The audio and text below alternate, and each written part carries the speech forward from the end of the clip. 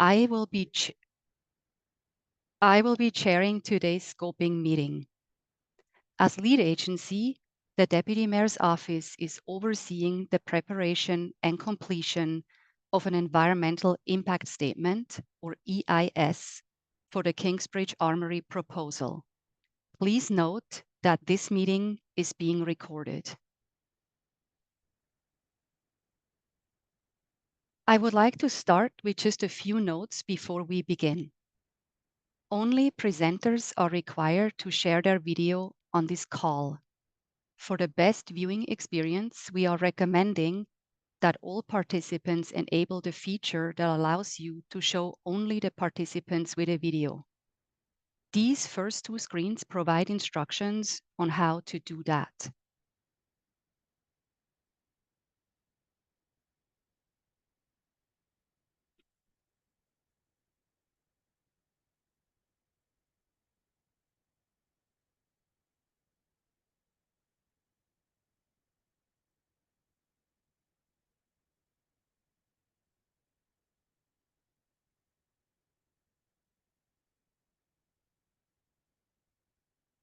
This screen is for those who wish to view the meeting with American Sign Language interpretation.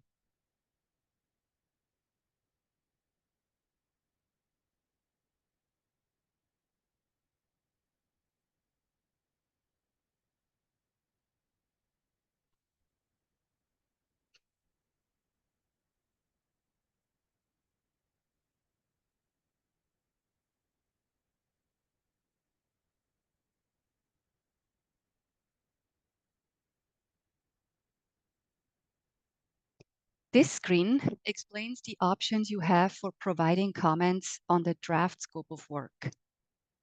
If you signed up to speak before the meeting during the registration process, we have your name and you will be called during the testimony portion of this meeting.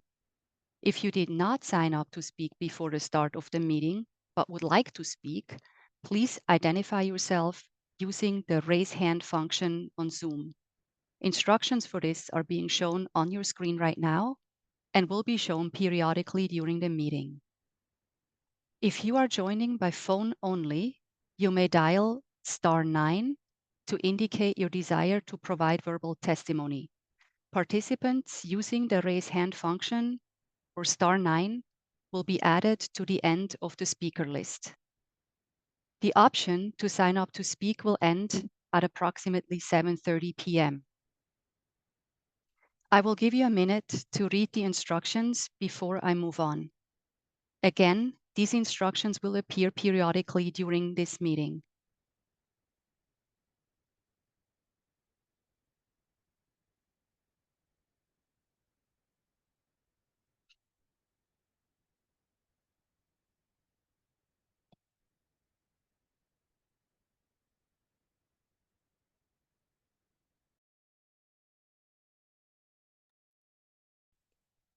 Today, we are here to receive your comments on the draft scope of work for the environmental impact statement for the Kingsbridge Armory development proposal.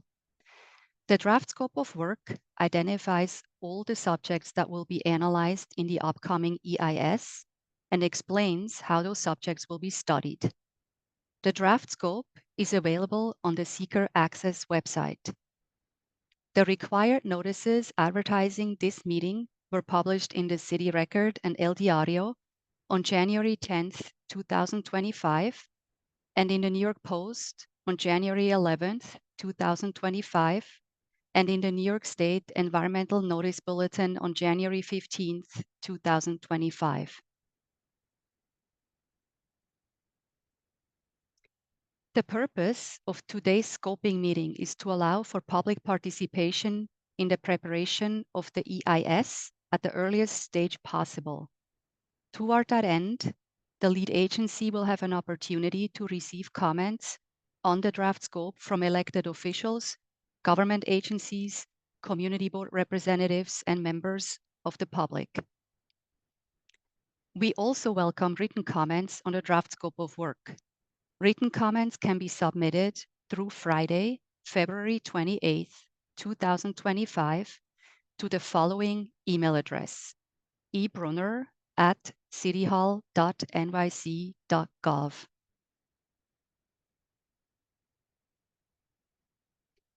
At the end of the written comment period, the lead agency will review all comments, those we hear today, as well as written comments we've received.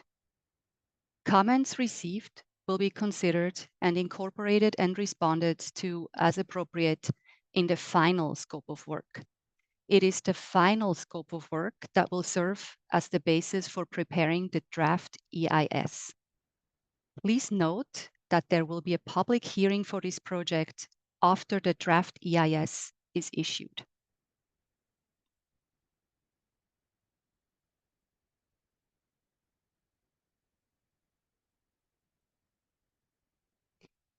Today's scoping meeting marks the beginning of the public environmental review process for the Kingsbridge Armory development proposal. No decisions will be made today regarding the draft scope of work. The purpose of the meeting is to allow the public to provide their comments about the draft scope of work and to allow the lead agency to listen to those comments. It's important for all voices to be heard today.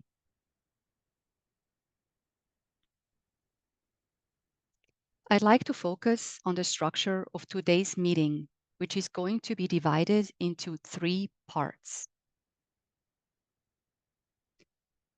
During the first part, the applicant team will give a brief overview describing the proposal, the proposed actions, and the draft scope of work. During the second part of the meeting, we will be receiving comments on the draft scope from elected officials, government agencies, and community board representatives. During the third and final part of the meeting, the lead agency will receive comments from the general public. The meeting will end only when everyone who has signed up to provide testimony has had a chance to be heard.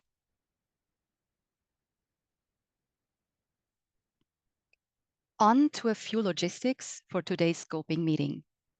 The protocol is intended to ensure that everyone has a chance to speak and voices can be heard. If you wish to speak and plan to access the meeting online using a computer or tablet or smartphone, please remember to register online at https://bit.ly/Kingsbridge-scoping. A link to join us and provide your testimony will be emailed to you after you have completed the registration process. We will then add you to our speakers list.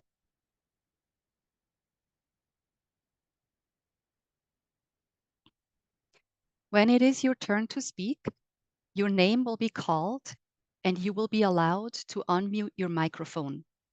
Please note that promoting speakers can take some time, so we ask that everyone is patient. Once your name has been called and you have unmuted your microphone, you will be asked to convey your remarks.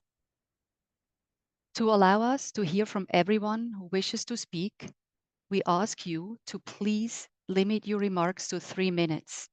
At the 3-minute mark, your time will expire.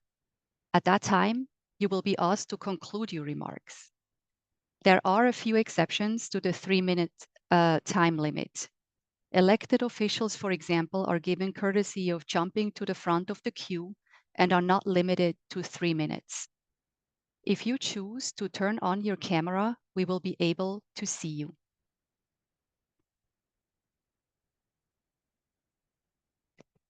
An additional note of instructions for those of you joining us by phone today. If joining by phone, dial 1-646-558-8656 and enter the meeting ID number, which is 825-5063-7752. If you wish to provide testimony via telephone, please select *9 to raise your hand. Please Listen for me to call out the last 3 digits of your phone number. At that point, you will be given the temporary ability to share your testimony. You must press *9 to unmute your telephone, and we will be able to hear you speak. When your testimony is complete or your 3 minutes have expired, whichever comes first, you must press *6 again to mute yourself. We would like to encourage dial-in participants who wish to provide testimony to register via phone using the dial-in participant hotline. Please note that muting and unmuting registered speakers may take a moment. We ask for your patience with this process.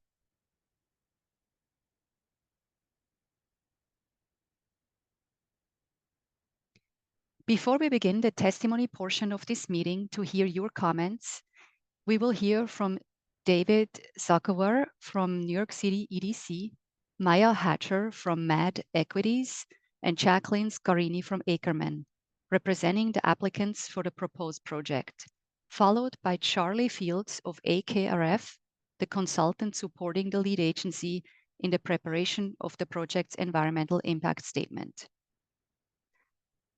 I would now like to introduce Daniel Zuckerwer from New York City EDC, who will provide a brief description of the proposed project. If you are joining us on your computer or via the Zoom app, you will see the presentation on your screen as he speaks.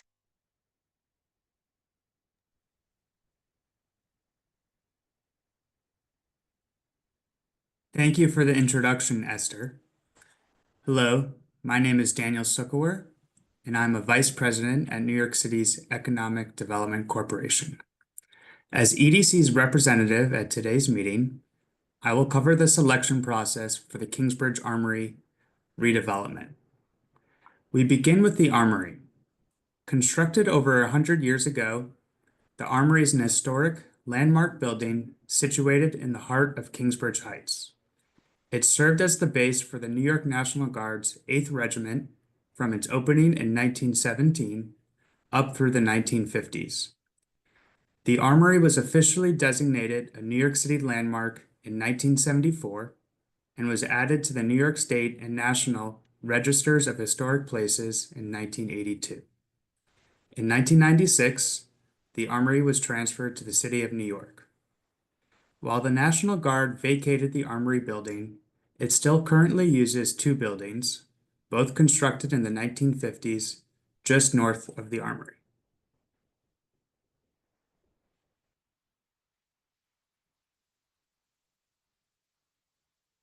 Since assuming control of the Armory almost 30 years ago, the city has made 2 other attempts, in 2008 and then in 2013, to redevelop the property, both of which were unsuccessful.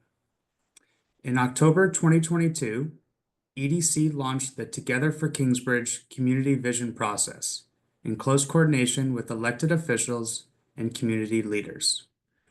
Over the course of 9 months, input was gathered from a series of public workshops, town halls, small group discussions, school presentations, weekly office hours, tours, and online information sessions.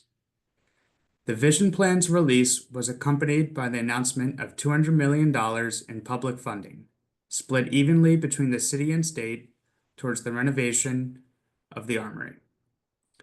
An additional $15 million in public funds have since been committed to the project. $12 million from Councilmember Sanchez, $2 million from Borough President Gibson, and a $1 million federal grant secured by Congressmember Espaillat.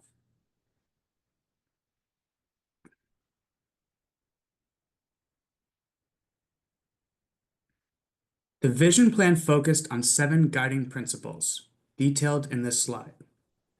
Prioritization of youth, creating jobs and building wealth for existing workers and communities, serve as a welcome space for older adults, regrow a regenerative local economy, put Bronx on the map, foster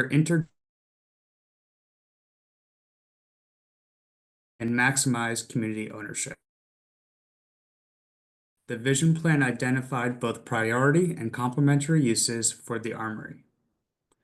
Potential industries that can meet the priority uses included film and TV production, sustainable manufacturing, emerging technologies, and urban agriculture. For complementary uses, potential program elements included retail, food and beverage, space for community gathering and organization, Bronx arts and culture space, recreation and health uses, and sustainable food systems.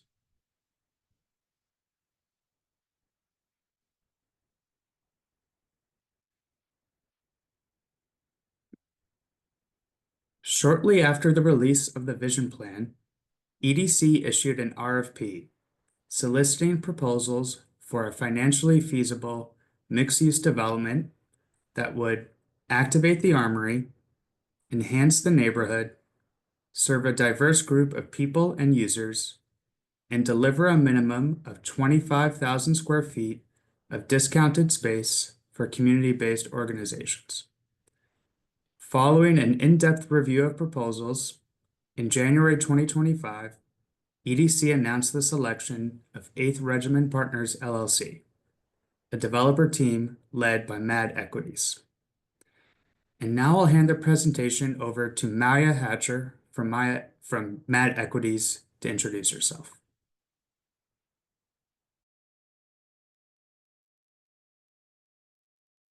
Thank you, Daniel, for the introduction. Good evening, everyone. My name is Maya Hatcher of Mad Equities, the development principal of 8th Regiment Partners, LLC. We are honored to have been selected to bring a long-awaited vision for the Kingsbridge Armory to life, with a plan that delivers on what the community deserves while maintaining long-term financial stability. We, together with EDC, are committed to a development program and timeline that achieves the goal of the Together for Kingsbridge vision plan. Revitalizing Kingsbridge Armory is a challenge that we're uniquely suited to handle, given our proven track record in affordable housing, adaptive reuse, historic preservation, commercial development, and our extensive work throughout the Bronx. Mad Equities is a full-service MBE real estate development firm with expertise in development, construction, and asset management. Mad Equities has developed and constructed over 5 million square feet of housing, including approximately 2 million square feet of commercial, with extensive work in the Bronx, and have developed over and manage 4,000 units of affordable housing and 1 million square feet of commercial space with a total investment near $1 billion. You may be a little familiar with a few of our projects: 2530 Grand Concourse, 375 West 207th Street, and 3170 Webster Avenue. I would now like to introduce Jacqueline Skwinski, partner with Ackerman LLP, to provide an overview of the development proposal and discretionary actions we are sorting. Thanks, Maya. My name is Jacqueline Scarinci of Ackerman, Land Use Counsel to 8th Regiment Partners, LLC. The Kingsbridge Armory is located in the Kingsbridge Heights neighborhood of Bronx Community District 7. The site is comprised of 2 tax lots, lots 2 and 10 on tax block 3247. The site has a lot area of approximately 245,600 square feet and is bounded by Jerome Avenue to the east, West Kingsbridge Road to the south, Reservoir Avenue to the west, and West 195th Street to the north. The site is located immediately adjacent to the Kingsbridge Road 4 subway on Jerome Avenue. The site is improved with 3 buildings, including the approximately 588,765 gross square foot Armory building, as well as 2 buildings with a total of approximately 26,000 square feet utilized by the New York National Guard.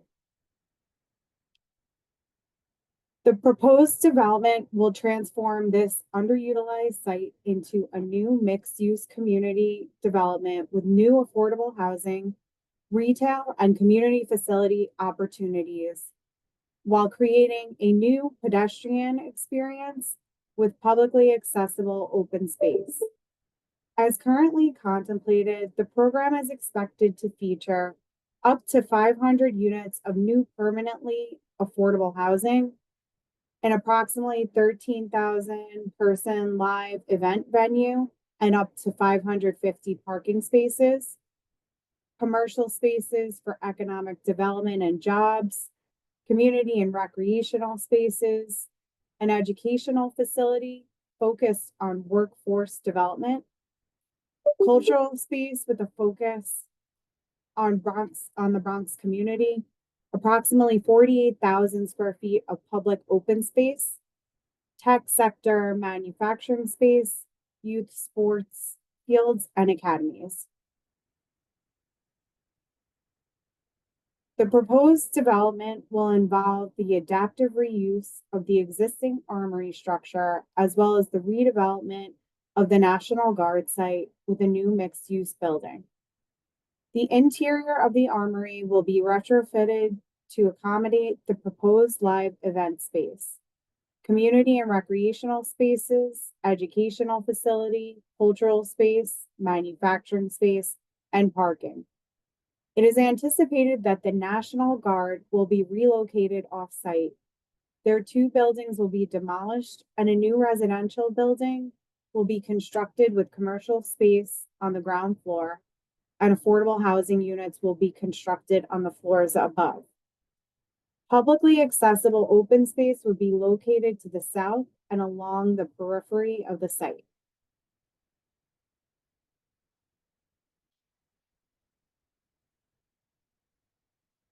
This is an illustrative rendering showing the activation of the site in the future with the proposed development.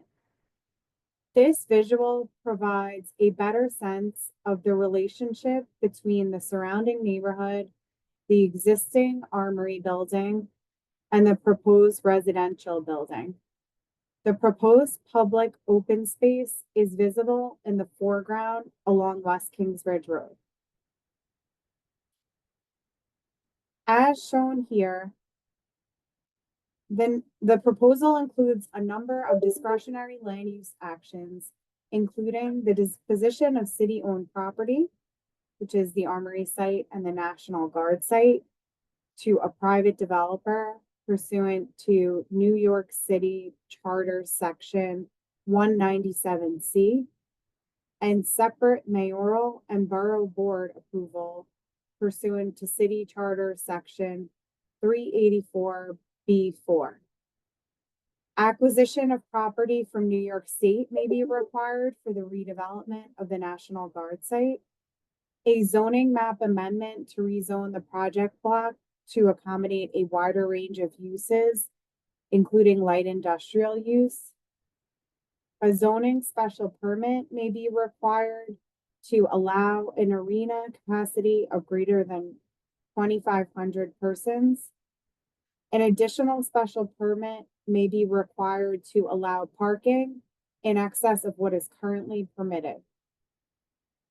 Zoning text amendments may be required to increase permitted arena capacity or to modify other requirements.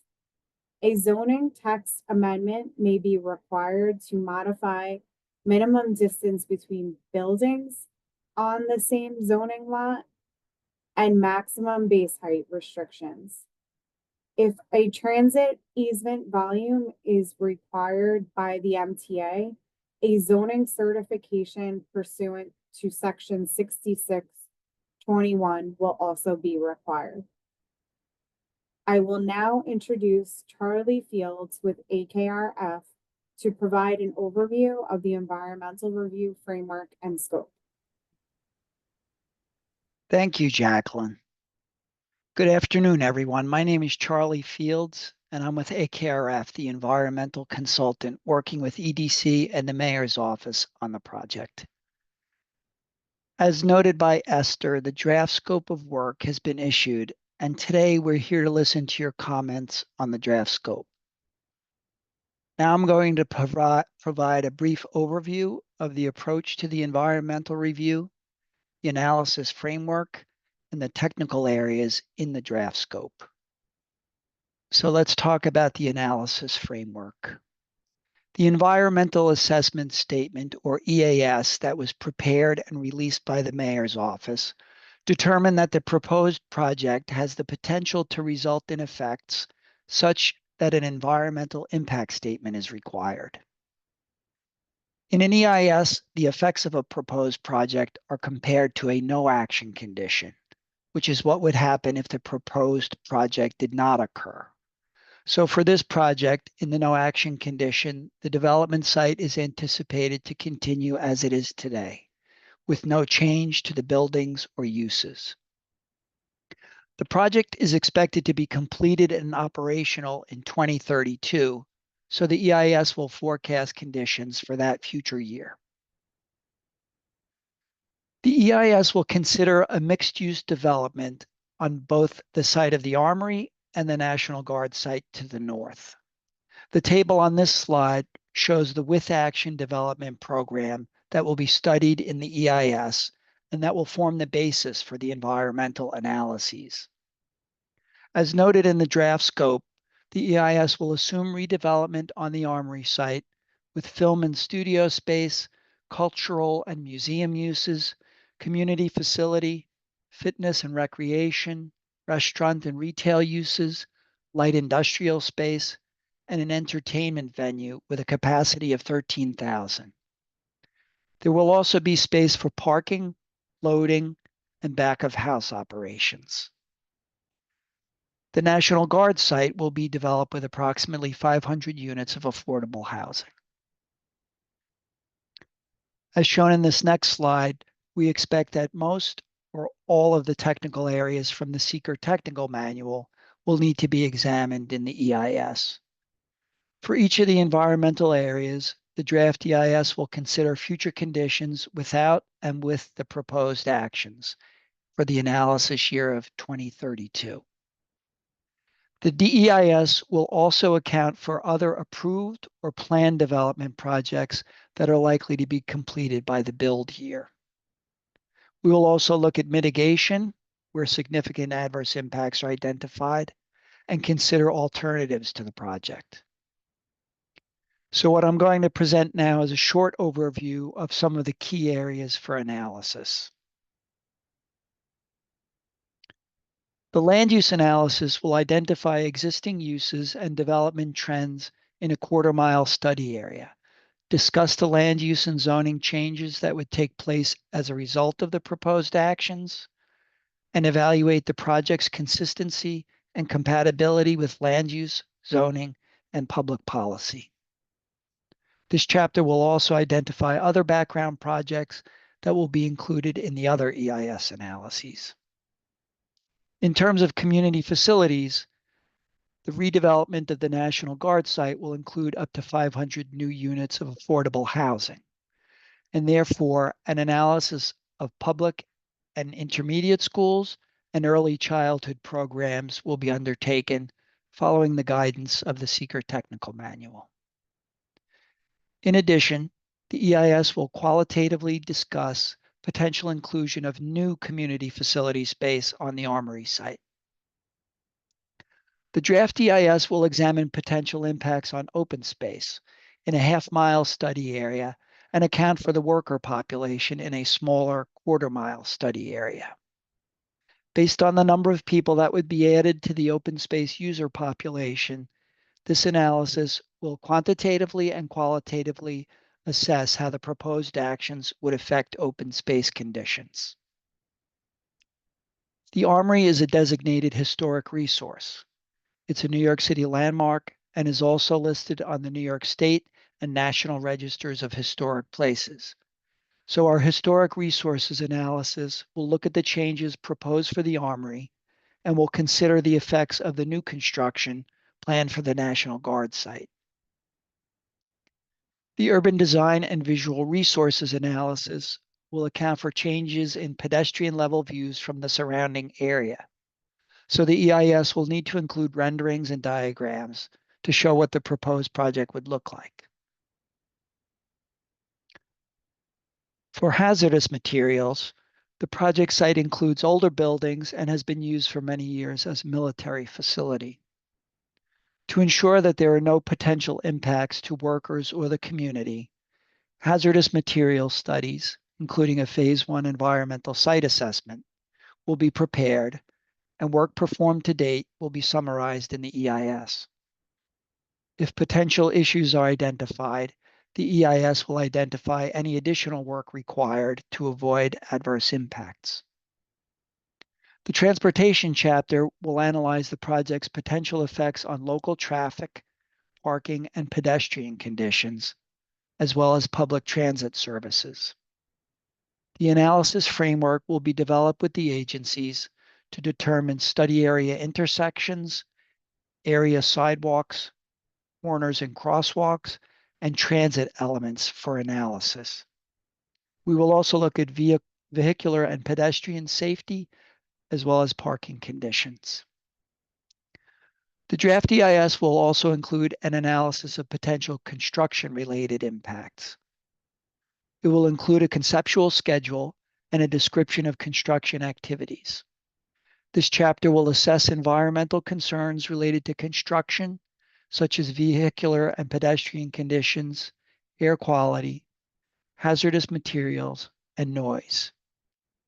Measures to minimize or avoid potential construction impacts will also be identified.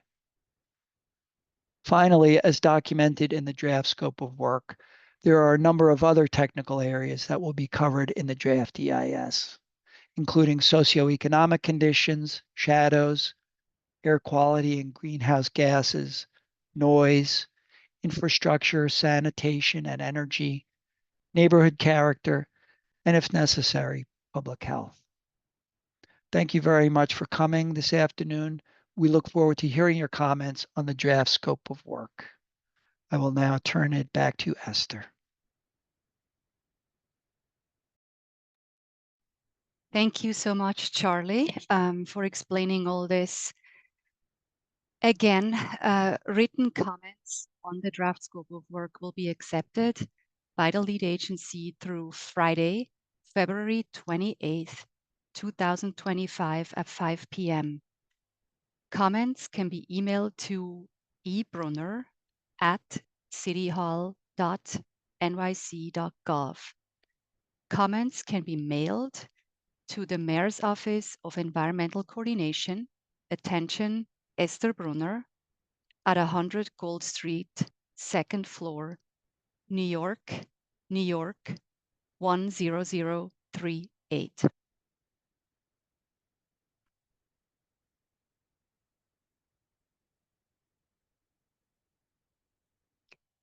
As I mentioned at the beginning of the meeting, if you signed up to speak before the meeting during the registration process, we have your name and you will be called in the order you registered. If you did not sign up to speak before the start of the meeting but would like to speak, please identify yourself using raise hand on Zoom.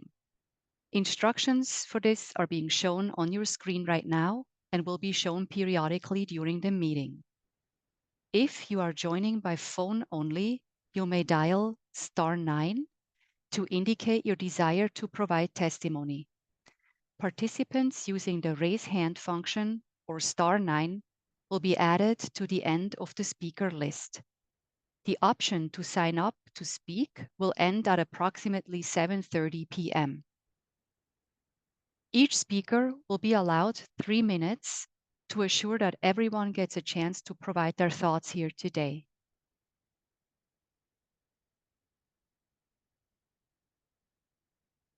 Elected officials, community board district managers or chairs, or representatives of government agencies will be provided the courtesy of speaking first. I'll begin by calling the name of these priority speakers.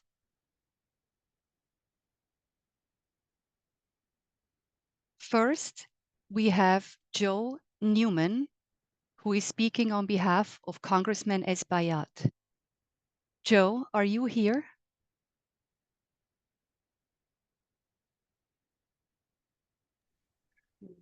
Hi, I am here, and thank you for Great. having me. And appreciate the patience while we work through the tech. But as you noted, the congressman sends his regrets for not being able to join personally. He asked that I join the meeting and pass along his strong support for the Kingsbridge Armory project and his appreciation for the public and private sector contributors at EDC, Mad Equities, Community Board 7, and countless others, as the team here has detailed thoroughly on this call. The project is on track to generate a lot of lucrative local jobs, hundreds of permanent affordable housing units, grounds and programming that is accessible to the community. It's going to have, I think, a large performance venue and will certainly catalyze growth in small business, not only for those potential tenants, but for those in the surrounding community. And he could not be more proud to work with his congressional colleagues to secure federal funding support for the initiative. But he also remains committed to seeing this through to the very end and ensuring that the final product at the Armory is a reflection of the community's needs, input, and he just could not be more grateful for everyone's work and contributions to this effort this far. With that, I yield back. Thank you so much, Joe, for your testimony on behalf of the congressman. Thank you. Then moving on to the Bronx Borough President, Vanessa Gibson. Ms. Gibson, are you present?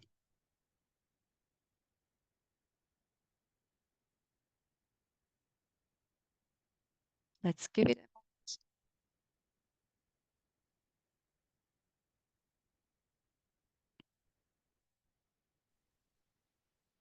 a moment. Hi, good afternoon, Ms. Gibson. Are you ready to speak?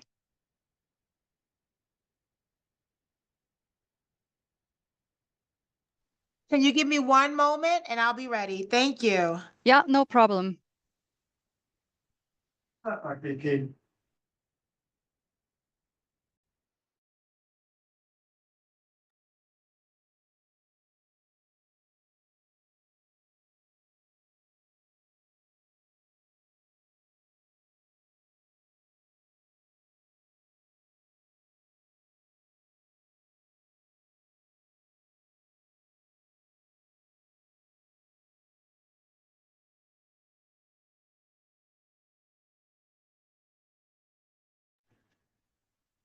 I am ready. Good afternoon. Good afternoon.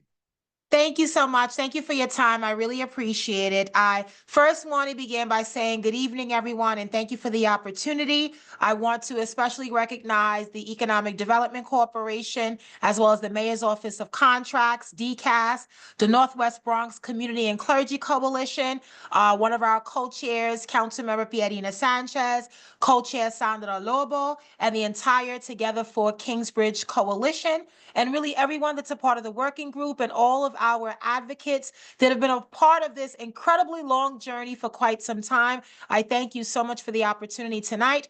I am Bronx Borough President Vanessa L. Gibson, and I'm so grateful to be here to talk about our collective work and recognizing the dedication of all of our stakeholders in bringing this ambitious vision to fruition to reimagine the Kingsbridge Armory.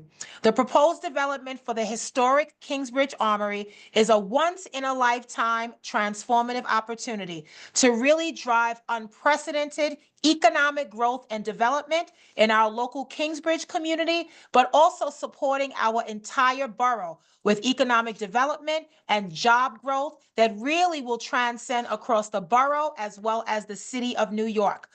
Since the 1980s, the Kingsbridge Armory has been largely vacant, with multiple temporary uses and not a permanent use. And this proposal before us today, El Centro Kingsbridge, marks a significant step towards converting our armory into a mixture of productivity, of economic development, of community spaces, of education, of recreation, and real opportunities to transform this space into an economic engine for our neighborhood and for the entire borough of the Bronx. I am very, very excited about this opportunity. And we know that the guiding principles that were in the 2023 Vision Plan truly reflect our vision, our blueprint, our goals, and the principles that we identified collectively as a community. The Kingsbridge Working Group, shaping our ideas, thousands of ideas, bringing them together during extensive community engagement. During that process, there was 9 months of activity, of remote calls, in-person meetings. 4,000 community residents and members got together, more than 75 of our industry stakeholders that really put this vision together. And I want to applaud each and every one of you for realizing that we are all a part of the solution to really drive the transformative change that our community and our borough absolutely deserves. Redeveloping the Armory will help to transform our neighborhood. It will invest in economic growth and revitalizing our community and create much needed affordable permanent housing, establishing new opportunities for education and emerging markets like tech right here in our borough. The disposition of city-owned property, the zoning map amendment. At the heart of the proposed El Centro Kingsbridge project is a mixed-use development containing commercial, communities, facility, and light manufacturing industrial uses. The proposed zoning map amendment and the disposition of city-owned land will permit opportunities for local businesses to thrive, accommodate more diverse uses that will put the Kingsbridge neighborhood on the map as a retail and commercial destination for all to visit. Additionally, the acquisition of the National Guard site from the New York State and potential funding from the city, HPD, and many others would allow for the redevelopment of the site with 500 new permanently affordable residential units. New and existing residents alike who call Kingsbridge their home will be able to enjoy and experience and benefit from all of the amenities that are proposed, as well as recreational uses in the El Centro Kingsbridge project. Maximizing community ownership, which we talk extensively about, of the Armory will provide equitable development of the site, ensuring that this investment in our Kingsbridge community will benefit a diverse range of residents rather than contributing to displacement. I support the responsible and innovative use of city and state-owned property that will really facilitate the proposed mixed-use development that will serve as engines of economic growth, of vitality and social equity, and sustainable urban growth. The zoning special permit and the text amendment, excuse me, that would be required to permit the development of an arena as part of the El Centro Kingsbridge proposal represents a significant opportunity to drive economic growth, enhance our community engagement, and establish our Armory as a dynamic cultural and entertainment hub. With the appropriate zoning modifications, the Armory will be transformed into a landmark historic destination that will provide lasting value to our community. A well-planned arena can serve as a catalyst for local business development, supporting our street vendors, our local entrepreneurs, our MWBEs, job creation, increased tourism, which we support across the borough, generating substantial economic benefits for the Kingsbridge community and the city of New York. This arena would be multi-purpose. The facility would host concerts, conventions, large-scale events, medium-scale events, community events, providing all year-round activation that would support our surrounding businesses. The proposed facility would also meet accessibility requirements, which is a priority for us, for access, making the Armory a more inclusive public space. As the Kingsbridge Armory is a New York City landmark and the proposed redevelopment of the building will receive city, state, and federal funding, it's crucial that the proposed development meet all required approvals from the New York Landmarks Preservation Commission, the New York State Office of Parks, Recreation, and Historic Preservation, the National Park Service, and the New York State Historic Preservation. In order to protect the architecture, the cultural and historical significance of this valued landmark site, ensuring that the irreplaceable treasure known as the Armory remains a vital part of our borough for generations to come. While I am in support of ensuring the Armory is preserved, I also recognize that the thoughtful and appropriate modernization of the Kingsbridge Armory to El Centro Kingsbridge is important to foster this change. The balance of this preservation and adaptive reuse is important to ensure that the Armory really is a destination that respects the past, respects our history, the culture, while also meeting contemporary needs, fostering a built environment that truly reflects both history as well as progress. In addition to the landmarking statement, there are a couple of areas of the proposed scope that I will briefly address that may present the most impactful potential change. The hazardous materials previous environmental site assessments identify petroleum storage, the vehicle maintenance, and the firing ranges as uses that were previously on the site and that may need remediation. Further assessments and testing at the project site may require a remedial action plan and an associated health and safety plan for the construction work at the site. Any remediation action must minimize exposure to the community at all costs, and we're taking feedback from local stakeholders, environmentalists, and many of our advocates into consideration. The addition of the new retail, recreational spaces, and arena and new housing will greatly increase the level of both vehicular and pedestrian traffic in and around the project site. We know that that is absolutely a reality. So extra attention should be given to the potential impact on public transportation, especially during future standalone events that would take place in our proposed arena space. While these events are typical, they would certainly create the greatest peak impact. In conclusion, I do recommend that New York City EDC and DCAS and MOX and all of our relevant city agencies.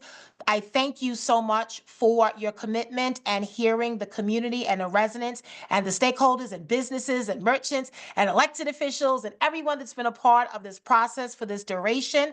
You all know the Kingsbridge Armory is super important to us. We've already allocated $2 million to the Armory, and we look forward to working with all of our colleagues, Councilmember Pierina Sanchez, as well as the New York City Council, Speaker Adrian Adams, our Congress member, Adriano Espaillat, our senator, our assembly member. We are all united in this effort because we truly see the promise and the potential that the Armory does present, not just for this generation, but for future generations to come. And so, as I highlighted in my 2022 strategic policy plan, our policy statement, we talked about the Armory, we talked about the meaningful impact that this will have.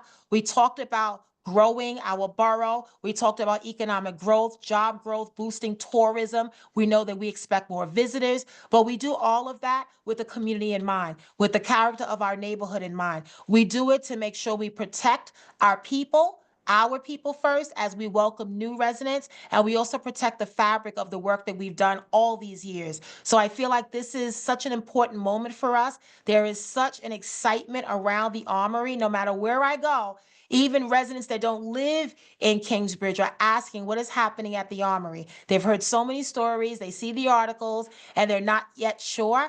But I assure you that as we talk more about this, people will know exactly what we are intending to do to reimagine the Kingsbridge Armory. So this extensive public engagement behind this vision plan truly underscores the urgency and the priority of seizing this moment, of this opportunity, of this transformation of our armory. And now is truly the time for us in the Bronx and the city and the state of New York to really come together and recognize this important project. I do want to recognize Governor Kathy Hochul and the state for $100 million commitment, as well as Mayor Eric Adams and the city of New York and their $100 million commitment.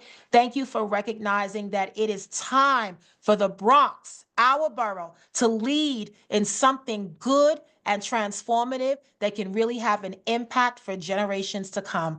I thank you so much for your time tonight, and I look forward to working with each and every one of you on this incredible journey to reimagine our Kingsbridge Armory. Thank you so much.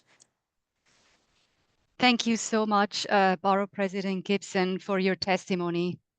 Very much appreciated. Moving on to the next priority speaker, who was already mentioned, and it is Pierina Sanchez, Council Member, New York City Council. Pierina, Council Member Sanchez, are you present? Yes, I'm here. Can Hi, you good hear me? afternoon. See me? Yes, we hear you, we see you. Thank you. Great.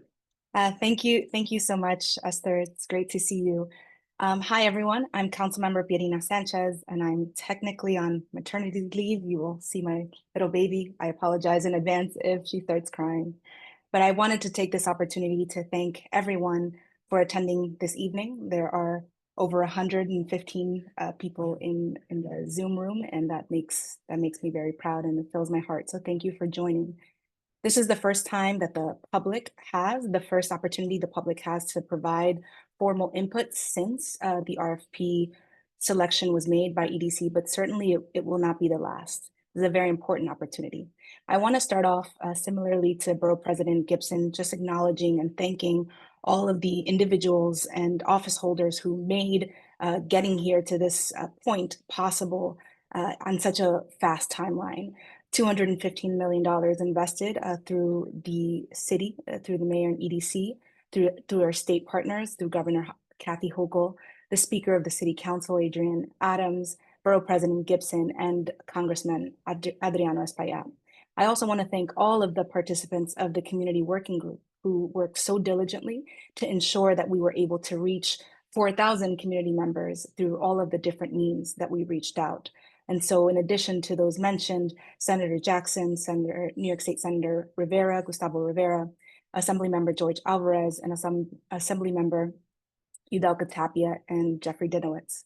I also want to thank Community Board 7, the Bronx Cooperative Development Initiative, Bronx Economic Development Corporation, the Burnside Tremont Jerome Merchant Association, the parents from Community Education Council in District 10, School District 10, Dominicanos USA, Kingsbridge Heights Community Center, Kingsbridge Road Merchants Association, Lehman College, Labor Union 79, Local 79, Mekong NYC, Monroe College, Morris Heights Morris Heights Health Center, the Central Labor Council, Our Lady of Angels Parish, the Street Vendor Project, the Gardner Foundation, and United Neighborhood Housing Program.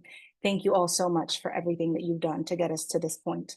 I also want to thank all of the applicants and congratulate the 8th Regiment partners led by Mad Equities for reaching the stage. And of course, I would be remiss to not thank the EDC staff who has been so diligent, and your leadership, President Kimball, for all your work and advocacy. And especially want to thank all of those that will be involved in the next stages, so the Mayor's Office of Environmental Coordination and all of the technical agencies that will be reviewing the comments received today and reviewing the scope of work. Built in 1917 and used over the years as a military hub, a concert space, food distribution hub, during COVID-19, a film studio, the Kingsbridge Armory is said to be one of the largest in the world. Certainly, and in my opinion, as someone who grew up in the shadows of the Kingsbridge Armory, it is one of the most beautiful. The Kingsbridge Armory represents the vast potential of our community. As you heard, we have engaged through a 9-month community engagement process in 2023, thousands of residents of the Bronx in concentration here in the Kingsbridge neighborhood. And this year, EDC reviewed many responses to its RFP and selected 8th Regiment partners. Today and until February 28th at 5 p.m., I want to implore the community to sit down, write down your perspectives on this scope of work. It is critical that we are heard during this stage because later it will be too late. If items are determined to be out of scope, we won't be able to consider them as we move forward in the ULURP process. I want to reaffirm that I remain committed to fighting to ensure our community priorities are front and center via the continued community engagement with the community working group and the community at large. We've already convened as a working group to have a first discussion on the selected partnership, and we want to continue those conversations as discussions move forward. We've heard from the community that the project must prioritize young people, welcome older adults, foster intergenerational relationships, create jobs and wealth for existing workers and communities, grow a regenerative local economy, put the Bronx on the map, as you've heard, and maximize community ownership. We want to continue hearing from you because right now, the program for the Armory is not baked. It is not fully cooked. And so as conversations go on, we want to continue to hear the community's feedback on where the team is landing. The project final scope of work must be scoped to accommodate the uses the community most needs, taking into account the impacts on the surrounding neighborhood. More specifically, small businesses and renters is something we've already heard about because our community wants development without displacement. This project can have transformational economic development impact on the Bronx, and it will have ripple effects. So we want to make sure that it is built to the highest standards. We want to make sure that the project is built to the highest environmental standards and that it is going to be producing the maximum number of good paying union jobs and hiring locally in our community. I, for one, have heard the feedback that we want to study higher density on the housing site, the National Guard site, given the great need for affordable housing in the area. Thank you all for your time. Thank you for attending. And as I mentioned, it's very important for the community to submit in writing your perspectives on the draft scope of work by Friday, February 28th at 5 p.m. And be assured that although this is the first time that we're reconvening to talk about the Armory since our extensive community engagement in 2023, it will not be the last. This action will be going through the Uniform Land Use Review procedure. The community board will weigh in, the borough president, and I as a council member and the council as a body will vote on the final proposal. So please make sure that we are continuing to hear from you, and thank you so much for your time. Thanks, everyone. Thank you so much, Councilmember Sanchez, for your testimony. Very much appreciated. The next priority speaker is Sari Mendoza, who will be speaking on behalf of Senator Rivera. Sari, are you present? Hi. Yes, there she is. Great. Thank you. Good afternoon, everyone. Senator Rivera wanted to be here with you all today, but he's currently in Albany in the middle of the 25-26 legislative session. However, he did not want to miss the opportunity to speak about the importance of this project to our community and asked me to share the following message on his behalf. Senator Rivera's district included the Kingsbridge Armory until the start of January 2023, when the new district lines took effect and the Kingsbridge Armory was drawn outside of his current senatorial district. However, he represents tens of thousands of Bronxites who deserve to benefit from this redevelopment. Although Senator Rivera no longer lives a block away from this historic site, something he would emphasize in the past redevelopment project, his constituents and his own team members like myself continue to live close to the Armory. Since 2017, Senator Rivera has been able to secure over $100 million exclusively for the redevelopment of the Armory and the state budget. He has worked hard to secure this funding each year because he truly believes that the Armory is a beacon of hope for the Kingsbridge neighborhood, small businesses, local residents, and as well as the Bronx overall. We cannot afford to repeat past mistakes where the selected developer prioritized profit while undermining and displacing our community. As we start to navigate the ULURP process, it is our hope that our community stakeholders can hold good faith conversations with the newly selected developer, 8th Regiment Partners, LLC. We expect these developers to communicate with us as neighbors and integrate the vision that our neighbors shared during the visioning process, which was shared earlier, such as including the Bronx Community Land Trust, CLT. This way, we will ensure that the voices of our community remain at the forefront of the decision-making process. Further, Senator Rivera has been very clear that the aspirations, needs, and concerns of our community must be addressed and protected through a legally binding community benefits agreement, CBA. Our expectation is that this developer will readily commit to an even better CBA than the nationally renowned agreement that our community won during the last process. Thank you to each one of you for being here today. Senator Rivera will continue to work with the community, with the support of the community, to make sure that this project finally fulfills its potential and prioritizes our neighborhoods and our borough. Thank you. Thank you very much, Sari, for your testimony on behalf of the senator. Thank you. Moving on to our currently last priority speaker. This is Kimberly Kendall from Lehman College, CUNY. Kimberly, are you present and ready to speak?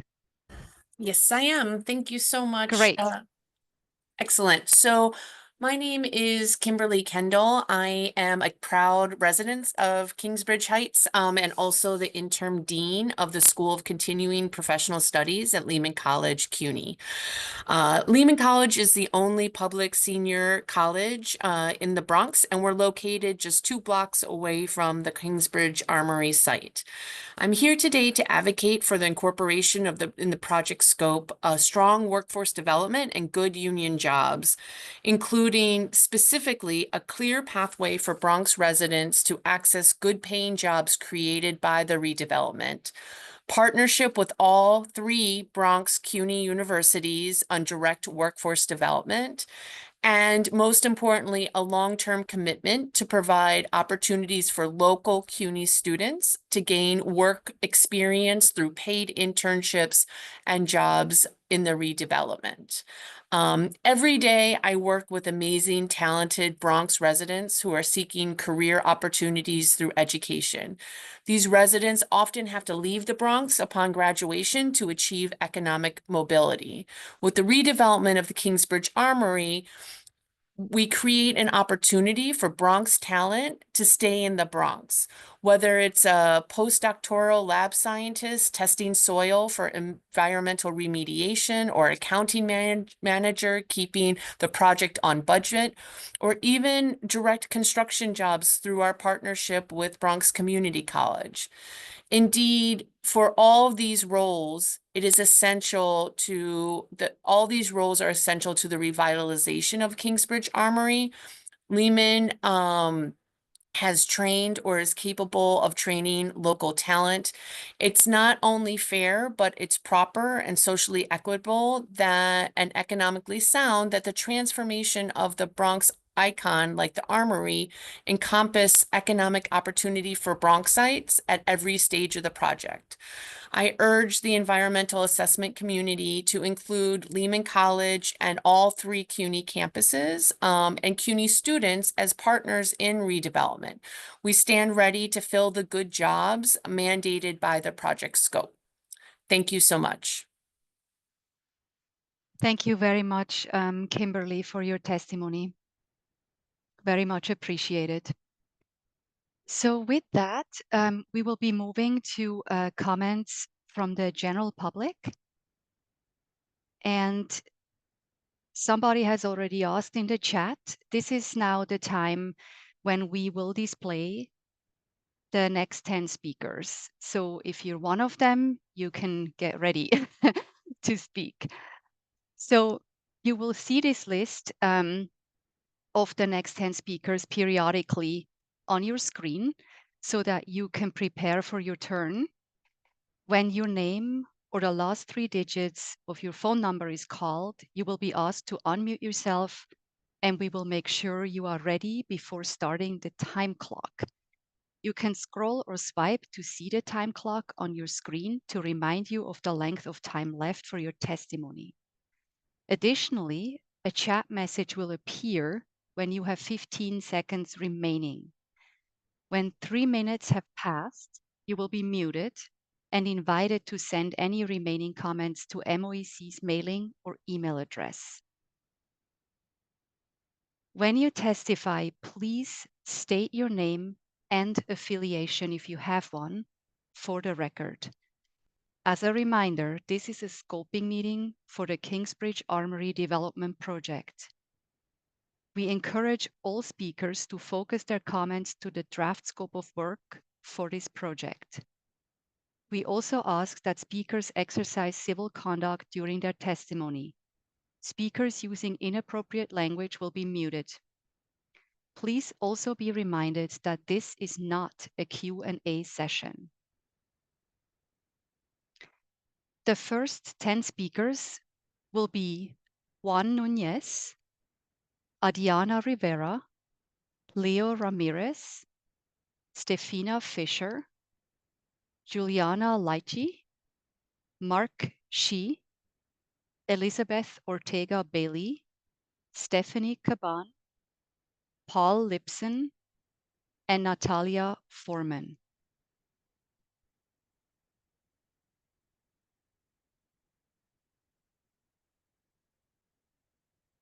I'm starting to ask Juan Núñez to please get ready to speak. Are you present, Juan?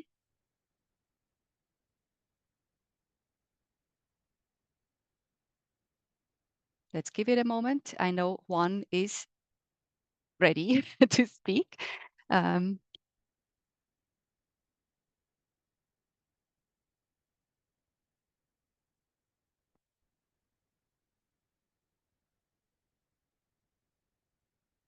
Juan, please let me know if you're present and ready to speak now. Yes, I am present. Hello. And I am ready to speak right now. Great. So you may start.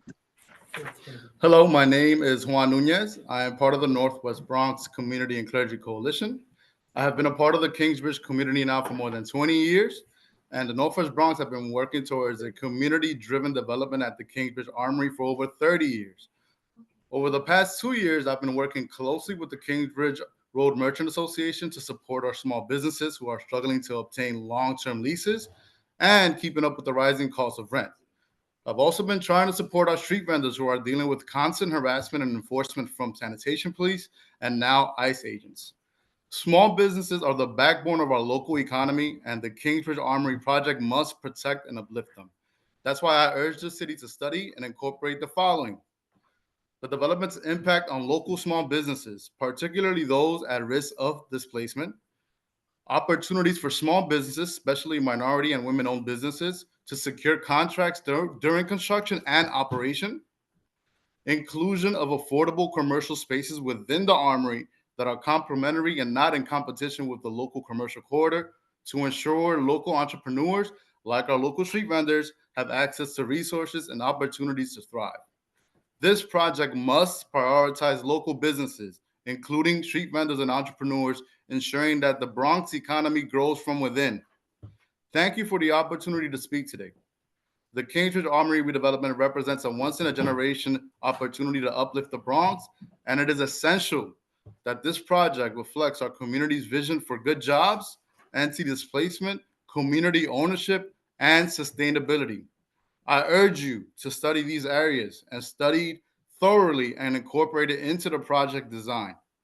We look forward to working together to make this vision a reality and to make sure that that vision document is very much reflected in this project. Thank you for your time, and I look forward to working together.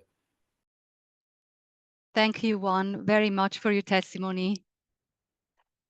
Moving on to the next person on this list. This is Adriana Rivera. Adriana, are you present? Yes. Great. Can you see me? I can see you and I can hear you. You may start. Thank you. Good afternoon. My name is Adriana Rivera. I am part of the Northwest Bronx Community and Clergy Coalition. I'm 30 years old and I've lived in the Bronx, Kingsbridge specifically, my whole life. In my building, the kids I grew up with are now raising their children. For generations, we have seen the Armory as a landmark. My fear is that the development at the Kingsbridge Armory would be a landmark for displacement, a landmark letting us know that rising rents and affordable development, the Bronx's biggest threats, are welcomed here when they are not. Displacement is preventable, and I urge you to prevent displacement by incorporating,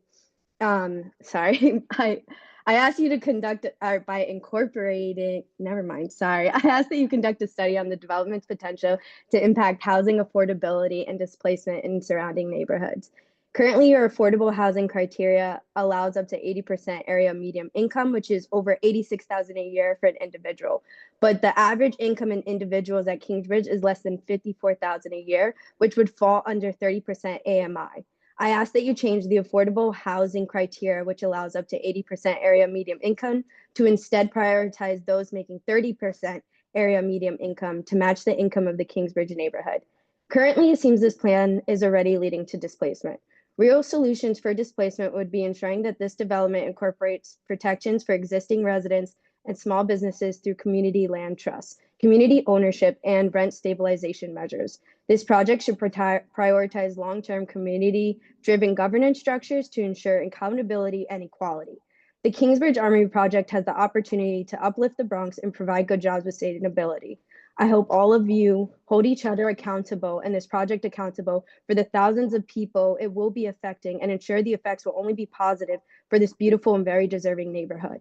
I needed the developers to ensure there will be anti-displacement measures and practical affordable housing to ensure that the Kingsbridge children of today will be able to raise the Kingsbridge children of tomorrow. Thank you for the opportunity to speak today. Thank you so much, Ariana, for your comments. The next speaker is Leo Ramirez. And Leo, are you present and ready to speak?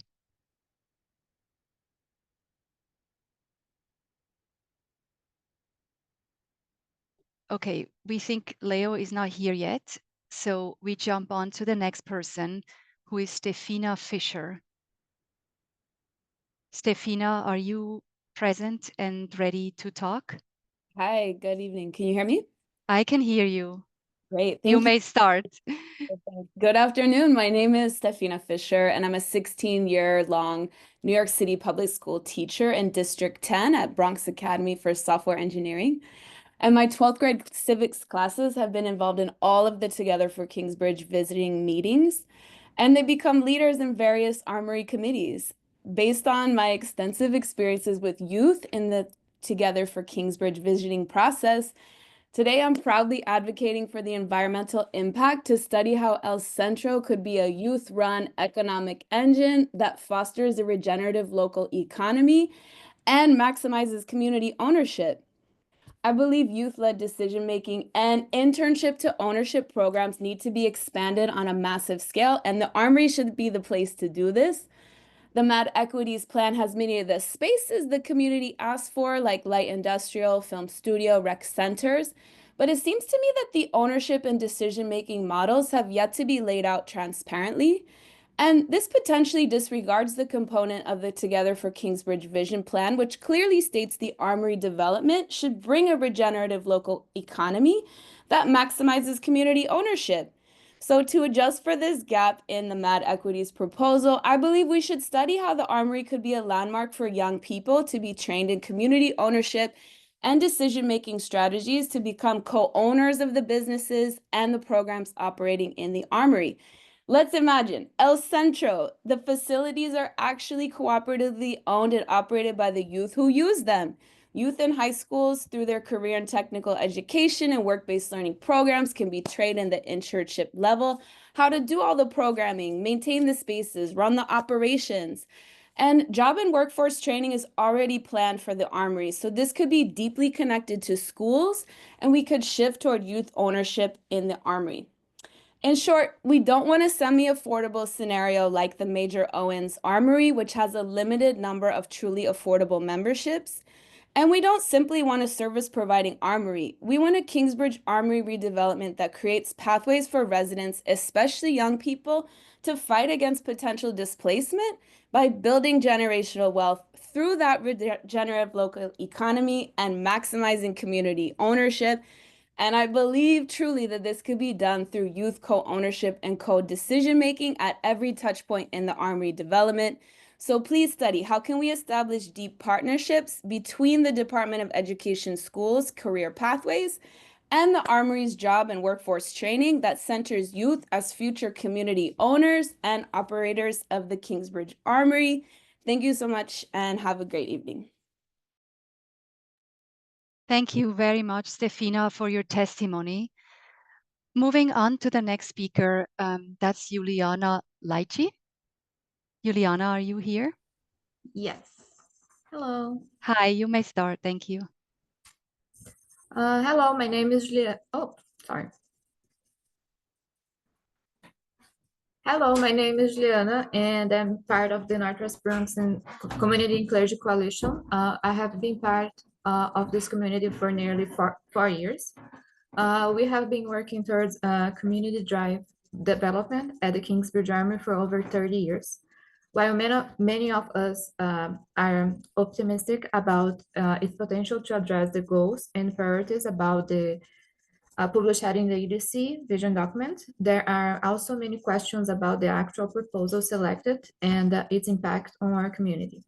The Kingsbridge Armory should be more than just a development project. It should be a space that celebrates and uplifts Bronx culture and history. I urge the city to include the following in the scope. Dedicate space for cultural and community programming, such as performance venues, office and multi-purpose spaces for local organizations. An analysis of how the Armory can serve as a hub for Bronx residents, fostering connection and creative expression. Affordable or subsidized access to these spaces for local groups and residents. This project should reflect the Bronx vibrant identity and serve as a gathering place for generations to come. Thank you for the opportunity to speak today. The Kingsbridge Armory redevelopment represents an once-in-a-generation opportunity to uplift the Bronx, and it's essential that this project reflects our community's vision for good jobs, anti-displacement, community ownership, and sustainability. I urge you to ensure that this area are studied through and incorporated into the project's design. We look forward to working together to make this vision a reality. Thank you. Thank you very much, Juliana, for your testimony. So I'm moving on to the next speaker, who is Mark Shee. Hi, Mark, I see you. Are you ready to speak? Great.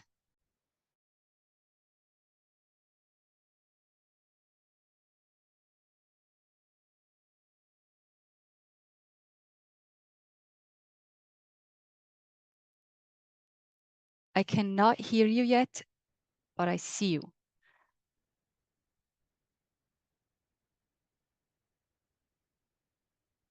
Okay. Mark, can we move on to the next person and then we call on you again in a little bit? Hopefully you can fix it. Alrighty, so I'm moving on to Elizabeth Ortega Bailey.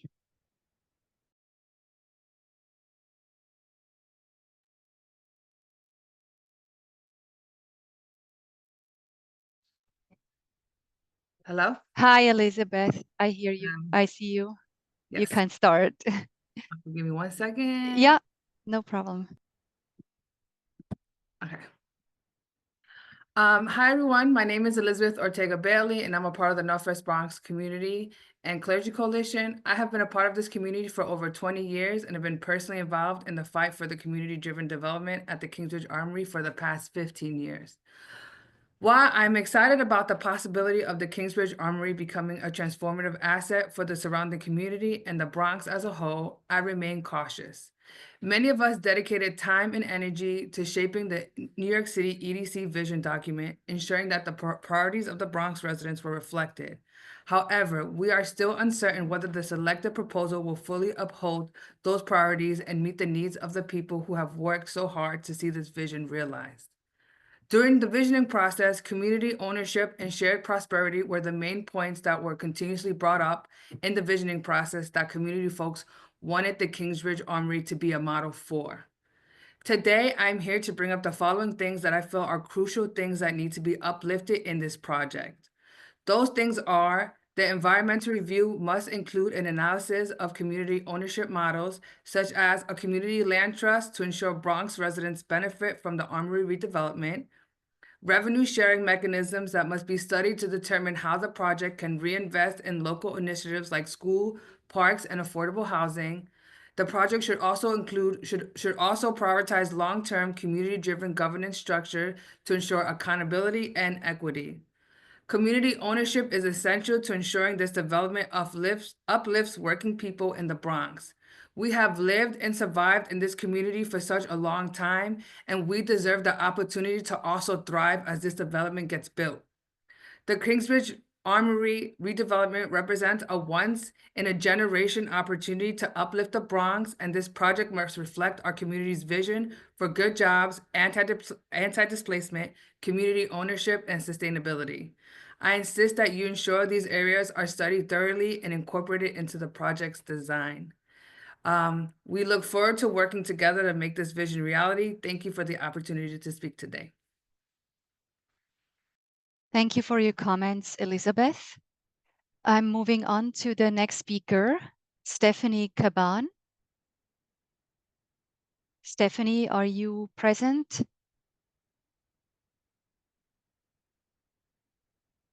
Okay, Stephanie may not be present, and we will call on her later on. Next speaker is Paul Lipson. Paul, are you here and ready to speak? How are Great. you? Good. How are you?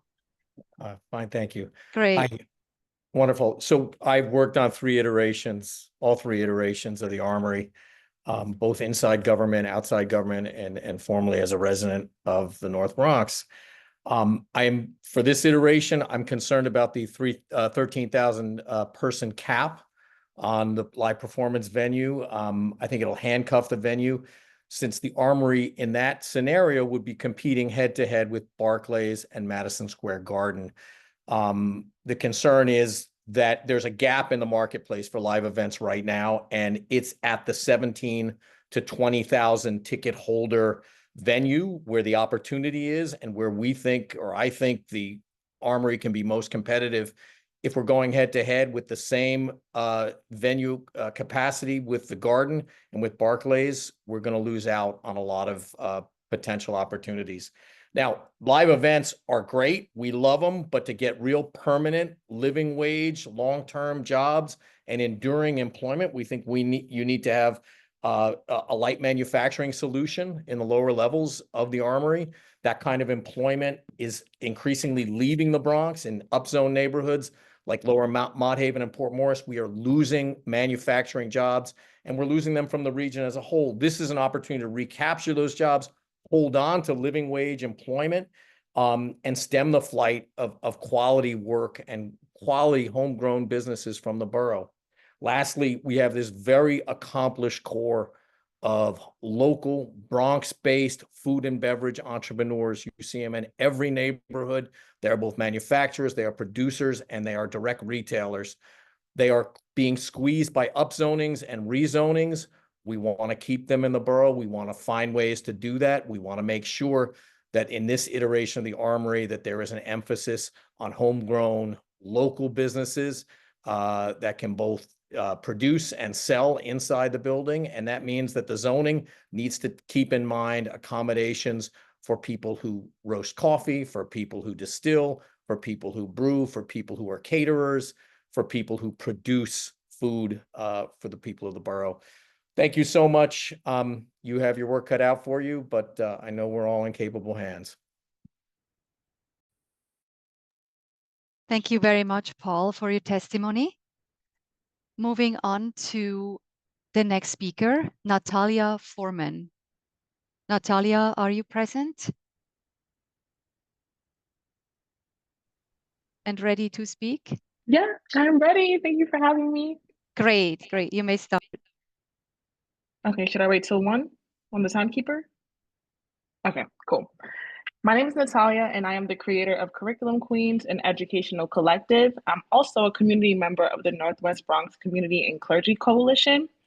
I have been a part of the Bronx community for almost a decade, but I've been a New York City resident all of my life. Thank you for the opportunity to speak today. The Kingsbridge Armory redevelopment represents a once-in-a-generation opportunity to uplift the Bronx, and it is essential that this project reflects the community's visions for good jobs, anti-displacement, community ownership, and sustainability. While many of us are cautiously optimistic about its potential to address the goals and priorities published in the EDC vision document, there are also many questions about the actual proposal selected and its impacts on our community. Any major redevelopment in our community must account for its impact on local residents, schools, and educational infrastructure. I urge the city to include the following in the environmental review: a study of how the addition of new housing and commercial spaces will affect local schools' enrollment, capacity, and resources. Consideration of funding mechanisms to support public schools in the area to meet the anticipated increased demand. Opportunities for the project to include educational programming, such as partnerships with schools for training and workforce redevelopment related to the Armory's operations. And I'd like to echo Stefina and Ariana's testimonies by naming that we need a realistic plan to ensure that displacement amongst Bronx residents does not happen as a result of the redevelopment of the Kingsbridge Armory. We ask the developers and project stakeholders to be for real with their promise for affordable housing by truly taking into consideration the actual socioeconomic demographics of residents that are currently within the Kingsbridge community, for what they could truly afford when building that housing.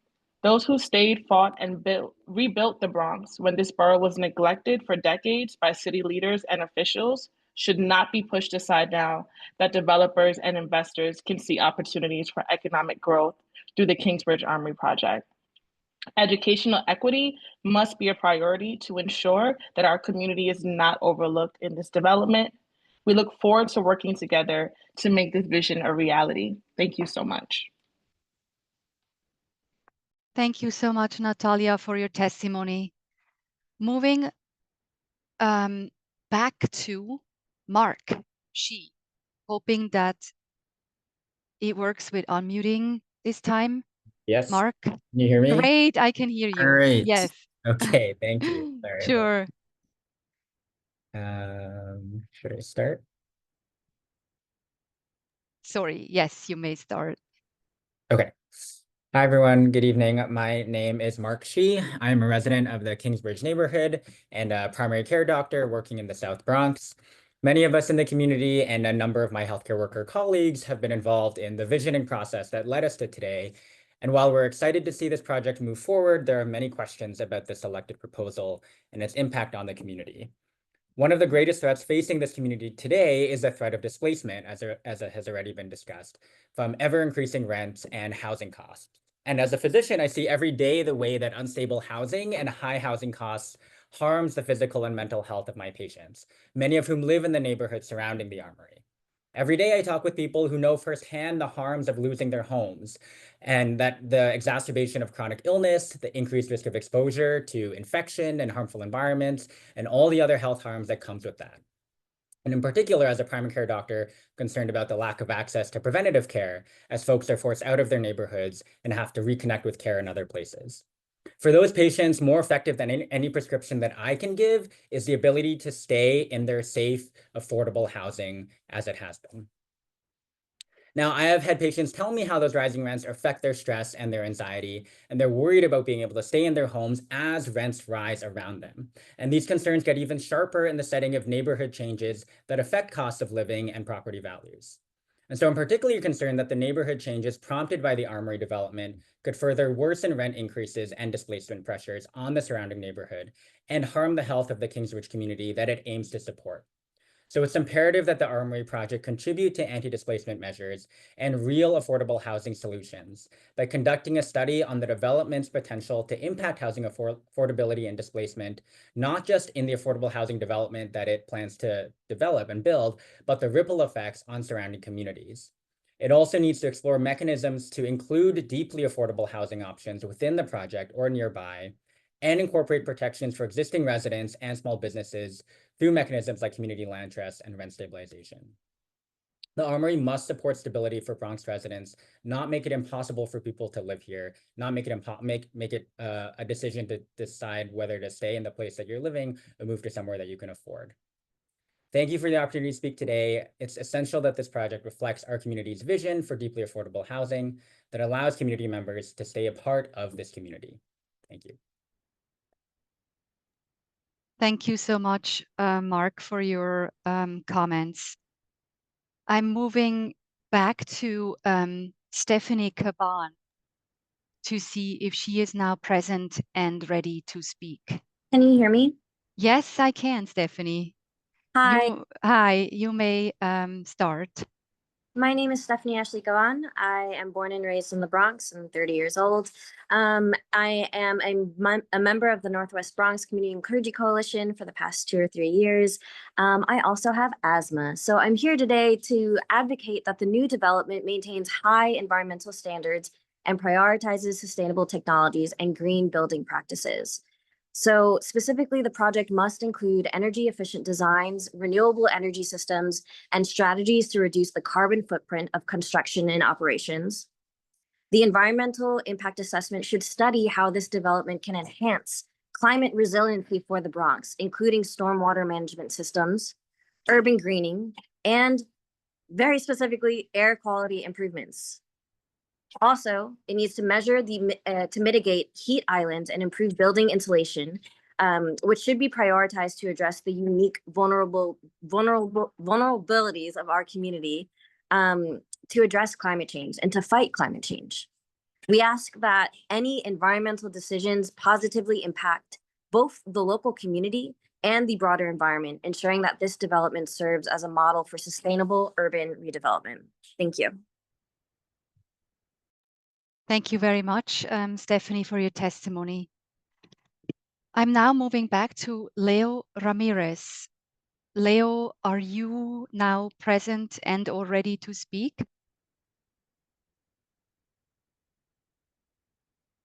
Okay, Leo may still not be part of the meeting, so we'll return to him later. All right. So the next 10 speakers will be Todd Baker, Crystal Reyes, Karen Baez, Edward Garcia, Catherine Maya, Evan Casper Futterman, Sandra Lobo, Robin Roland, Christian Ramos, and Cesar Tobar Acosta. I'm calling on Todd Baker first. Todd, are you present? Yes, I am. Can you hear me? I can hear you, Excellent. and you may start. Thank you. Good evening. My name is Todd Baker. I'm a project manager at the Northwest Bronx Community and Clergy Coalition, and I've lived in Kingsbridge Heights for 6 years. I appreciate the New York City EDC's stated goal of selecting a project for the Kingsbridge Armory that promotes the prosperity of this neighborhood and its residents, one that aligns with the values and the priorities articulated in the EDC's vision document. Nonetheless, I remain concerned about the significant impacts this project could have, and I urge this committee to evaluate the following in regards to socioeconomic conditions. The first is community ownership and governance models. The EDC's vision document explicitly names community ownership as a guiding principle for the Kingsbridge Armory's redevelopment. Proven models, including community land trusts and oversight boards, have been successfully implemented across the United States. The EDC and its partnering agencies must thoroughly examine the feasibility of such a model in this instance. Community ownership structures provide local residents with direct input, decision-making power, and influence over the ongoing operations of the Armory, ensuring that this project ultimately benefits rather than harms the community. The second feature would be revenue sharing mechanisms. Rather than relying on the assumption that wealth will trickle down, the city must consider revenue-generating mechanisms that reinvest in the Bronx community. Without such measures, there is a risk that this project will primarily benefit outside investors rather than the residents who have fought for and invested in this space. Again, the creation of jobs and wealth for existing workers and communities is a highlighted priority of the vision document. I urge the city and EDC to uphold this priority to the greatest extent possible. This community, which has been historically redlined and disinvested, deserves nothing less. This means that formalized revenue sharing opportunities for local residents must be proactively evaluated as part of the environmental impact review process. The redevelopment of the Kingsbridge Armory represents a rare opportunity to create a model for community-driven economic growth. Let's make sure we get it right. Thank you for your time and for allowing me to speak today. Thank you very much, Todd, for your testimony. I'm moving on to Crystal Reyes. Crystal, are you present? Yes. Great. You may start with your comments. Yeah. Good afternoon. My name is Crystal Reyes. I'm the co-organizing director at the Northwest Bronx Community and Clergy Coalition, as well as a longtime resident and now homeowner in the Wakefield area of the Bronx. I first got involved with the campaign to redevelop the Kingsbridge Armory when I was 16 years old. Since then, I have witnessed many iterations of this struggle to transform the Armory into vital resources for our community.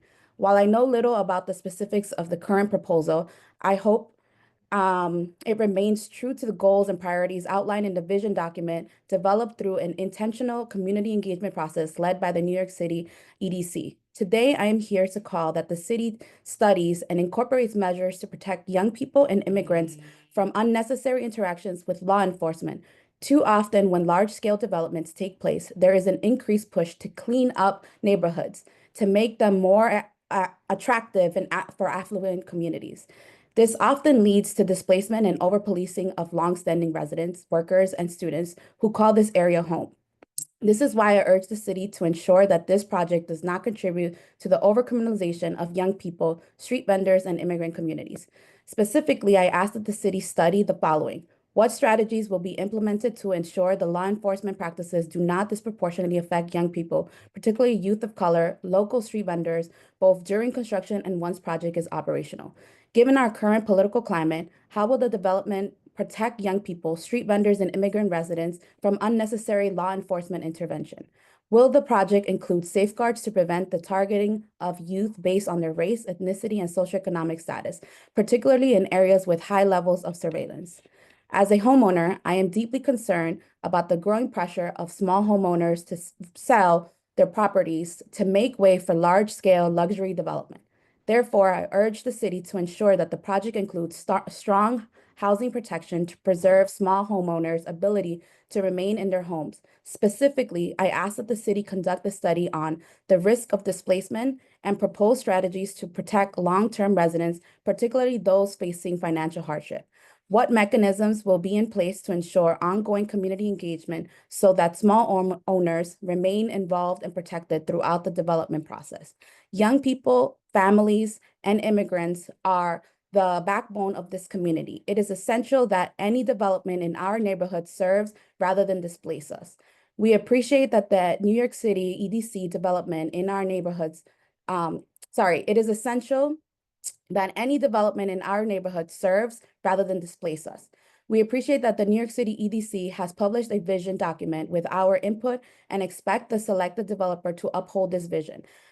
As a community, we believe in development, but we insist that it must develop it for us and by us. Thank you for hosting this hearing, and to ensure that the Bronx residents have a platform to shape a project that will impact us all. Perfect timing, Crystal. I'm impressed. Thank you so much for your testimony. I'm moving on to Karen Baez. Karen, are you here? Yes. Great.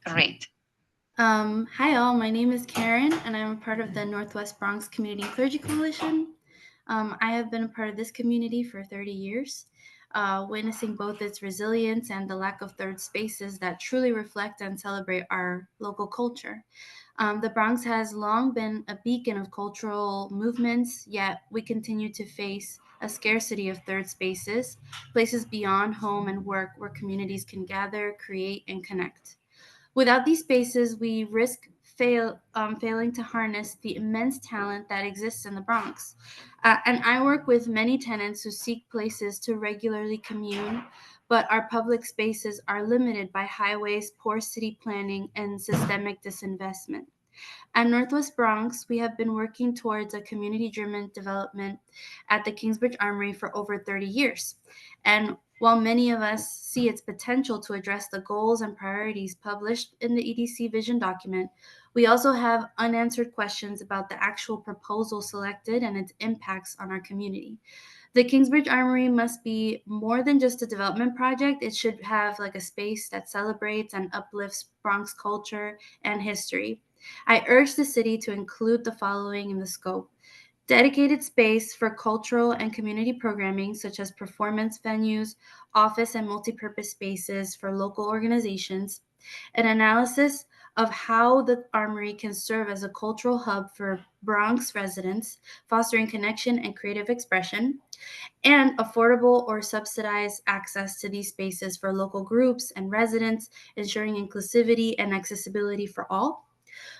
This project must reflect the Bronx's vibrant identity and serve as a gathering place for generations to come. We owe it to the kids that hang out in school hallways looking for a space to do extra work. I was one of them that went to Roseville campus and would roam the halls looking for a place to read after school because my home was too noisy. We owe it to our people that don't see the power in taking agency in their communities because of a lack of spaces they can abide in. So I want to thank you for the opportunity to speak today. The Kingsbridge Armory redevelopment represents a once-in-a-generation opportunity to uplift the Bronx, and it is essential that this project reflects our community's vision for good jobs, anti-displacement, community ownership, and sustainability. I urge you to ensure these areas are studied thoroughly and incorporated into the project's design. We look forward to seeing how this turns out. Thank you so much. Thank you so much, Karen, for your comments. Next on the list is Edward Garcia. Edward, are you here? Yes. And ready to speak? Great. You may start. Hello, everybody. My name is Edward Garcia, and I'm part of Northwest Bronx Community and Closure Coalition. I have been part of the Bronx and the Kingsbridge community for the past 15 years of my life. I went to high school down the block at Walton campus, and also just across the street from the Armory, I also attended my undergrad, which is Lehman College. Over the last 30 years, Northwest Bronx has been fighting for community-driven development of the Kingsbridge Armory, ensuring that it serves as a model for community ownership and shared prosperity. While many of us recognize the potential of this project to align with the priorities outlined in the EDC visioning document, we have also critical questions about the selected proposal and its long-term impact on our community. I'm here to advocate for the following. The environmental review must include a comprehensive study of community ownership models to ensure Bronx residents benefit from the Kingsbridge Armory. In 2020, Northwest Bronx incorporated a Bronx-wide community land trust to promote safe, healthy, and deeply affordable housing while fostering shared ownership and collective governance. Our work has demonstrated that true community-driven development must prioritize long-term sustainability, responsible planning, and land stewardship to prevent displacement and curb gentrification. Through this work, we have built relationships across political and economic sectors, providing that shared ownership and community governance are not just ideas, but are real achievable strategies for equitable development. Community members must benefit financially from the Armory's redevelopment. Profits from this project should be not solely benefit an outside developer. They must be reinvested back in the community. And revenue sharing mechanism must be studied to determine how the project can reinvest into the local community. The Armory must become a hub for shared wealth enterprises, such as worker cooperatives, opportunities for Bronx residents by supporting worker cooperatives and equitable economic development models. And to conclude, this project should prioritize long-term community-driven governance structures to ensure accountability and equity, This project should ensure good wages and benefits and training for Bronx residents throughout the development process, including ongoing operations. And the project should protect local small businesses and prioritize cooperative-owned and minority women-owned businesses. The Kingsbridge Armory redevelopment presents a unique opportunity to invest in the Bronx, and it is essential that this project reflects our community's vision for good jobs, anti-displacement, and community ownership and sustainability. And we look forward to ensuring that this vision is made a reality. Thank you for the opportunity. Thank you so much, Edward, for your comments. The next speaker is Catherine Maya. Catherine, are you here?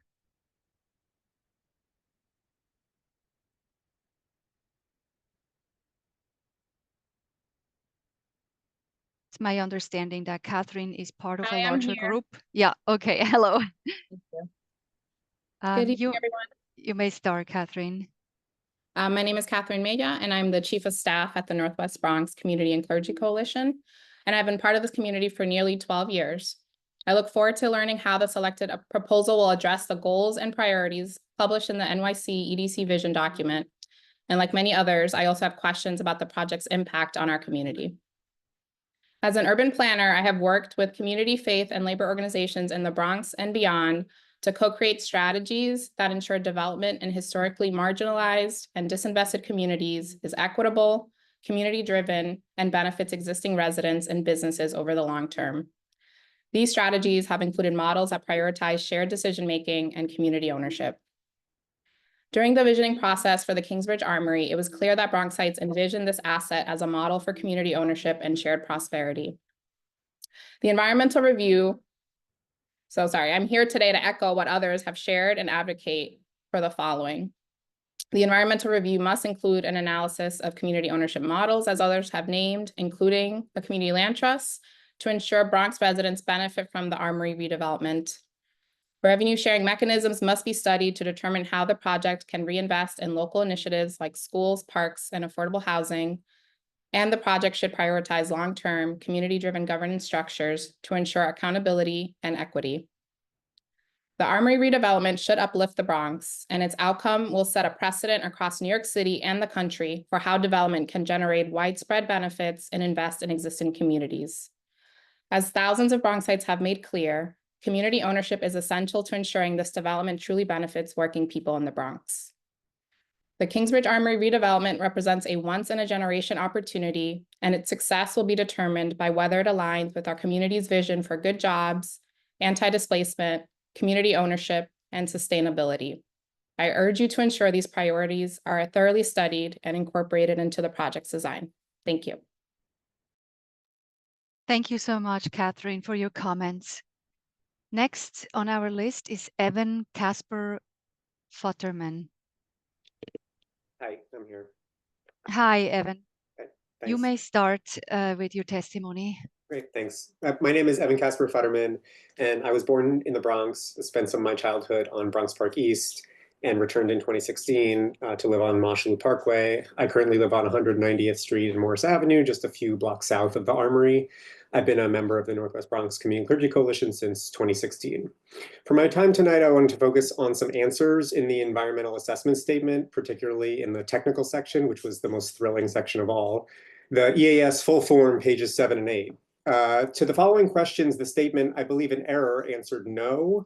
2B4, indirect business displacement. Would the project potentially introduce trends that make it difficult for businesses to remain in the area?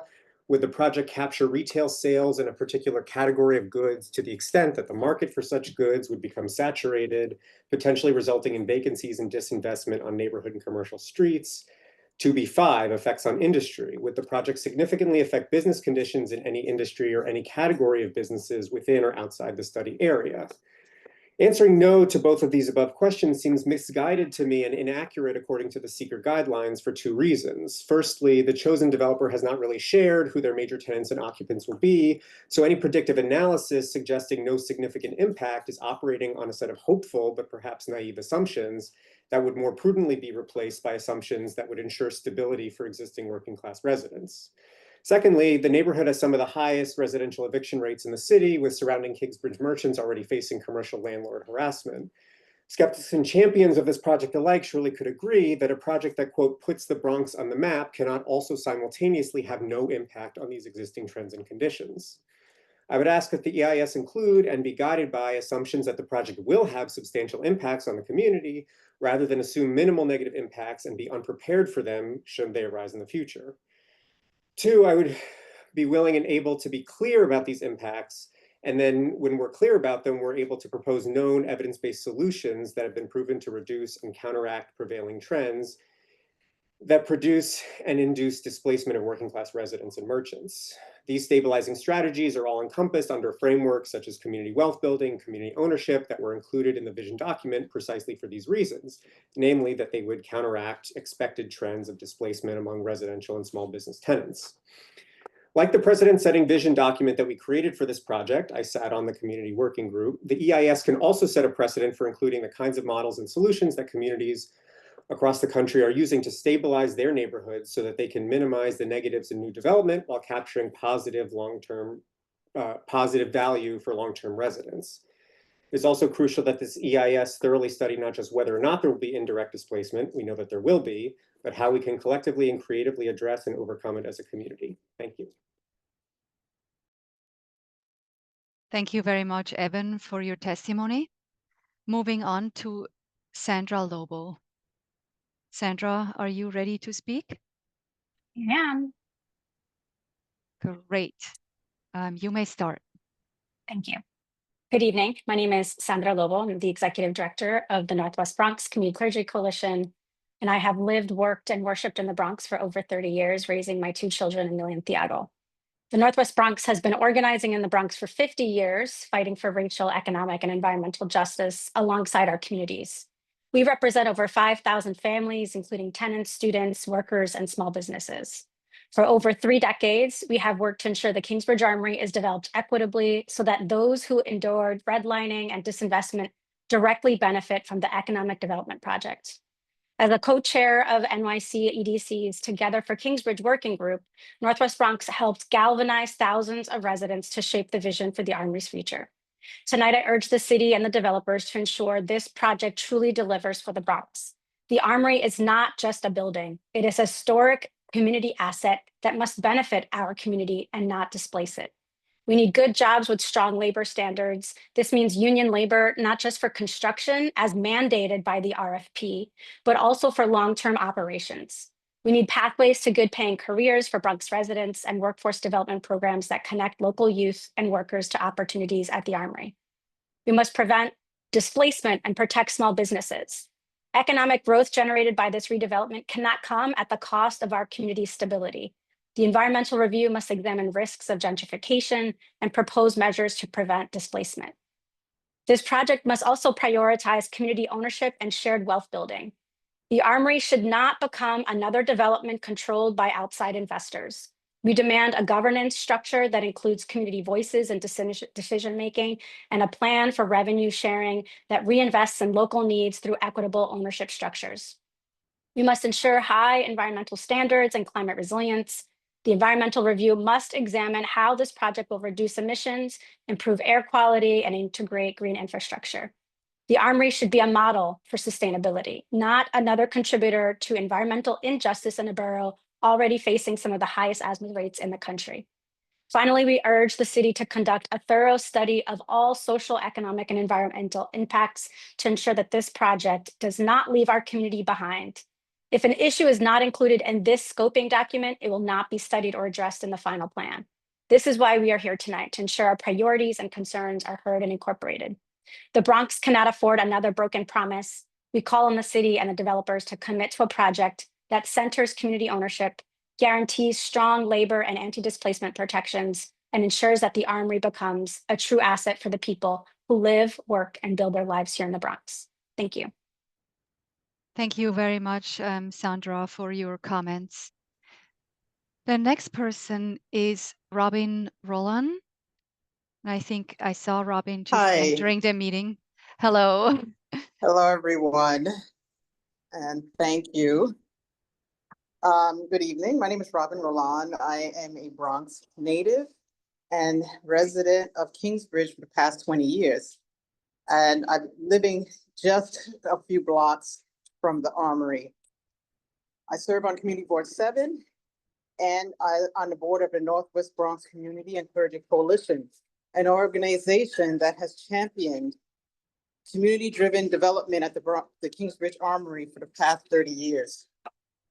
I'm here today to advocate for community ownership and revenue sharing in the Armory's redevelopment. While I appreciate the recent unveiling of the current plan for the Armory and the commitment of public officials, it is crucial that the project truly benefits the existing community, not outside interests that have historically displaced and disenfranchised Bronx residents. For months, our community gathered, providing input on what we wanted for the Armory. This collective vision is outlined in the EDC's vision document. I urge you to ensure that the core components of the document are not just acknowledged, but actively incorporated in this project. The environmental review for this project must include a thorough analysis of community ownership models, specifically including a community land trust, CLT. This will ensure that the long-term benefits of the Armory development go to the people who live here. Furthermore, we need a robust study of revenue sharing mechanisms. This analysis should determine how the project's financial gains can be reinvested in vital local initiatives, our schools, parks, affordable housing, art spaces, and broader community development. Finally, and perhaps most importantly, this project requires long-term community-driven governance structures. We need mechanisms that guarantee accountability and equity, ensuring that voices of Kingsbridge residents are heard and that their needs are prioritized throughout their entire process. We want to avoid a repeat of past urban development projects that prioritize profit over people. The Kingsbridge Armory represents a unique opportunity to demonstrate how development can truly serve a community. We must seize it. Thank you very much. Thank you very much, Robin, for your testimony. We're moving on to Christian Ramos. I think I saw you already. Christian, can you hear us? I hear you. I hear you. Great. Great. Yes, Welcome. good evening. Well, no problem. Yes, my name is Christian Ramos. I'm an active member of Kingsbridge Merchant Association, and I'm here today as a business owner, and also I have my store. I'm the third generation of the stores over here on Kingsbridge Road for long term, and I would like to say a couple words in the name of the merchants. In the name of our commercial corridor, I want to tell thanks for coming to our neighbor. We are excited to have you join our community. Our community is diversity, different. Every day we have a different place from people. But I would like to say thank you to you guys to come.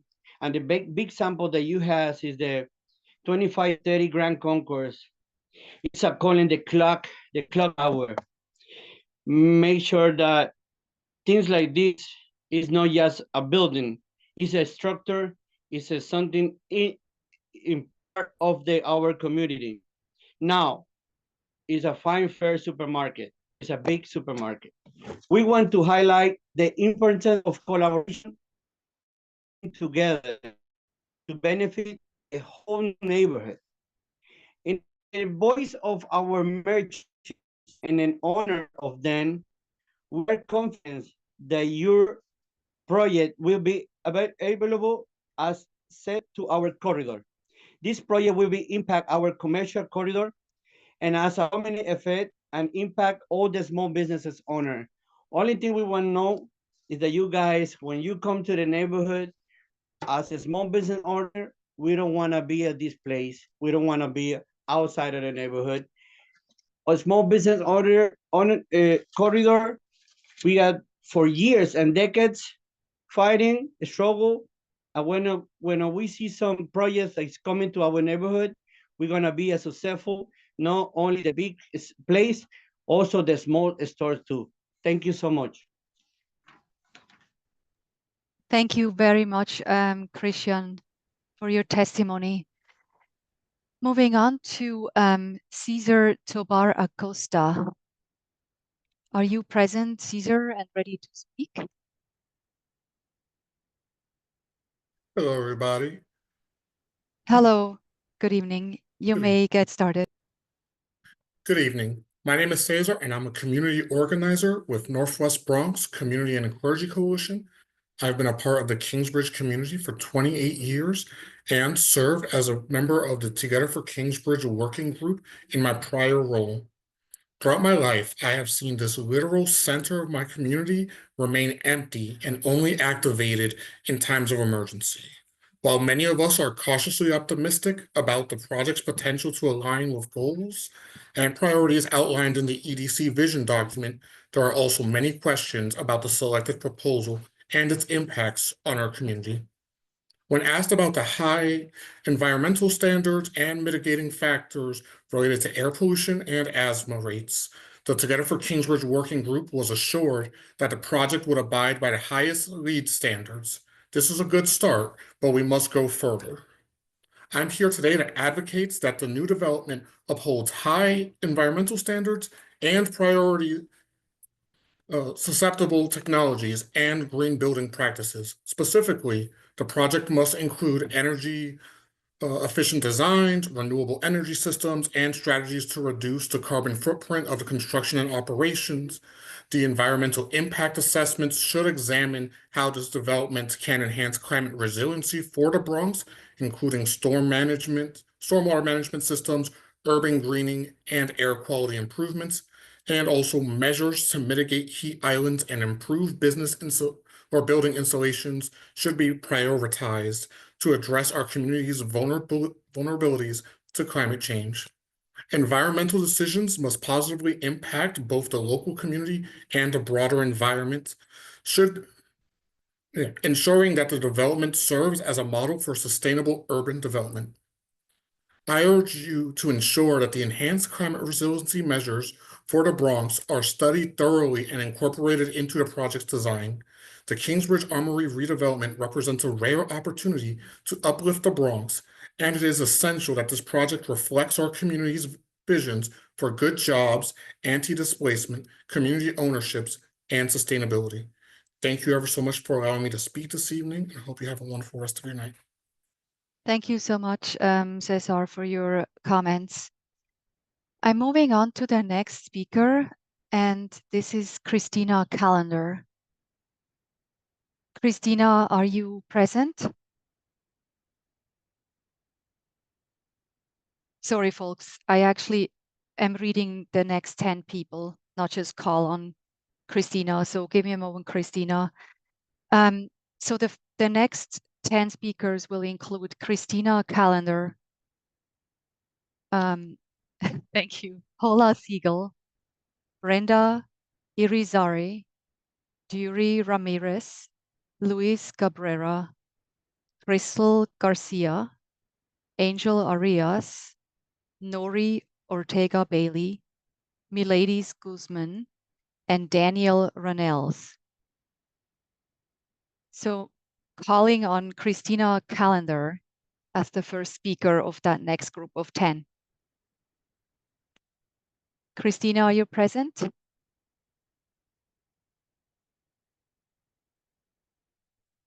Okay, doesn't seem to be. Moving on then to the next speaker, Paula Siegel. Is Paula present?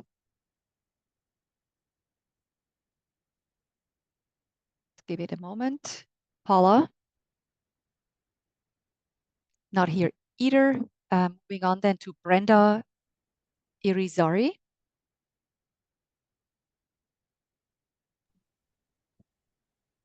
Brenda, are you present and ready to speak? I'm here, yes.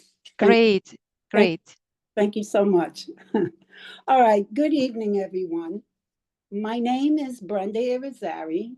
I am a member of the Northwest Bronx Community and Clergy Coalition since 1984. I have lived in the Bronx for 57 years. I would like to take this opportunity to comment on the developer's draft scope of work for the Kingsbridge Armory. Although several elements of the Together for Kingsbridge vision plan are included, community ownership and revenue sharing must be addressed.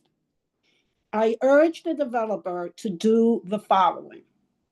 Conduct a study of community ownership models, such as a community land trust, so that neighborhood residents and businesses aren't displaced, as well as benefit from the Armory's redevelopment.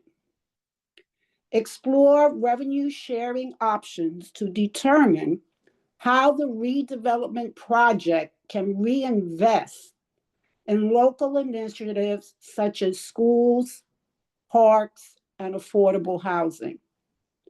Above all, include long-term community-driven governance structures to ensure accountability and equity.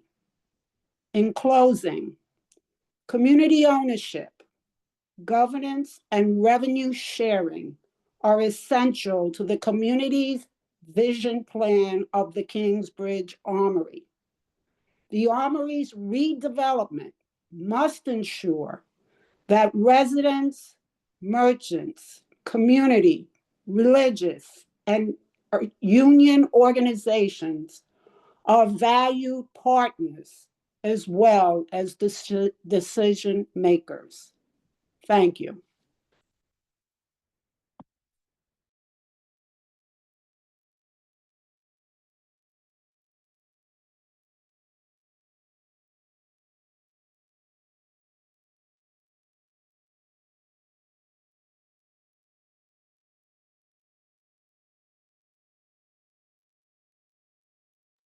Thank you for the sign.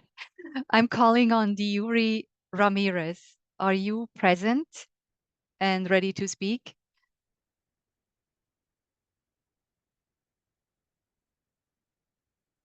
Let's give it a moment.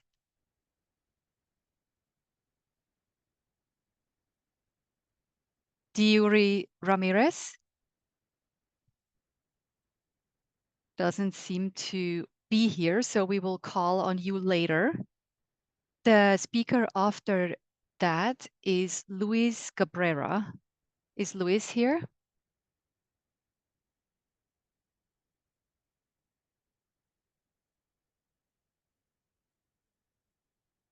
Okay, waiting for Luis Cabrera.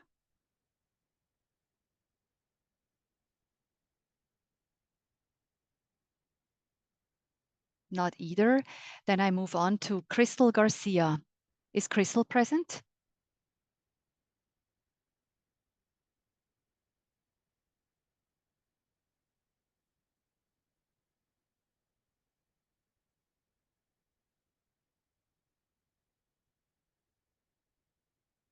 Okay, last call, Crystal Garcia. Okay, we'll call on Crystal later on. The next speaker listed is Angel Arias. Angel, are you here?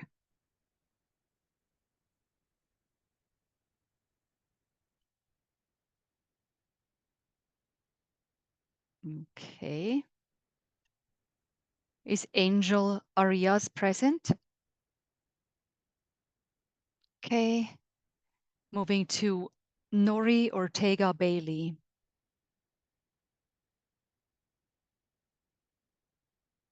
Nori Ortega Bailey, are you present? Okay. Then Miladies Guzman.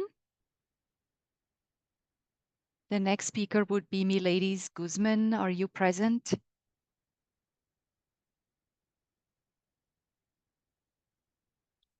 All right. Then the next speaker on the list is Daniel Ranels. Is Daniel here?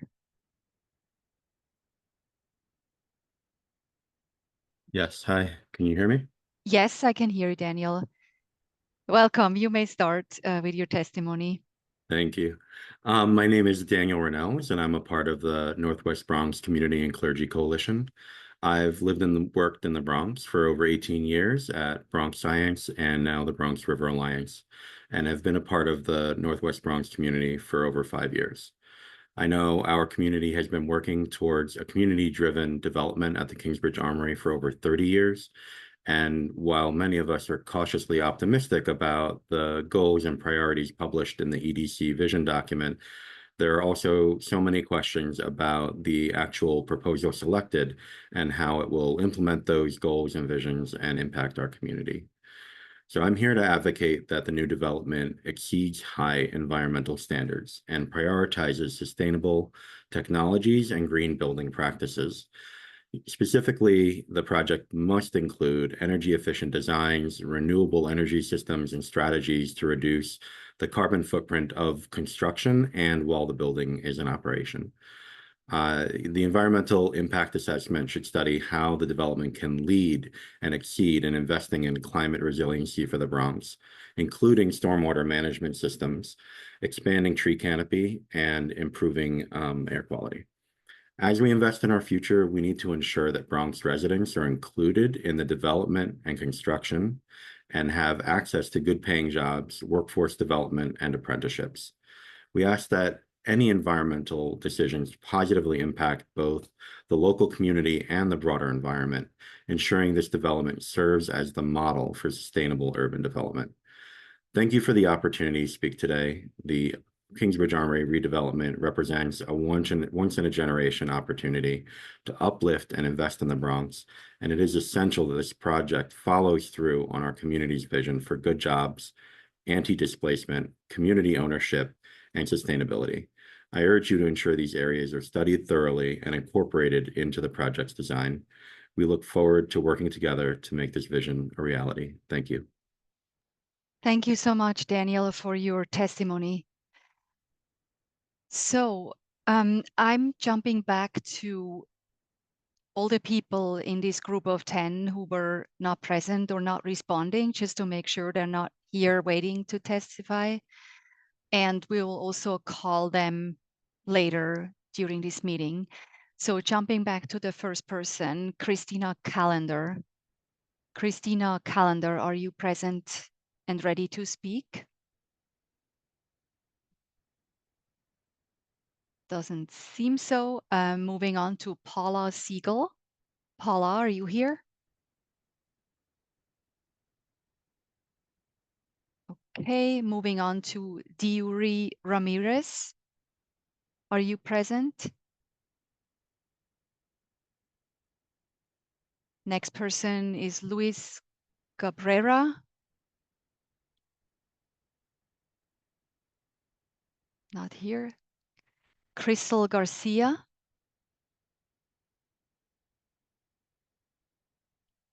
Angel Arias, are you present?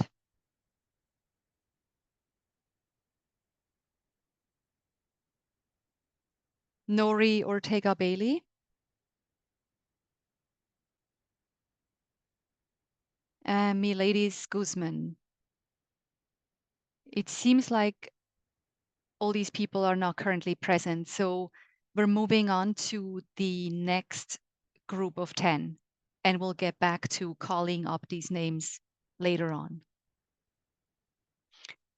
The next group of 10 are Vivian Carter, Margaret Grorke, Nicholas Rosario, Tara Carr, Mercedes Ramirez, Nathan De Jesus, Sandra Jenkins, Zunilda Vasquez, Leorine Zuazo, and Carlos Lopez. I'm first calling on Vivian Carter. Vivian, are you present?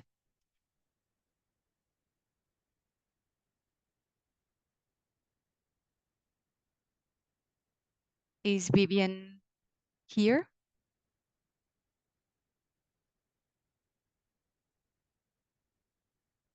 Okay, I'm moving on to Margaret Grorke. Hi. Hello, Margaret. Welcome. You may start with your testimony. Thank you for having me and for having this hearing. My name is Margaret Grorke. I am a board member of the Northwest Bronx Community and Clergy Coalition. I am the president of the Fort Independence Park Neighborhood Association, and I teach at Manhattan University in the Bronx. I've lived near the Kingsbridge Armory my entire life, and it has been an underused resource in our community for pretty much that entire time. I have been looking forward greatly to a redevelopment plan for the building, but it needs to be a plan that really integrally includes the local community. It needs to be a plan that includes activities that are beneficial to the local community, job opportunities and training opportunity for jobs that are available to people in the local community, to be a building that environmentally benefits and not harms the local community. I think these are all things that need to be looked at in the EIS, the integration with local, the current local businesses. It is not a help to our local community if a business in this new building destroys an existing healthy business. And I think the economic development and the job opportunities at this building need to be something that are carefully examined in this new proposal. Also, you know, looking back at the vision plan, you know, there were several hearings with 4,000 participants over the course of many months that the EDC organized. And out of that came a vision statement about what was important in the new building. Some of them are things I already mentioned. Another is opportunities for community ownership and development of community wealth. And so I think in the EIS, there needs to be some examination of how what the proposed developer proposes to do would meet those goals. You know, it is a no benefit to the community if we build this in a way where it becomes an isolated castle where things are happening that don't bring benefit to those of us who live nearby. Thank you very much for holding this hearing. Thank you so much, Margaret, for your comments. I'm moving on to the next person, who is Nicholas Rosario. Are you present, Nicholas? Yes. Hello. Yes, now I hear you too. Okay, great. You may start, please. Hello, my name is Nicholas Rosario, and I have lived in the Bronx for over 17 years of my life. I'm a part of the Northwest Bronx Community and Clergy Coalition and Sisters and Brothers United. We have been working towards a community-driven development at the Kingsbridge Armory for over 30 years now. For me, the Kingsbridge Armory is important because it has been a part of my entire life. I had always passed by it every now and then when I was younger, but I really started to notice it when I started my high school experience. I went to high school in Walton campus, which, if you didn't know, is a 1-minute walk away from the Armory. For a majority of my high school experience, I had never knew what the Armory held. I always thought it had to be important since it commanded so much attention. The big gates keeping people out and the large area space that it covered. It was only until my senior year of high school when I learned what it was holding. Nothing. It was only ever used for like movie sets and exhibitions. It was completely empty inside. What? It felt like a slap to the face to learn this. After all, I constantly saw my community on the sidewalk, markets and people crammed together just for this big empty building to be taking up all of the space, pushing the community out. Hearing how it's finally going to be in use, I'm ecstatic to see my community finally going to have a space and be able to be able to have some of our troubles worked on. I hope the Armory can be a space for our community to help us. That is why I'm here to advocate the following. The environmental review must include an analysis of community ownership models, such as the Community Land Trust, to ensure Bronx residents benefit from the Armory redevelopment. 2. Revenue sharing mechanisms must be studied to determine how the project can reinvest in local initiatives like schools, parks, and affordable housing. The project should prioritize long-term community-driven governance structures to ensure accountability and equity. Thank you all for giving me the opportunity to speak today. The Kingsbridge Armory represents a once-in-a-generation opportunity to invest in the Bronx, and it is important that this project reflects our community's visions for good jobs, anti-displacement, community ownership, and sustainability. I urge you to ensure that the core components in the EDC vision document are included into the project. Thank you once again.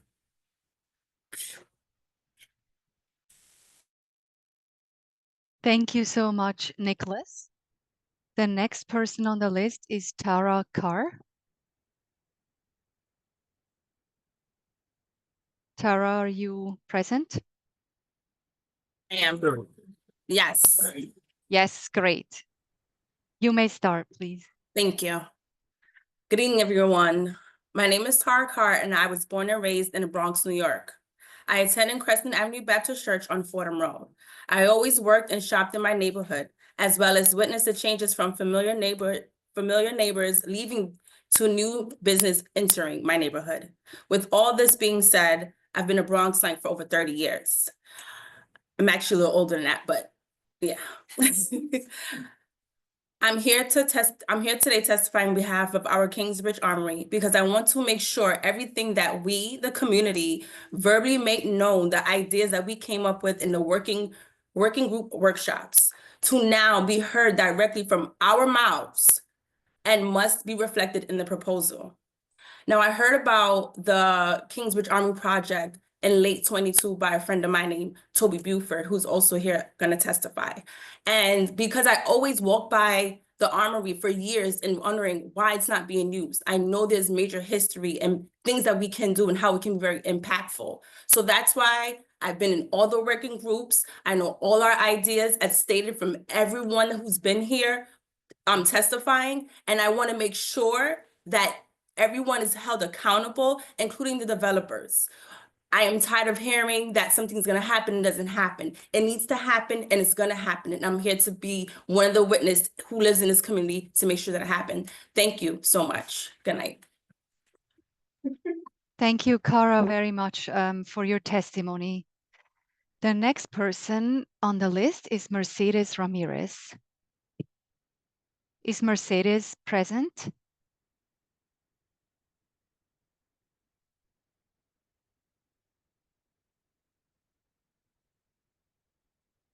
All right, I guess not.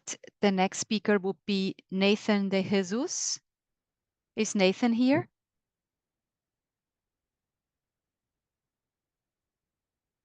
Nathan, are you present?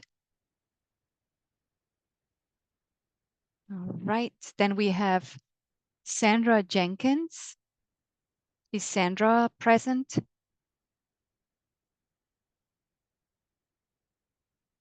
Right, moving to Sunilda Vasquez.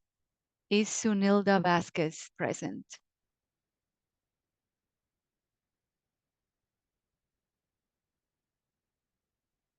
Not either. Then Liarine Suazo.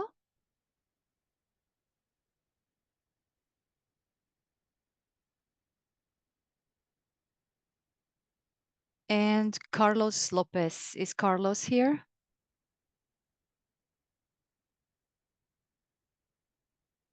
All right. Doesn't seem to be here either. So I'm moving back, calling on Vivian Carter. Is Vivian here and ready to speak?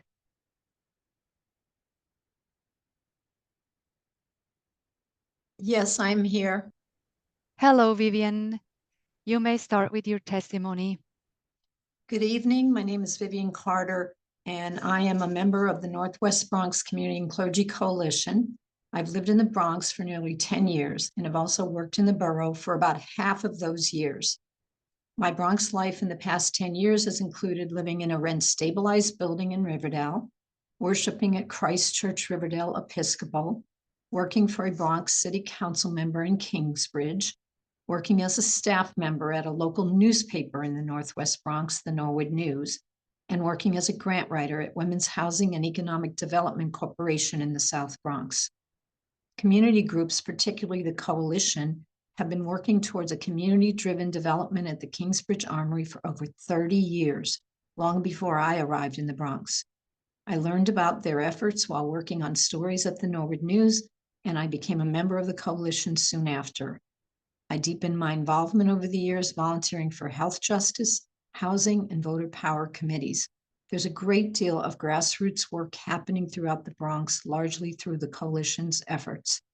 The Kingsbridge Armory is important to the Coalition and to me personally, because it represents a rare opportunity for a public-private partnership benefiting residents and businesses in the Bronx.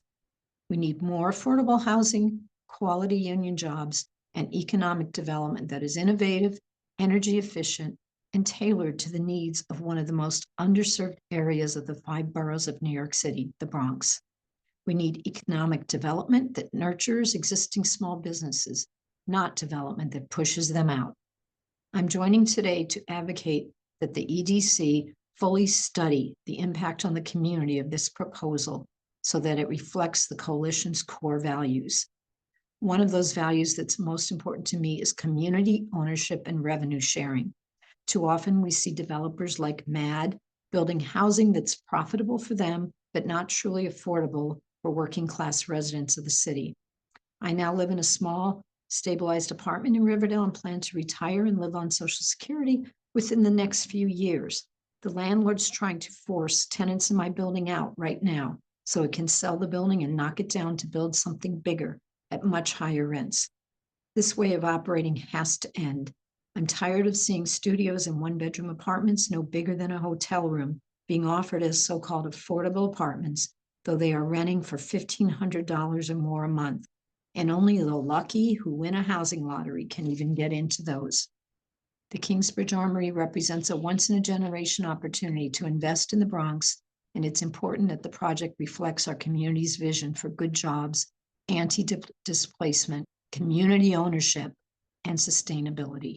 I urge you to ensure the core components in the vision document are included in the project. That's the only way you can achieve wide community buy-in for this project. Thank you for the opportunity to speak today. Thank you so much, Vivian, for your testimony. We're moving on to the next group of 10.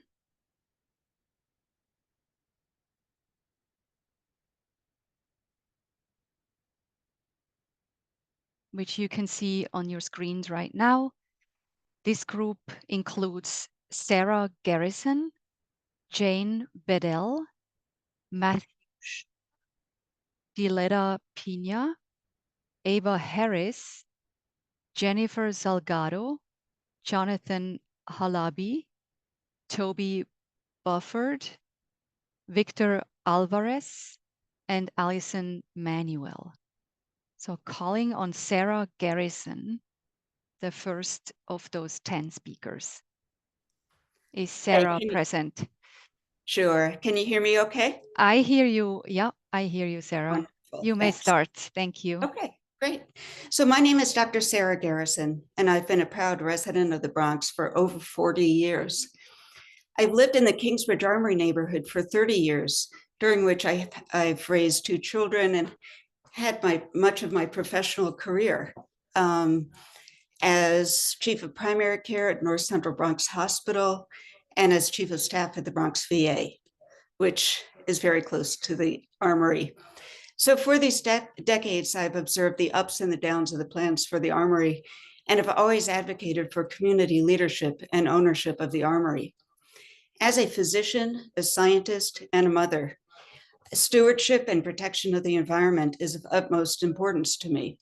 Environmental protection is critical both in terms of the health of our community now and in terms of addressing climate change for all of us and the futures of our children.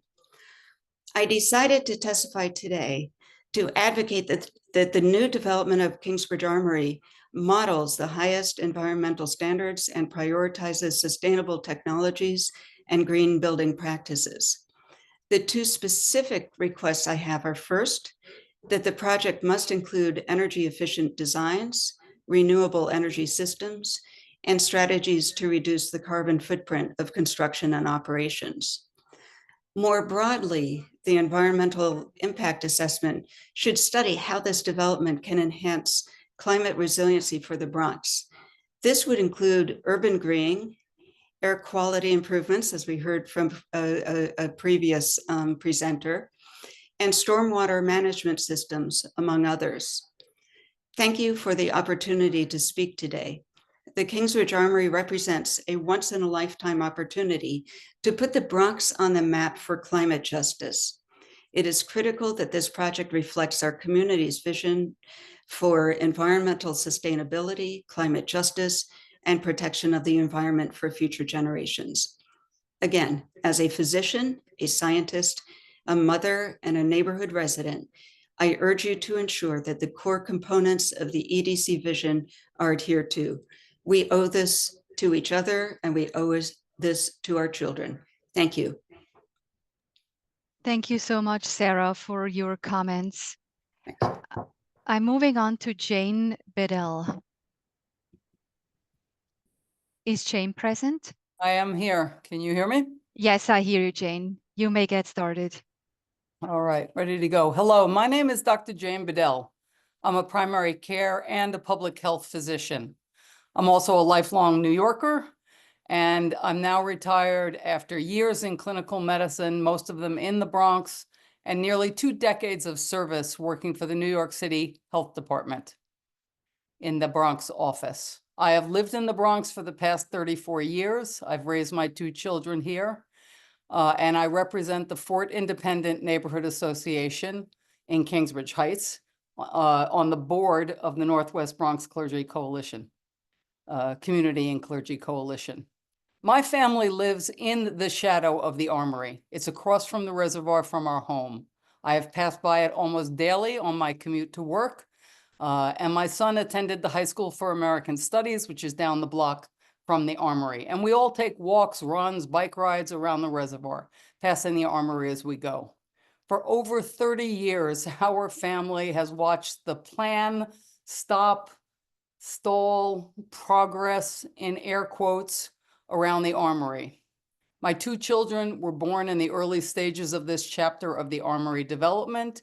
They were raised here, and now they're adults. No Armory yet. Maybe this time we'll be successful. So today I join with so many others here today that are talking about the need to advocate for the exploration and adoption of mechanisms for community ownership and revenue sharing. For far too long, New Yorkers, especially Bronxites, have been crushed by conventional models: tenant, landlord, real estate developer, worker, business owner, homeowner, finance, capital, banks. These have profit making as their highest goal, and they've pushed us inevitably, the workers, the tenants, the homeowners, to the side. This project offers the chance to develop alternative models and then to honor the community engagement process for community land trusts, worker-owned businesses, worker cooperatives, revenue sharing mechanisms. So I urge the developer to conduct a thorough study of community ownership models and act on the conclusion of the study with full attention to choosing viable projects that will exemplify community-driven and community ownership models.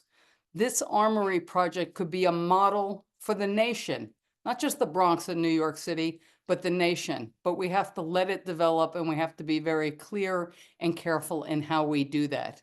I appreciate that I'm here with so many neighbors, colleagues, elected officials, city staff. I once was on the city staff who are here today. And I hope this testimony helps make all of us, but particularly the developer and the funders in the city, accountable to the community needs and community engagement. Thank you so much for the opportunity to submit my testimony today. Thank you very much, Jane, for your comments. The next person on the list is Matthew Shore. Is Matthew here and ready to hello. speak? Hello, Matthew. You may get started. Okay, good evening. My name is Matthew Shore, pronouns he, him. Born in the North Bronx, raised on Creston Avenue in Bedford Park, and currently living in Kingsbridge. I'm a member of the Northwest Bronx Community and Clergy Coalition, and I'm a community organizer in the South Bronx.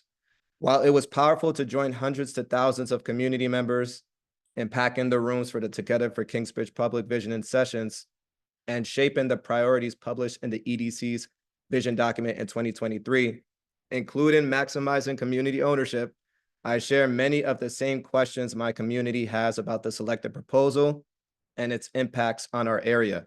The vibrancy of Kingsbridge Road and the strength of its local economy can be attributed to its local residents, most of whom are working class, and 100 plus mom and pop shops and street vendors, most of which are BIPOC and immigrant owned. Therefore, the Armory project must both protect and uplift us. Through my experience supporting Northwest Bronx Community Clergy Coalition with its work in reviving the Kingsbridge Road Merchant Association, I urge the city to study and incorporate the following in regards to seeker. 1, study the development's impacts on local small businesses, particularly those at risk of displacement. In 2014, we saw a number of small businesses on Kingsbridge Road face doubled and tripled rents shortly after the Kingsbridge National Eye Center, aka KNEC, was approved. Today, we see many small businesses on Kingsbridge Road that lack leases and who are paying rent month to month, making it difficult to stay in place and qualify for financial assistance in the form of grants and loans.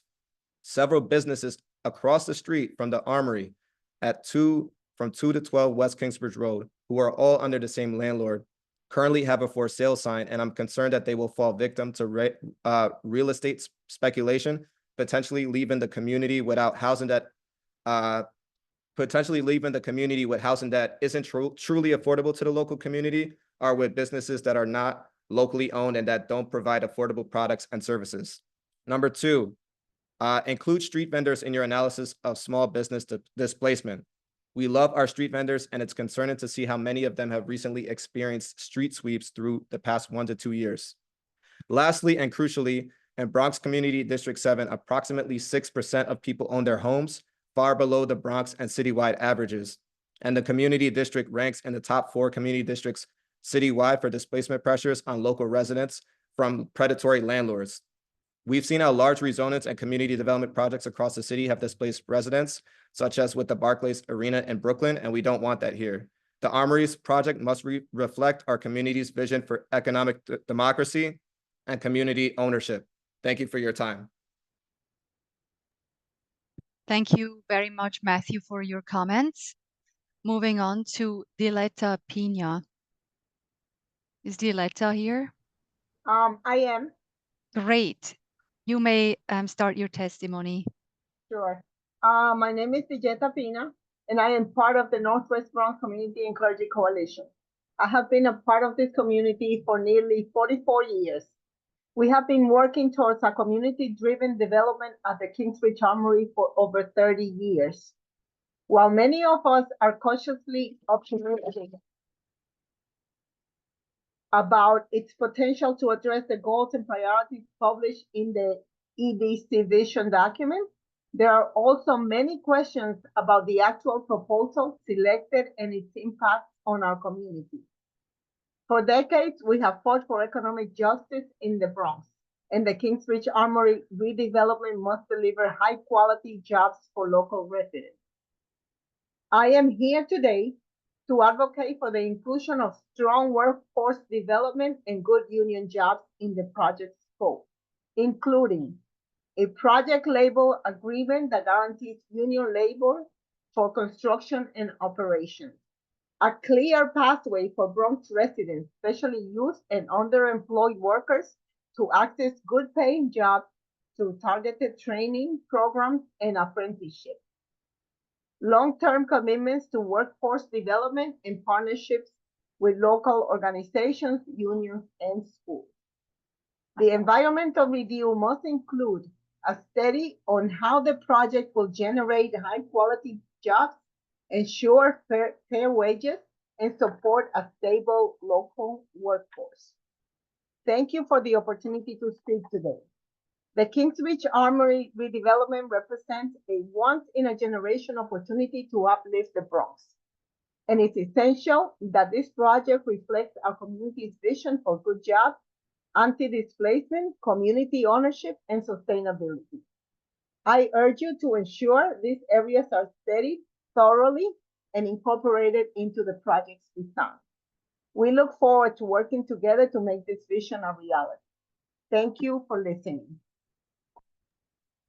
Thank you so much, Diletta, for your testimony. We're moving on to Ava Harris. Is Ava here?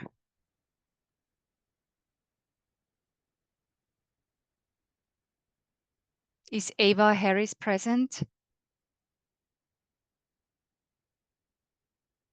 Okay, moving on to Jennifer Salgado.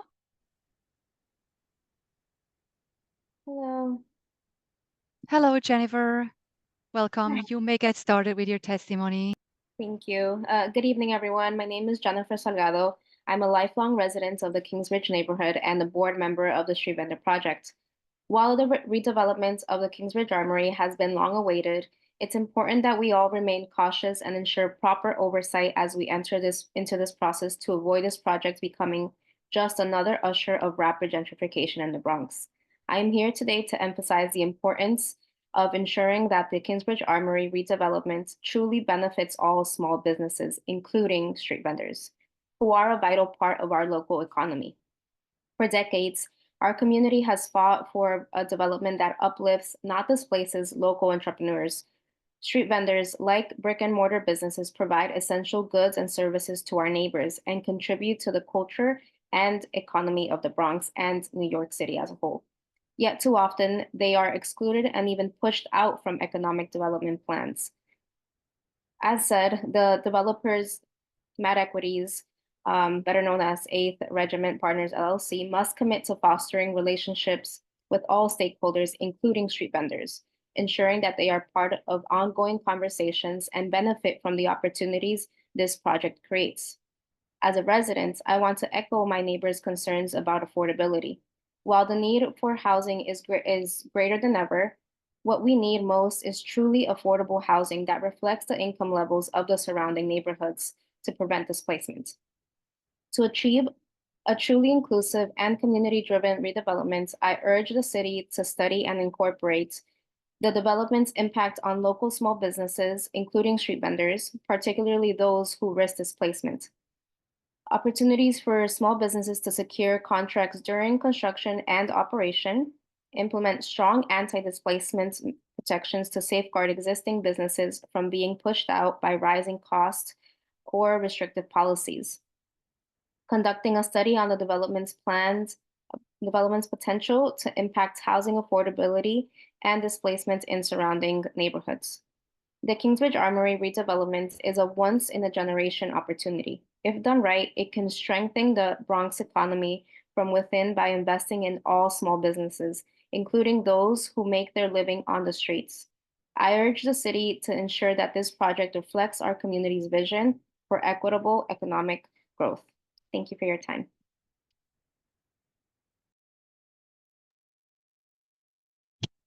Sorry, thank you, Jennifer, for your comments. We're moving on to Jonathan Halabi. Jonathan, are you present and ready to speak?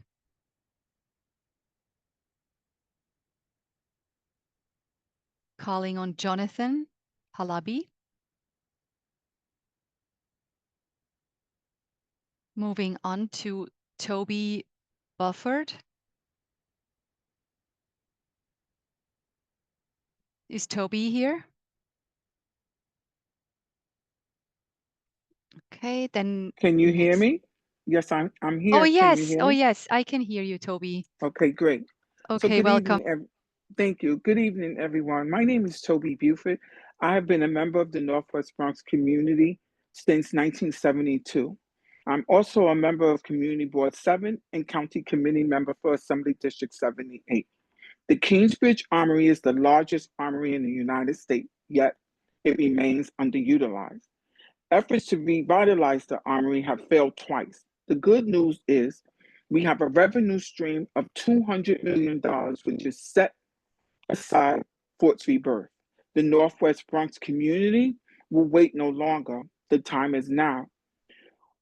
We met with our electives. We demonstrated our solidarity with the community march. We mean business this time. A community working group was formed and we worked with members of the Economic Development Corporation to produce a to-do list. We got it done. We developed a vision plan, which includes programs for our youth, centers of hope for our seniors, educational centers, and much, much more. We want the Kingsbridge Armory to be economically sound. So here's the thing. As we develop together for Kingsbridge, we must not forget the mom and pop shops that have rallied to make this community a necessity for decades. I am here today to advocate for the following: a creation of a grandfather clause. We would like the developers of the project to meet with our community leaders to develop a grandfather clause that would ensure mom and pop shops leasing opportunities for a set 10 years, thus ensuring their ability to grow as the community grows. Protections for existing businesses. We would like to see the developers incorporate measures to protect existing residents and small businesses through community land trusts and rent stabilizations to ensure the success of the community's ability to strive for centuries to come. For nearly 30 years, the armory stood unused. These shopkeepers were the beacon for meeting the needs of the community. Let's not forget their contribution.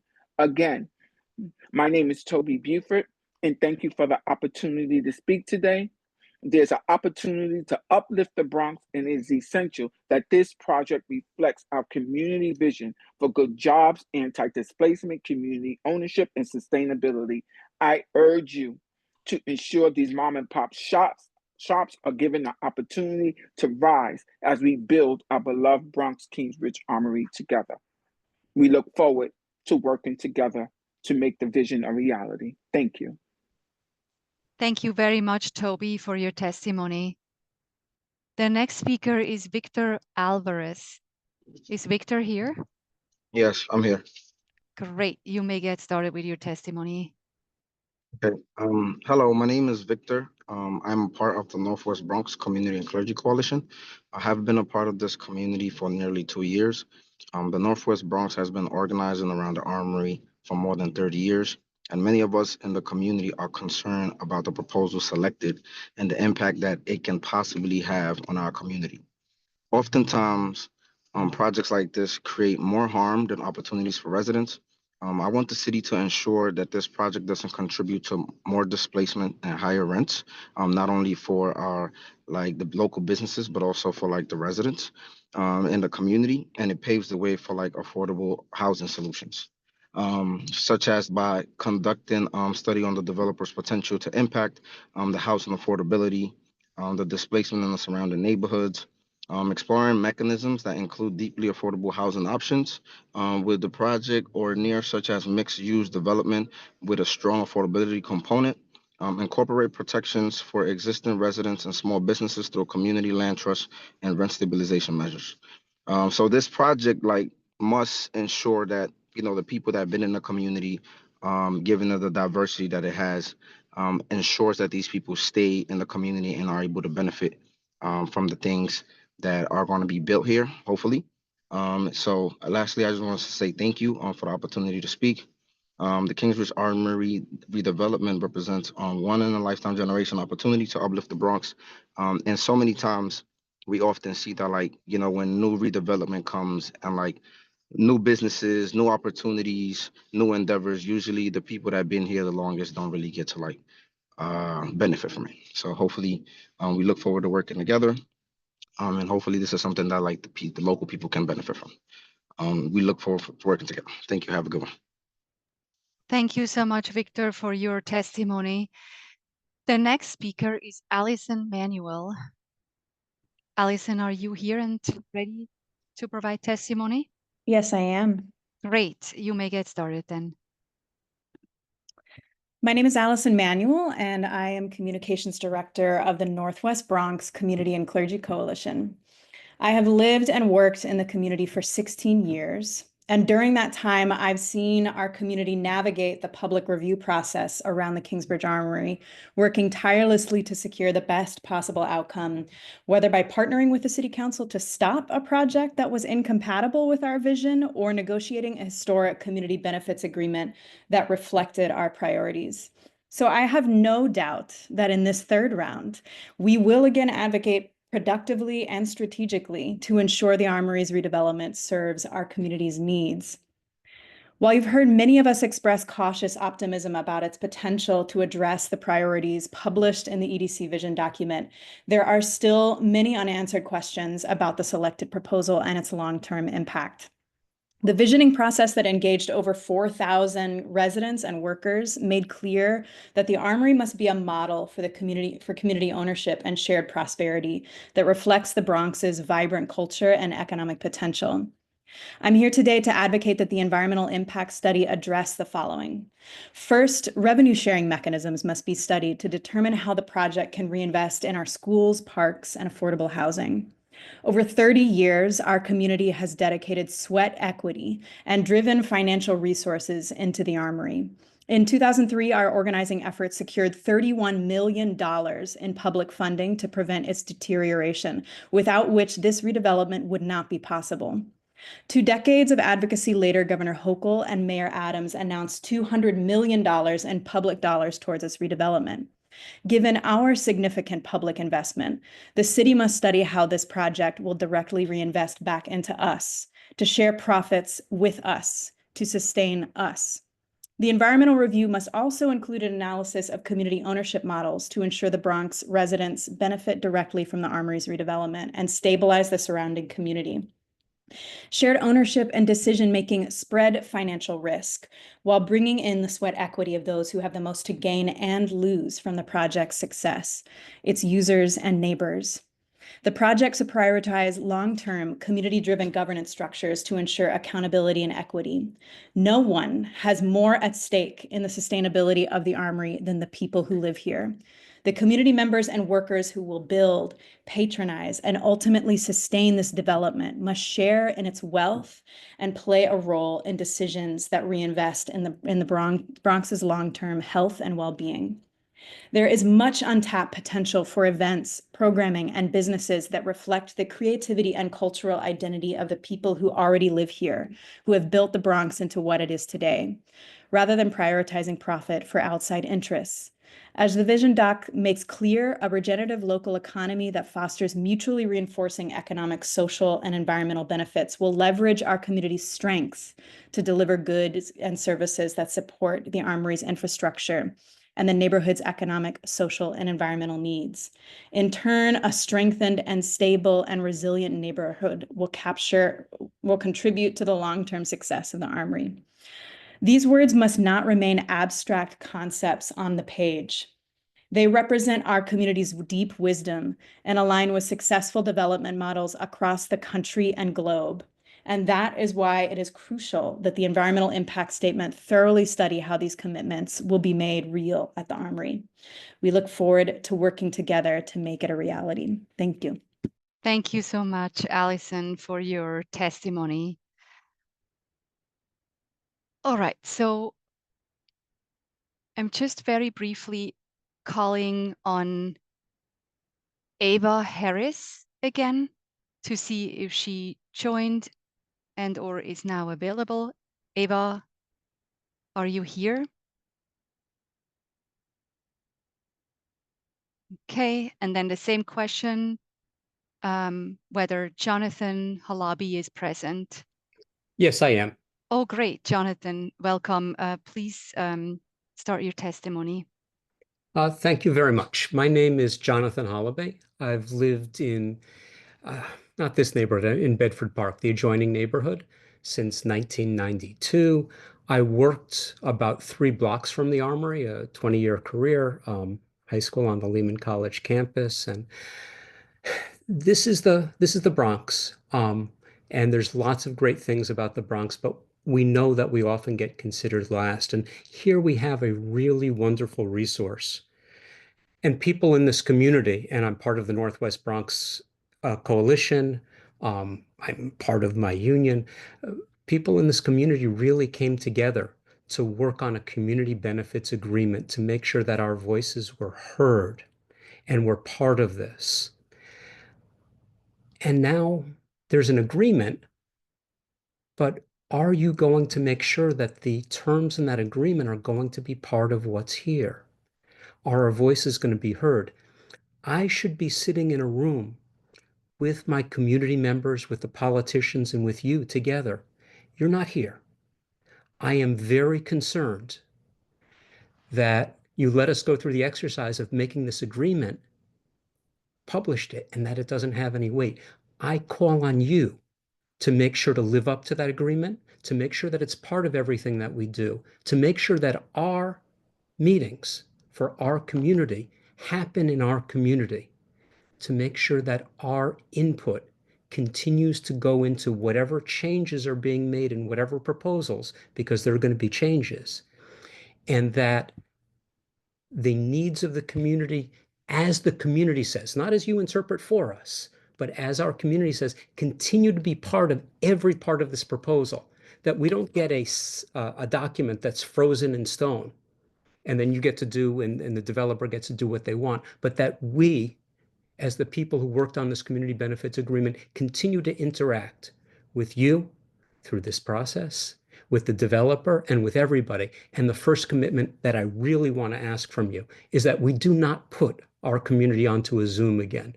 The Bronx is really a great place. We often come last. Don't put us last by having the meetings in offices in Manhattan while we're just seeing you on a computer. Come up here. This is our community. This is our resource. This is our future. Thank you. Thank you, Jonathan, very much for your testimony. So at this point, we will be taking a short 10-minute recess. If you signed up to speak and have not yet had your turn, we will still have your name on the list and we'll be continuing after the break in the same order of speakers. So it is currently 7:01, so we will continue at 7:10 after a quick about 10-minute break.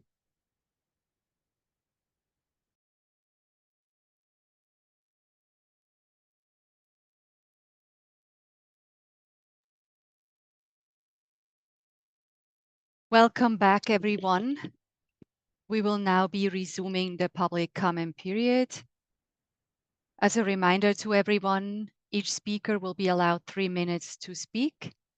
I'll begin by calling the name of those who have registered to speak or the last 3 digits of your phone number if you're using the telephone dial-in option and not the Zoom app. Please state your name and affiliation if you have one for the record. The next 10 speakers are now shown on the screen, and their names are Jonathan German, Gretel Samuel, Daniel Herbert Guggenheim, Ginny Bright, Helen Meltzer-Krim, Roberta Todd, Kendall Jackman, Vicente Ventimiglia, Paula Schaap, and Ivan Brown. So I'm first calling on Jonathan German. Is Jonathan present?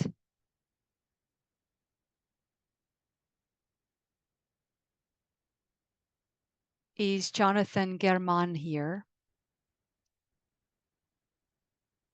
All right, moving on to Gretel Samuel.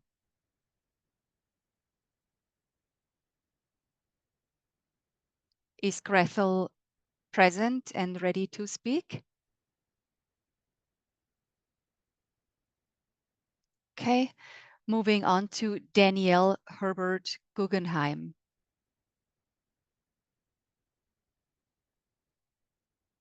Is Danielle present? Okay, then the next speaker will be Jeannie Bright. Is Jeannie Bright here?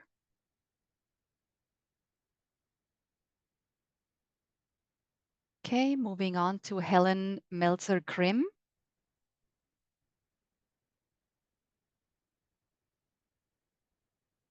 Is Helen in this meeting?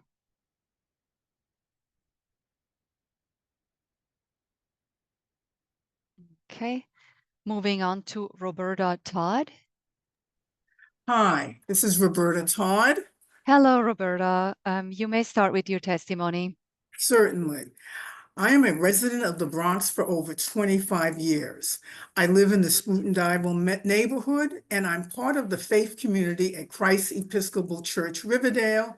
And since my retirement in 2018, I have been an active member of Northwest Bronx Community and Clergy Coalition. I actively participated in the Armory's visioning sessions, where I, along with 4,000 plus community members, voiced the importance of this redevelopment project, reflecting what is good for the community sustainably and not displacing community residents or businesses. The Armory should be an economic engine and neighborhood hub that services the community. The Together for Kingsbridge community vision for the future of the Kingsbridge Armory summarizes what the community has prioritized. In Mayor Adams' introduction of the vision, he highlights the importance of working collaboratively. And it's for this reason I am advocating that there is an assurance of the following as part of the development and outcome of this project. The environmental review must include an analysis of community ownership models. That includes community land trusts. It also needs to ensure Bronx residents benefit from the Armory redevelopment. There needs to be a clear revenue sharing mechanism, and it should be studied to determine how the project can reinvest to local initiatives like schools, parks, affordable housings, and other things that the community deems valuable. The project should prioritize long-term community-driven governance structure to ensure accountability and equity. Community ownership is essential to ensuring that this development truly uplifts working people in the Bronx. The investments made directly by the government, now we know 200 million plus from state and city, and that's plus, along with, I don't know the numbers for this, but the allowances and tax breaks that will be given to the developer. All of those are starting points for counting what is the investment of the community in this project. And they should be included to create a concrete community ownership model. Now, I thank you for listening to myself, listening to many of us from Northwest Bronx that are very aware of what is possible. We have looked at models in other places, and we know it is possible to do this, and we can do this in the Bronx, and we can do this in New York City. So I'm thanking you. It's important that this project reflects our community's vision for good jobs, anti-displacement, community ownership, and sustainability. I'm urging that the study consider all of this as it moves forward. Good evening. Thank you so much, Roberta. Did I get that right? I'm sorry. Yes, I Roberta. did, right? Yes. Okay. Roberta Todd. Yes. Thank you, Roberta, for your testimony. Moving on to Kendall Jackman. Is Kendall Jackman present? Okay, moving on to Vicente Ventimilla. Is Vicente present? All right. Moving on to Paula Schaub. Paula, are you here? Okay, then moving on to Yvonne Brown. Is Yvonne present in this meeting? All right. I'm jumping back to Daniel Herbert Guggenheim. Danielle, are you here and ready to speak? I am here. Can you hear me? Great. I Okay. do hear you. You may start your testimony. My testimony is that COVID highlighted the inequities that have existed in this borough since white flight. What are we going to do with those lessons that COVID has taught us? The Armory is a place for us to have transformational growth for this borough that has suffered, and is not due to lack of people not working hard. It's because mechanisms, systems, policies are no longer in place that would help build our community. So it's important that we are going to create systems and structures that will correct past harms and understand that it is going to take more for us to be on equal footing.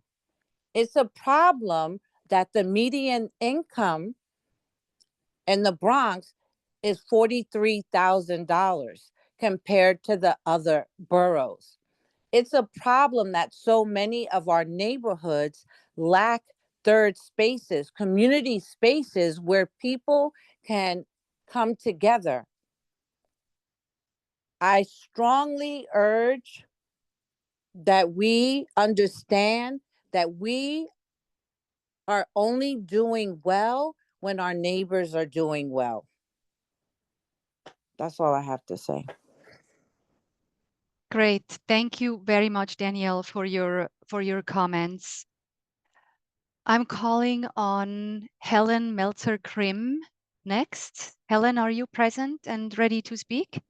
Yes, I am. Thank you. Great. Thank you. You may start. My name is Helen Krim. I'm a member of the Northwest Bronx Community and Clergy Coalition and of the Riverdale Temple. I was born and grew up on University Avenue and now live in Riverdale. My main concern regarding the plan for the Armory concerns the displacement of residents and small businesses. I have seen big development projects destroy communities and neighborhoods. Lincoln Center resulted in affordable housing being destroyed and replaced by housing that the original residents were unable to afford. The quotes affordable units that were included brought strangers to the area. The housing was not maintained properly, and because the residents had no ownership stake and no cohesion as a community, the buildings were not maintained. The development also displaced all the small businesses. The nearest big grocery store today is up at 72nd Street, and there are few bodegas, cleaners, hardware stores. You should not need a car to do your shopping. I urge the city to ensure the Armory project contributes to anti-displacement measures and real affordable housing solutions by conducting a study on the development's potential to impact housing affordability and displacement in the surrounding neighborhoods. This project must make it possible for local residents to afford the housing, share in the equity, and for local businesses to afford the new rising rent. While it is important to attract new businesses, the jobs created must go to the local residents, paid well enough to afford the cost of the new housing. The Bronx is my home and my community. It has been neglected too long, and this development must serve my community. I thank you for the opportunity to express my vision of what good, healthy development must be. I look forward to studying your report. Thank you very much, Helen, for your testimony. Next, I'm jumping to Yvonne Brown. Yvonne, are you able to testify now? Are you present, actually?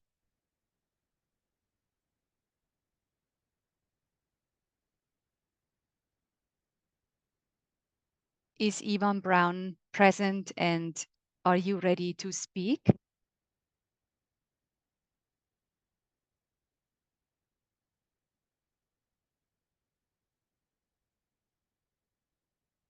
Okay, we will call on Yvonne later on then.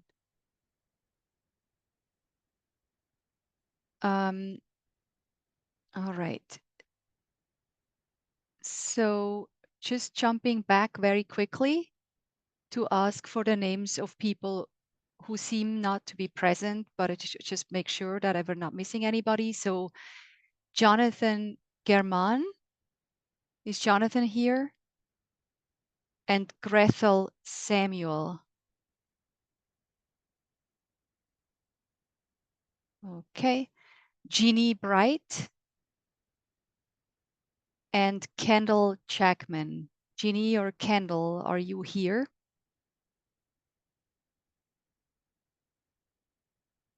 All right.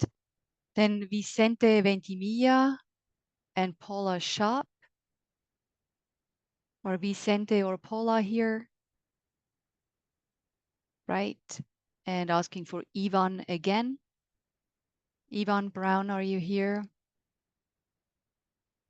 All right. So we'll call on all of you again later. Then we're moving on to our list of the next 10 speakers.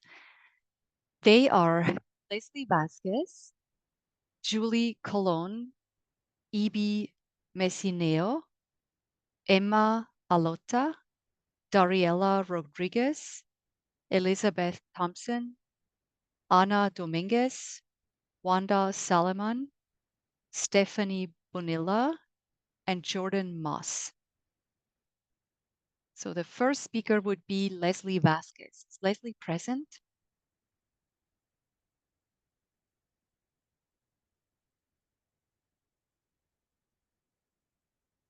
I'm giving it a moment, hoping Leslie will join or unmute. Hi, thank you. And sorry Oh, for great. Oh, no problem. Hi, Leslie. How are you? How are you doing today? Good, good. How are you? Good. My name is Leslie Vasquez, and I'm speaking on behalf of the Point CDC, an organization dedicated to environmental justice, community development, and equitable development in the Bronx. For over 30 years, Bronx residents have fought for community-driven redevelopment of the Kingsbridge Armory that prioritizes the needs of Bronx residents. Though the location of the Armory does not reside within Hunts Point, the Armory's impact and presence is so large that it impacts the entire Bronx. If the community vision is ignored in the development process, this would set a dangerous precedent for the future community-led projects and be a missed opportunity for concrete benefits for the Bronx. While we recognize the project's potential, we remain deeply concerned about its long-term impacts on housing affordability, displacement, and environmental sustainability.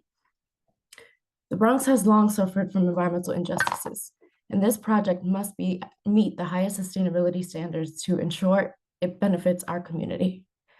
The redevelopment must incorporate energy efficient designs, renewable energy systems, and climate resiliency measures such as stormwater management, urban greening, and air quality improvements.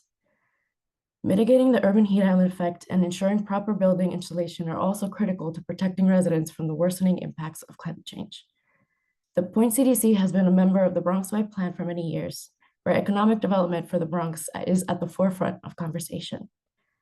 While economic development is crucial and the Armory has the potential to contribute to it, this must not come at the expense of Bronx residents. Any development must align with community-identified priorities rather than introduce projects that do not reflect their needs or desires. One of the greatest threats facing our community is displacement due to rising rents and unaffordable development. We urge the city to explore mechanisms for deeply affordable housing within or near the project, such as mixed-use development with strong affordability components. Protections for existing residents and small businesses, such as community land trust and rent stabilization measures, must also be prioritized to ensure this project supports Bronx families rather than push them out through gentrification.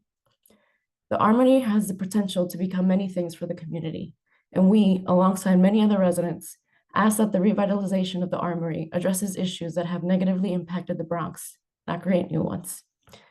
The Kingsbridge Armory redevelopment is a once-in-a-generation opportunity to uplift the Bronx. It must reflect our community's vision for good jobs, anti-displacement measures, community ownership, and sustainability. We urge the city to ensure these priorities are thoroughly studied and meaningfully incorporated into the project's design. Thank you for your time and commitment to our community. Thank you so much, Leslie, for your comments. The next speaker is Julie Colon. Is Julie present and ready to speak? Yes. Hey, Julie, you may start with your testimony. Thank you. Hello, everyone. My name is Julie Colon. I'm a part of the Northwest Bronx Community and Clergy Coalition. Just for a bit of context, I've lived my entire life in the Bronx, as well as my mother, my grandmother, my great-grandmother. We're generationally here. I went to school here. I've started my family here, and I work here. And so I'm saying that to say I have a really large stake in the Bronx and what happens to it. And so at Northwest Bronx, we've also been working towards a community-driven development at the Kingsbridge Armory for 30 years. Just to also put something in perspective, I'm 31, and so we've been literally working on it for someone's lifetime. And so while we are, optimistic and cautious about the potential, for this new project to address our goals and our priorities that were reflected in the EDC vision document, we still actually have a lot of questions. And so I'm here just to kind of advocate for what I would like to see in the environmental review.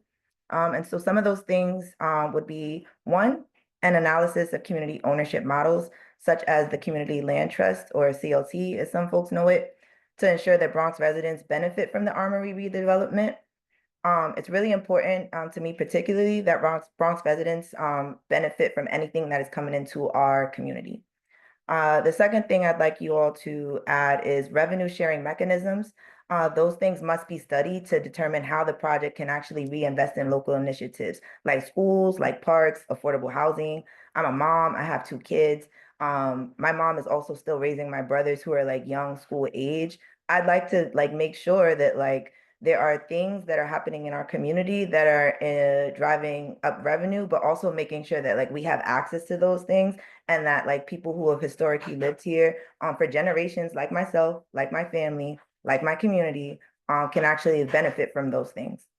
And the third thing is that the project should prioritize long-term community-driven governance structures to ensure accountability and equity.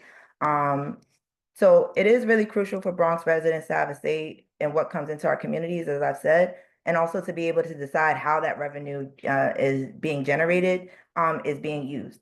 I say that to say, we've seen what happens when bad actors come into our neighborhood and propose different things for our community that don't actually benefit the community. I do housing organizing, right? And I deal with a lot of tenants who live in buildings owned by big landlords.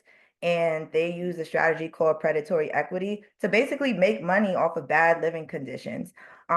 Buildings are falling apart. There are mysterious fires that are occurring in buildings with high violation counts, and people are really suffering while still paying rent.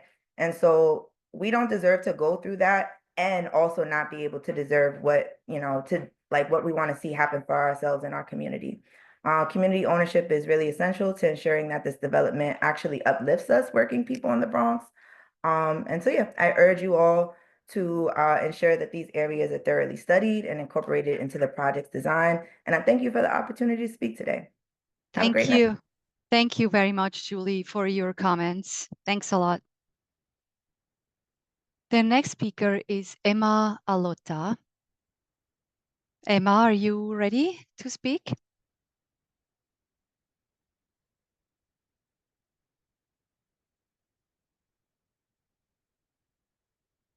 Emma Alota.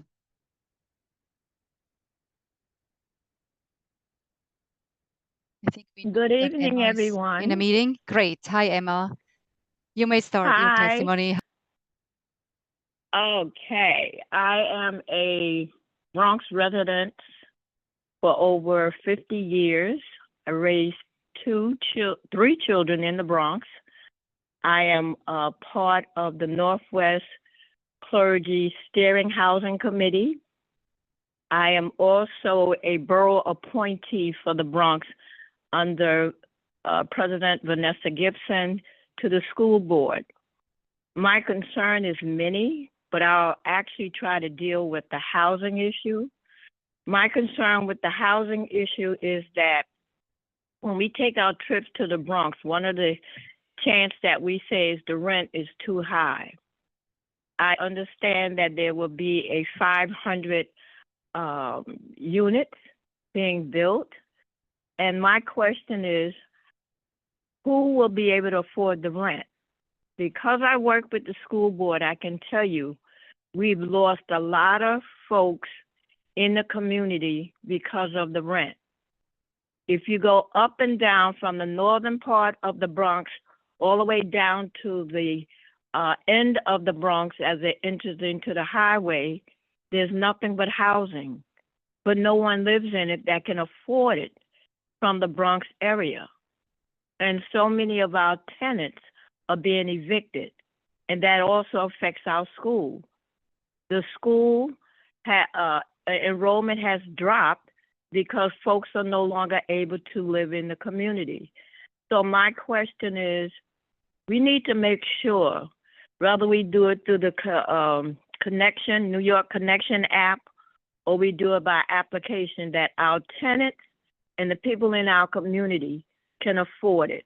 I actually, while I was in the room with the others, looked up the cost of a studio, $3,000 for a studio, $4,000 for a one-bedroom.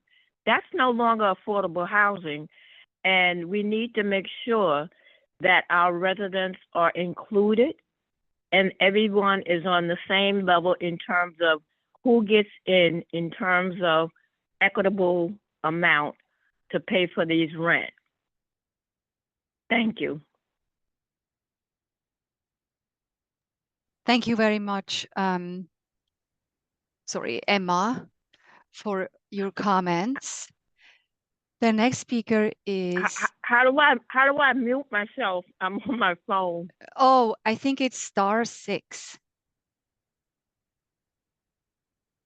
Did it work? Seems like it, huh? Okay, moving on to the next speaker, with Dariela Rodriguez. Is Dariela here?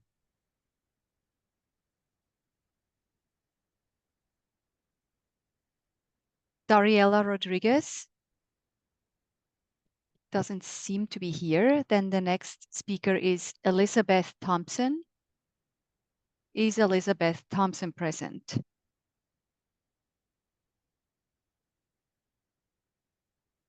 No. Okay, then Ana Dominguez.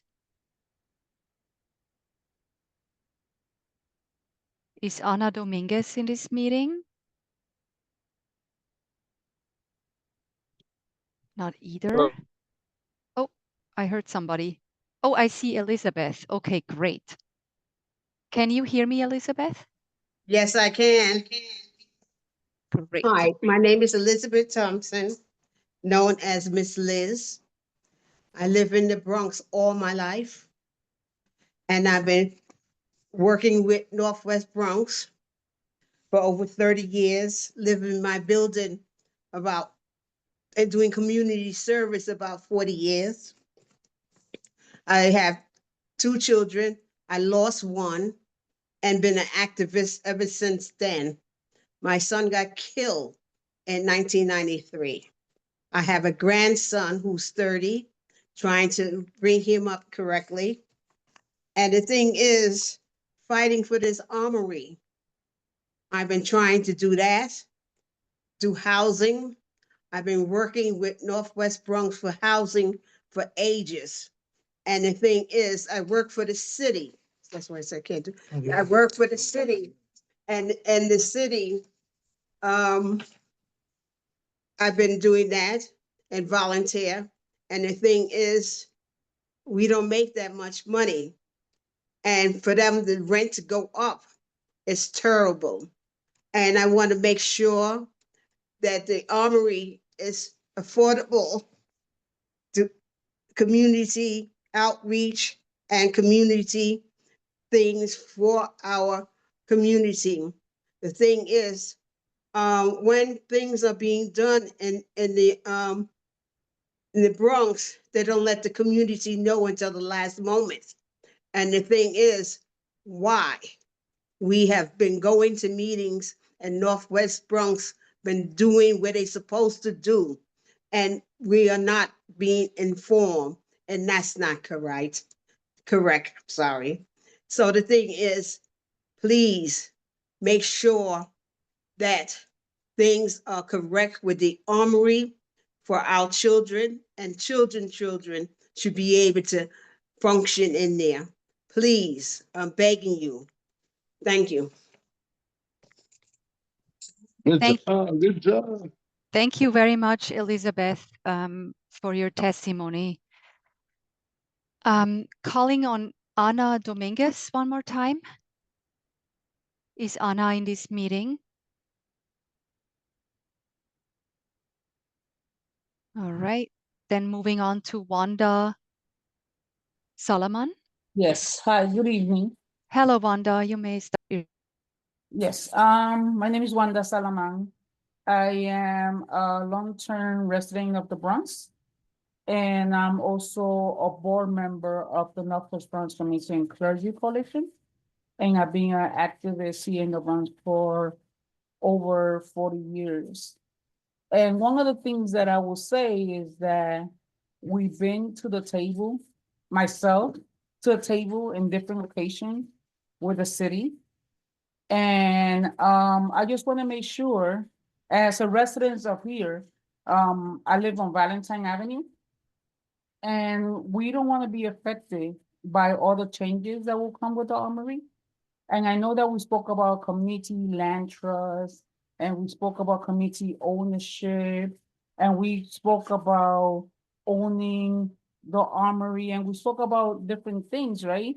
But I don't want you to, and every time that the community speak about a different language, the city and developer learn our language, and then none of those stuff are included in our conversation.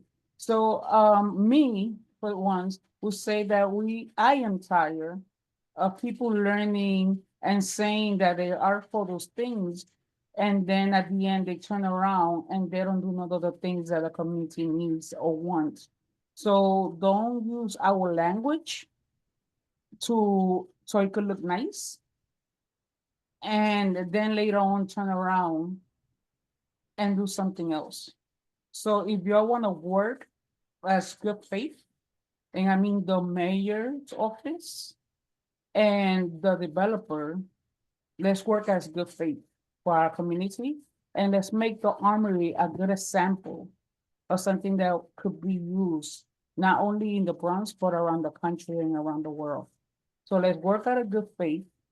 And if we are doing a community partnership, let's have a community partnership. And there's not just talk about community partnership or community ownership and a community benefit agreement. Let's do those things. And then just not say it just because we want to say those things. Let's have those things written in paper. Thank you. Thank you so much, Wanda, for your comments. The next speaker is Stephanie Bonilla. Is Stephanie present?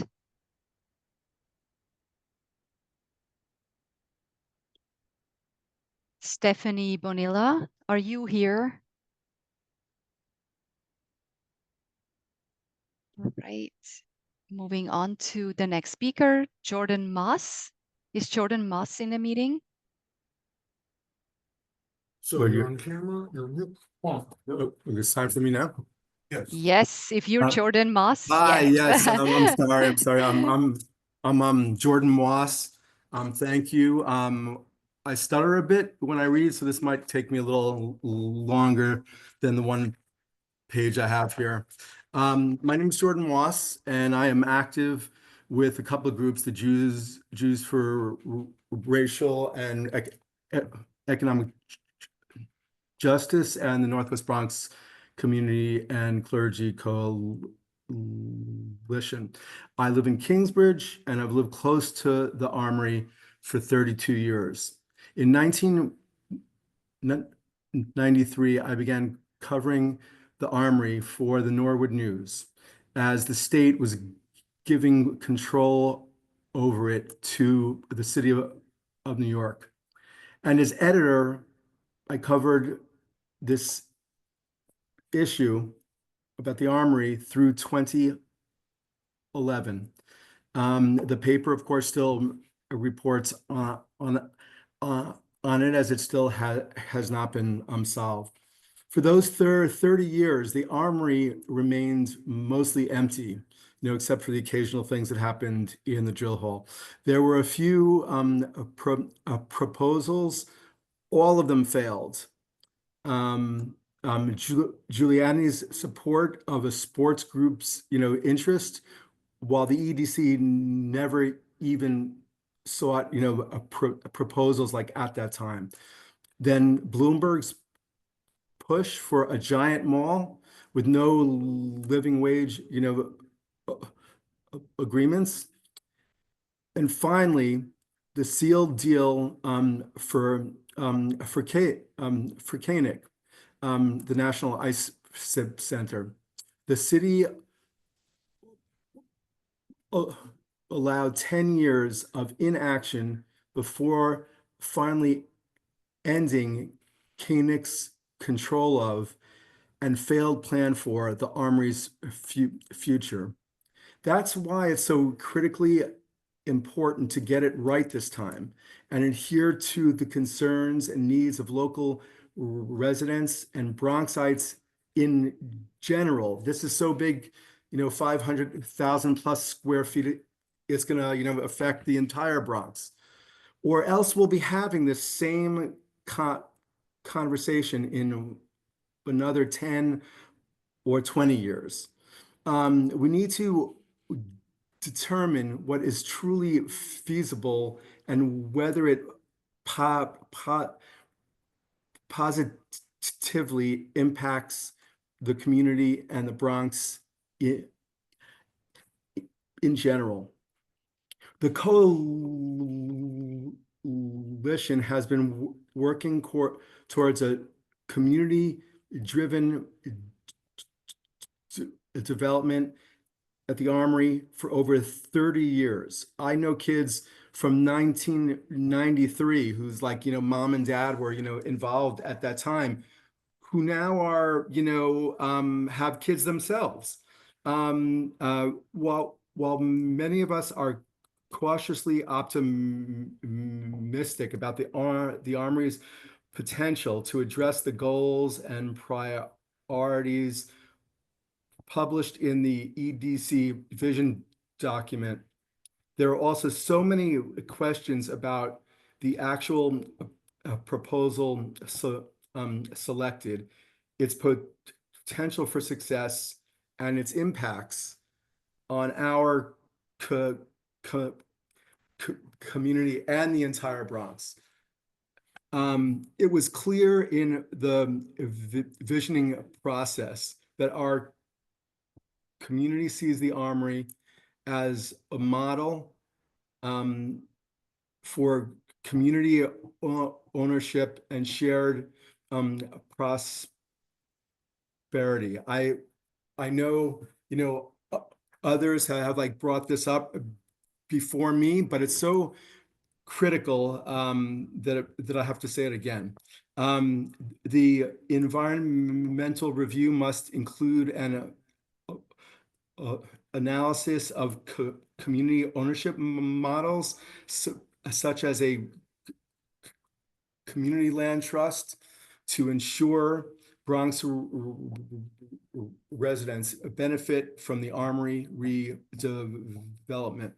Revenue sharing mechanisms must be studied to determine how the project can reinvest in local initiatives like schools, parks, and affordable housing. The project should prioritize long-term community-driven governance structures to ensure accountability and equity. Community ownership is essential to ensuring that this development truly uplifts working people, longtime residents, and kids in the Northwest Bronx neighborhoods around here, and the Bronx in general. The city can potentially be a leader in this. The city shouldn't say, well, we have to sort of, do what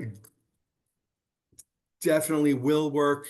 Well, we know from the prior folks that got picked for it at times is what's like, a common thing like malls and things like that. That didn't work, and it won't work now. One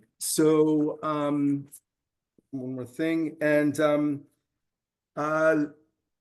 last thing I was going to say was the city should really value our input, and I mean the Northwest Bronx, as like no one is more experienced and knowledgeable and passionate and intelligent and everything about this, because we've been involved in it directly for so long. That's for 30 years. So that's all that I have to say, and thank you. Thank you so much, Jordan, for your comments. The next speaker is E.B. Messineo. Is E.B. Messineo present and ready to speak?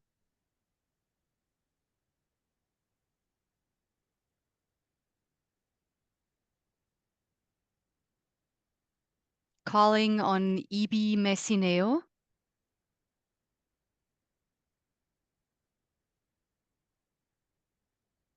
All right, I'm jumping back to Dariela Rodriguez, who's in this group of 10.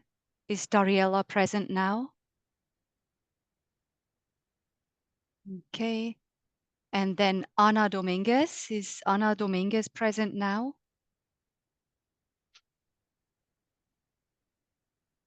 Okay. Then we have Stephanie Bonilla. Is Stephanie here?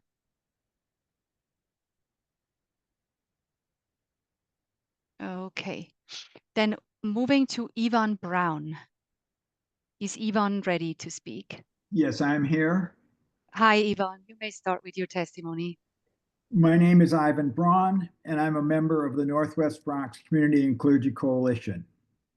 I've lived in Kingsbridge community for nearly 20 years and have been involved in advocating for responsible redevelopment of the Armory since 2010. So I'm very familiar with the issues involved in this hearing today. As a city-owned property, the Armory is a one-time opportunity to create a project that could bring prosperity and opportunity to the people and communities of the Bronx, and not just line the pockets of an outside developer. The focus of this environmental review should be to highlight ways the Armory can advance employment and workforce development, ensure the preservation and development of affordable housing, support existing and new small businesses in the surrounding area, and enhance local economic development. At the core of this project should be equitable community ownership and revenue sharing. I'm here today to urge that the environmental review include an analysis of community ownership models, such as a community land trust, worker-owned cooperatives, and to ensure that Bronx residents benefit from the Armory redevelopment. In addition, revenue sharing mechanisms should be studied to determine how this project can support local initiatives like schools, parks, and affordable housing. The project should include long-term community-driven governance structures to ensure this accountability and equity. In closing, let me thank you for taking input from myself and others, but for our feedback to be meaningful, it must be thoughtfully addressed in the environmental review. As you know, the Bronx community has spent many hours over the past years working with the EDC to create a vision document for this project. It is imperative that the core components of that vision, good jobs, non-displacement, community ownership, and sustainability, be incorporated into the implementation of the development. Thank you. Thank you very much, Ivan, for your testimony. This closes that group of 10. So we're moving to the next group of 10 speakers. They are Jose Duomo, Erica Gonzalez, Pedro Dominguez, Kelsey Sue, Elijah McCall, Alvieno de Matos Oliani Stinson, Deacon Wilson Martinez, and Carlos Lopez. So the first speaker of that group will be Jose Duomo.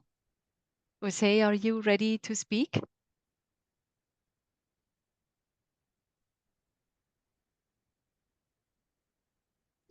All right. Can you see me? I just want to make sure that everything's doing good. All right, that's great. Let me just pull up my testimonial and we can get this started. Okay, So, take your time. yes, no problem. So, all right. Check, check. 1, 2, check. All right. Good evening, everyone. My name is Ozujamo. I'm a freshman at Lehman College and a member of the Northwest Bronx Community and Clergy Coalition. Having been in the Bronx since birth, I've often seen people on the streets holding signs or asking others, including myself, for food or money. When I visited Manhattan in December, I asked my sister why the Bronx isn't like Manhattan. She explained that many industries, including finance, have offices there, attracting high-paying jobs and bringing wealth back to their communities. Meanwhile, in the Bronx, businesses continue to close, in addition to the gentrification, and workers are left feeling undervalued. When I visited the now closed Walgreens on Fordham Road, an employee told me that he was happy it was finally shutting down, followed by "screw this store." Similarly, when I spoke to an employee at the soon-to-close Macy's in the same area, she simply acknowledged its closure. The best way to improve our borough's image is by ensuring people have access to jobs, and not just jobs, but jobs with livable wages and positive work experiences. Organizations like the Northwest Bronx, along with other organizations like the Northwest Bronx, have been working for decades to empower communities, fight against disinvestment, and contribute to the redevelopment of the Kingsbridge Armory, which we are thankful that agencies like the New York City Economic Development Corporation are working on with citizens. But We need to make this possible. So this project must provide high quality jobs for the Bronx residents, and here are these key ideas to achieve this. A project labor agreement that guarantees union labor for both construction and operations. Clear pathways to employment for Bronx residents, particularly youth and underemployed workers, through targeted training programs and apprenticeships. Long-term workforce development commitments with local organizations, unions, and schools. Fair wages to support families, ensuring workers can earn a sustainable living. Expansion of the RAMP program, a $200 million state investment focused on industry-driven workforce development. And lastly, Pathways to an Inclusive Economy, a $600 million initiative providing career-building opportunities for young New Yorkers. In closing, with these fair and effective strategies, we can ensure the Kingsbridge Armory becomes a foundation for Bronxites to work and thrive ethically and sustainably. We all want the best for our borough, but conversations alone won't make change happen. We need the developer support along with agencies and commitment to implement these plans, as well as drive local economic growth, helping businesses and employees build a stable future. Thank you for allowing me to share my thoughts. Thank you so much, Jose, for your testimony. Appreciate it. Thank you. The next speaker is Erica Gonzalez. Is Erica present?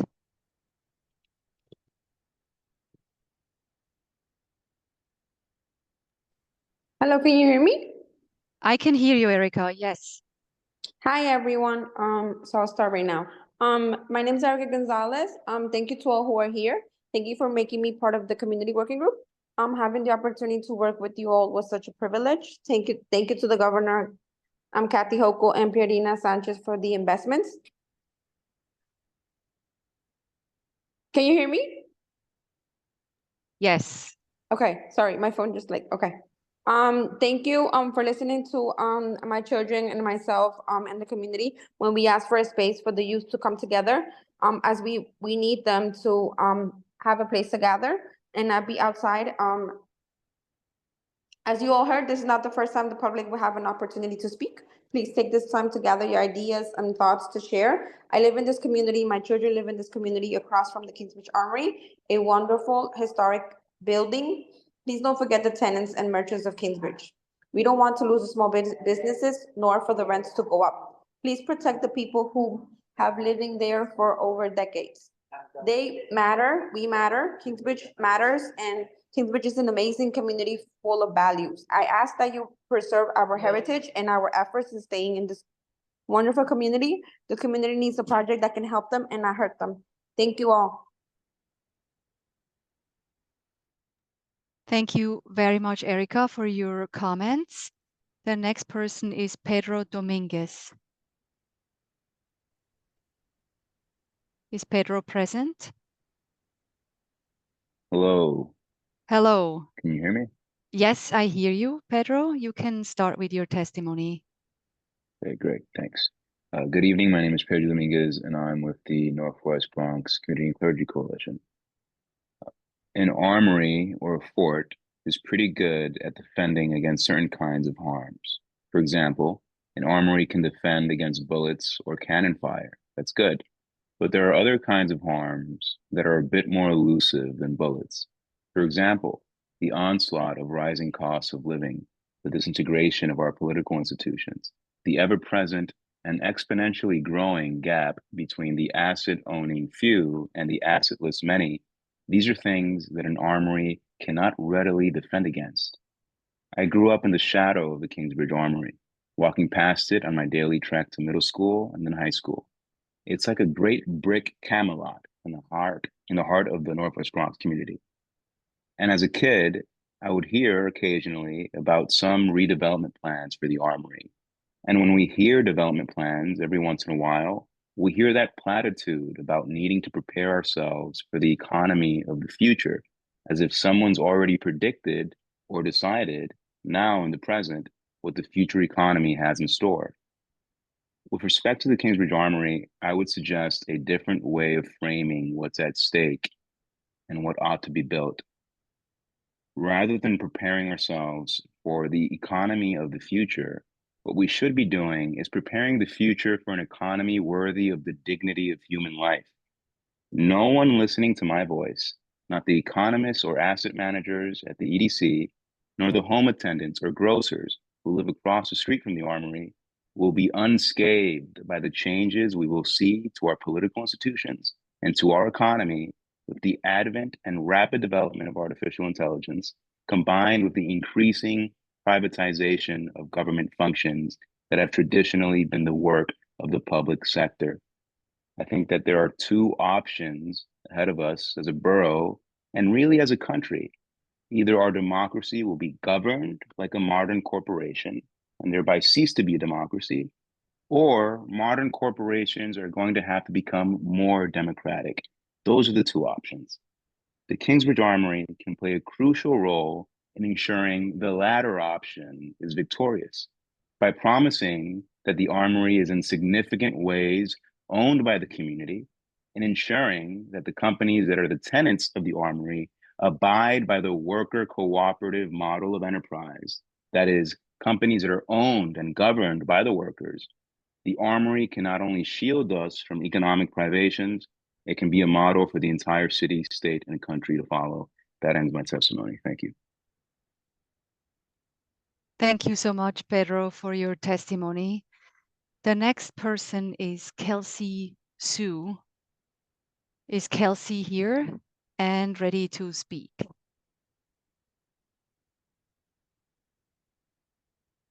Kelsey.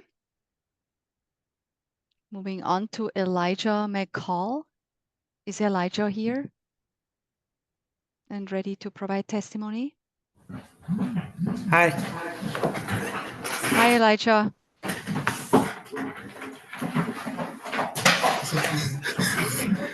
Hi. Okay. My name is Elijah McCall, and I have been a part of Northwest Bronx Community and Clergy Coalition since 2022. I was born and raised in the Bronx and have been involved in the fight for community-driven redevelopment for the Kingsbridge Armory since I was a senior in high school, not far from the Armory. To me and many others, this project is more than just a project. It should be a space that celebrates Bronx culture and history without the threat of erasing our community. I urge the city to include the following in the study: dedicated space for cultural and community programming, an analysis of how the Armory can serve as a hub for Bronx residents and affordable access for to these spaces for local groups and residents. Furthermore, as a college student, I hope this project centers workforce development for young people. The city should study clear pathways for Bronx residents, especially young people and workers, to access good paying jobs through training programs and apprenticeships. This project should reflect the Bronx's diverse identity and serve as a gathering place for generations to come. The Kingsbridge Armory redevelopment represents an amazing opportunity to support the Bronx. The project should invest in our community and our people and not hurt us. Thank you. Thank you very much, Elijah, for your testimony. The next person is Alvieno de Matos Oliani Stinson. Is Alvieno here? Calling on Alvieno. Okay. And then the next person we have is Deacon Wilson Martinez. Yes. Presente. Hello, hello. Hello. Hi, Wilson. Hi. Can you see or hear me? Both. I can see and hear you. Okay. Yo soy el diácono Wilson Martinez de Nuestra Señora de los Ángeles. I am the deacon from Our Lady of Angels. Our pastor, many years ago, Bishop Ahern, helped to begin the Northwest Bronx Community and Clergy Coalition.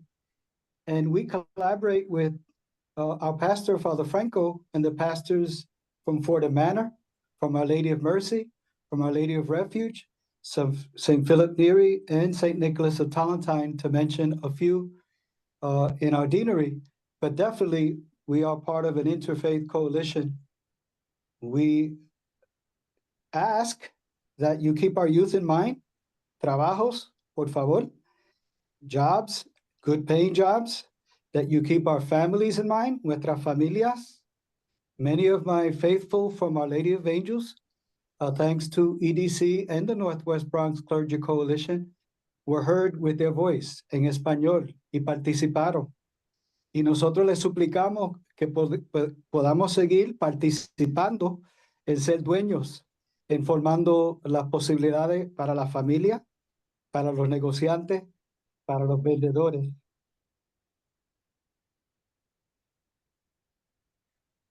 Y los saludo en el año del jubileo de esperanza. And so, as we close out, having heard so many wonderful, les suplico que los líderes, los profesionales, todos los miembros del working group,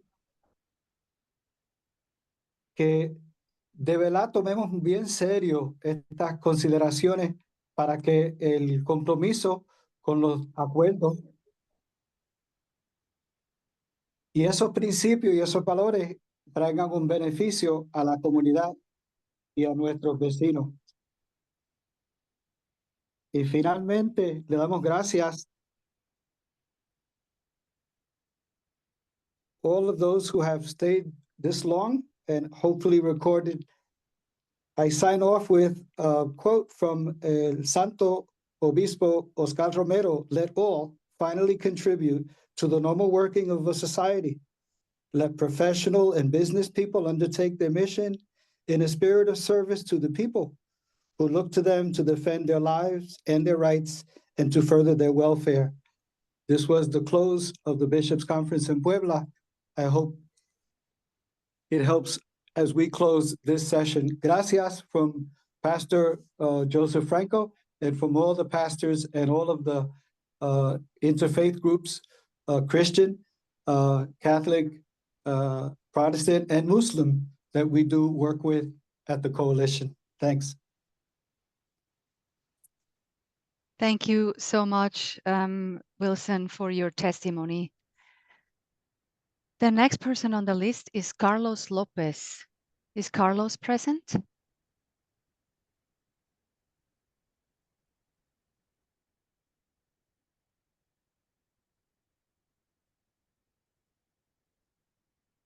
Calling on Carlos Lopez.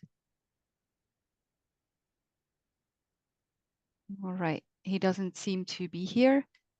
Then we have a raised hand from somebody whose last 3 digits of their phone number is 493.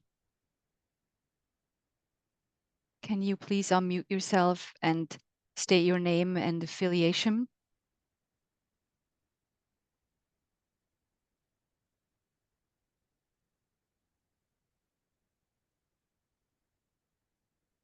Just giving this a moment, expecting somebody who's providing testimony by phone.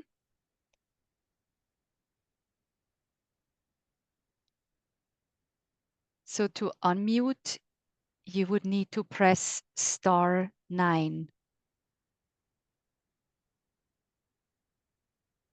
We see that you're in this meeting on your phone.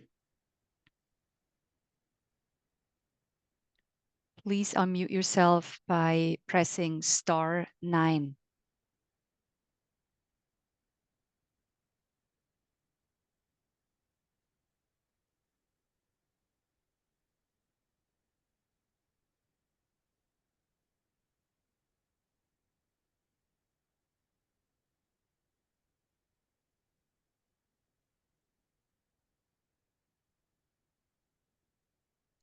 All right. We're coming back to you a little bit later and move on to Ronald Harrison. Is Ronald present? Uh, yes, can you hear me? I can hear you, Ronald, and see you. Thank Great. you. Well, thank you. Good evening. My name is Ronald Harrison, and I am the lead health justice organizer with the Northwest Bronx Community and Clergy Coalition. I am a Bronx native and have been organizing for 17 years. And as a father of two daughters raising my family in the South Bronx, I have seen firsthand how development in our borough has negatively impacted the health of my community. We know from data from the Bronx that the Bronx ranks 62 out of 62 counties in the New York State for health outcomes. This statistic is not just a number, it reflects the lives experience of families like mine who struggle daily with poor air quality, limited healthcare access, and environmental hazards. Today, I am calling on the city and the developers to uphold the goals and priorities published in the EDC vision document, and I strongly urge the environmental review to include the following: a full analysis of the health impact, particularly regarding increased truck emissions and air pollutions, particularly with children and seniors, who are the most vulnerable populations for respiratory illnesses like asthma. Also, this project must enhance and not strain the infrastructure, ensuring that the Bronx residents are not further burdened by the environmental harms such as air pollution. As a resident and father, I want to ensure that my children are raised in a healthy environment where they can thrive. The Kingsbridge Armory has the potential to be that space that benefits them and future generations, but only if it truly prioritizes community well-being and health and environmental justice. Again, I strongly urge you to ensure that these health concerns are studied thoroughly and incorporated in the project's design. We look forward to working together and make sure this is a vision of the community. Thank you so much for the opportunity to speak today. Thank you so much, Ronald, for your testimony. Very much appreciated. So, we are at the end of the current speaker list, and I would like to return to the very beginning of this list to call on people who were registered but didn't respond when their names were called. So starting with Leo Ramirez. Is Leo Ramirez in this call and or would like to testify still? Leo Ramirez, are you here?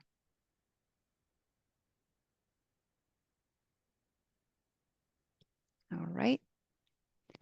Then moving on to the next person. Christina Callender. Is Christina Callender present now? Okay. Moving to Paula Siegel. Is Paula Siegel here?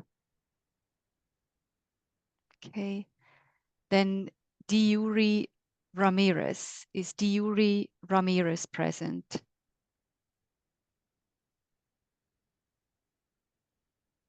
Okay. Then Luis Cabrera.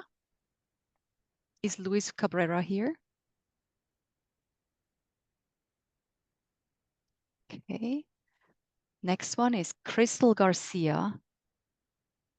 Calling on Crystal Garcia.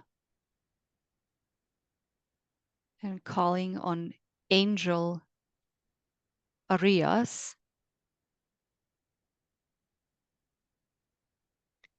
Is Nori Ortega Bailey present? Right. Then Miladies Guzman. Is Miladies Guzman here? Right. Moving on to Mercedes Ramirez. Is Mercedes present? Okay. Nathan de Jesus. Is Nathan present in the meeting? Okay. Sandra Jenkins. Is Sandra here? Zunilda Vasquez. Calling on Zunilda Vasquez. And Liarine Zuazo. Is Liarine Zuazo here? Okay. Then the next person we have on the list who didn't speak yet was Ava Harris. Ava, are you present? Okay. Moving to Jonathan German. Is Jonathan German here? Okay, then Gretel Samuel. Calling on Gretel Samuel. Then Jeannie Bright. Is Jeannie Bright present? Okay. Then we have Kendall Jackman. Calling on Kendall. And Vicente Ventimilla. Is Vicente Ventimilla present? Then Paula Schaap.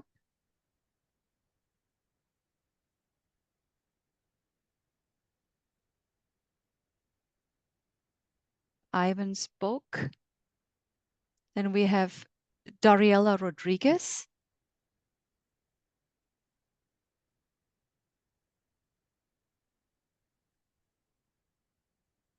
We have Ana Dominguez. Is Ana Dominguez present? And we have Stephanie Bonilla. Is Stephanie Bonilla here? Okay. And then Kelsey Sue.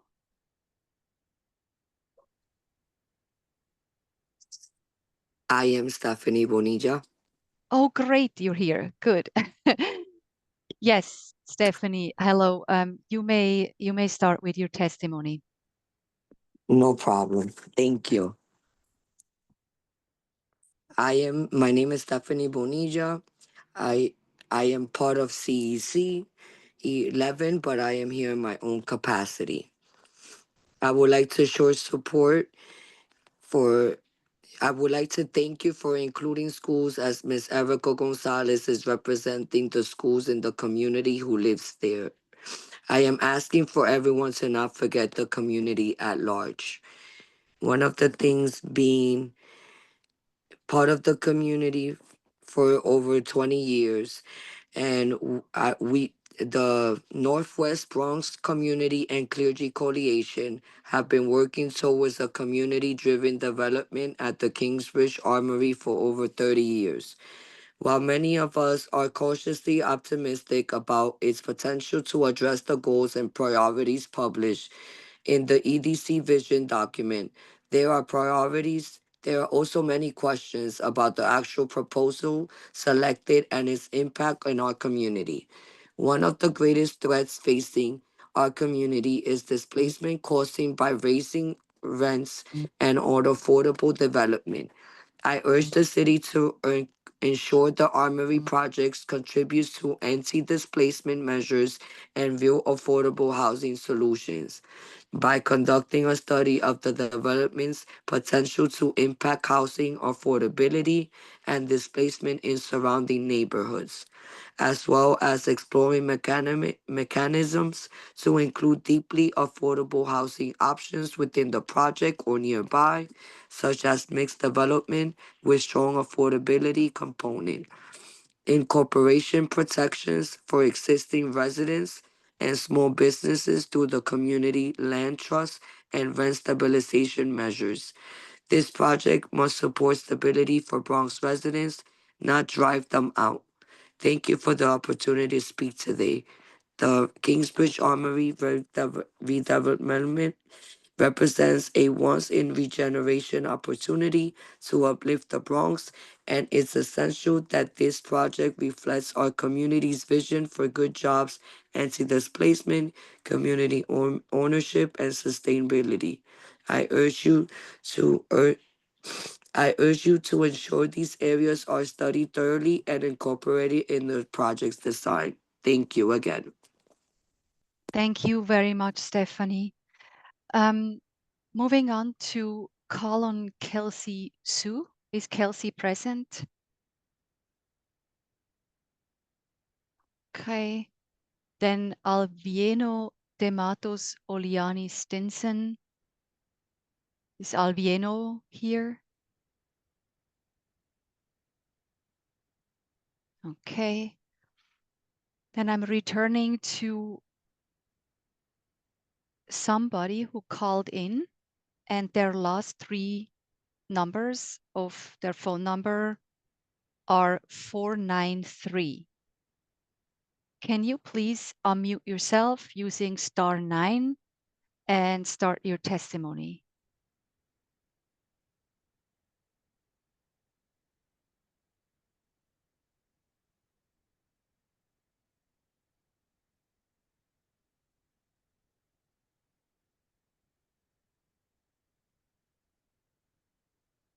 Oh, sorry, my team just says *9 is raise hand. So is it *6? I'm sorry. Try to unmute yourself using *6.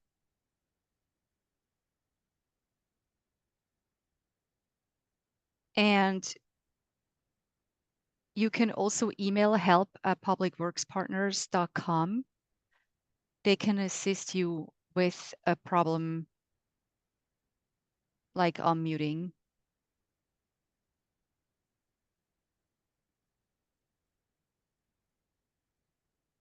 Yes, I apologize. Whoever is trying to call in, can you try again and unmute yourself using *6 to unmute, please?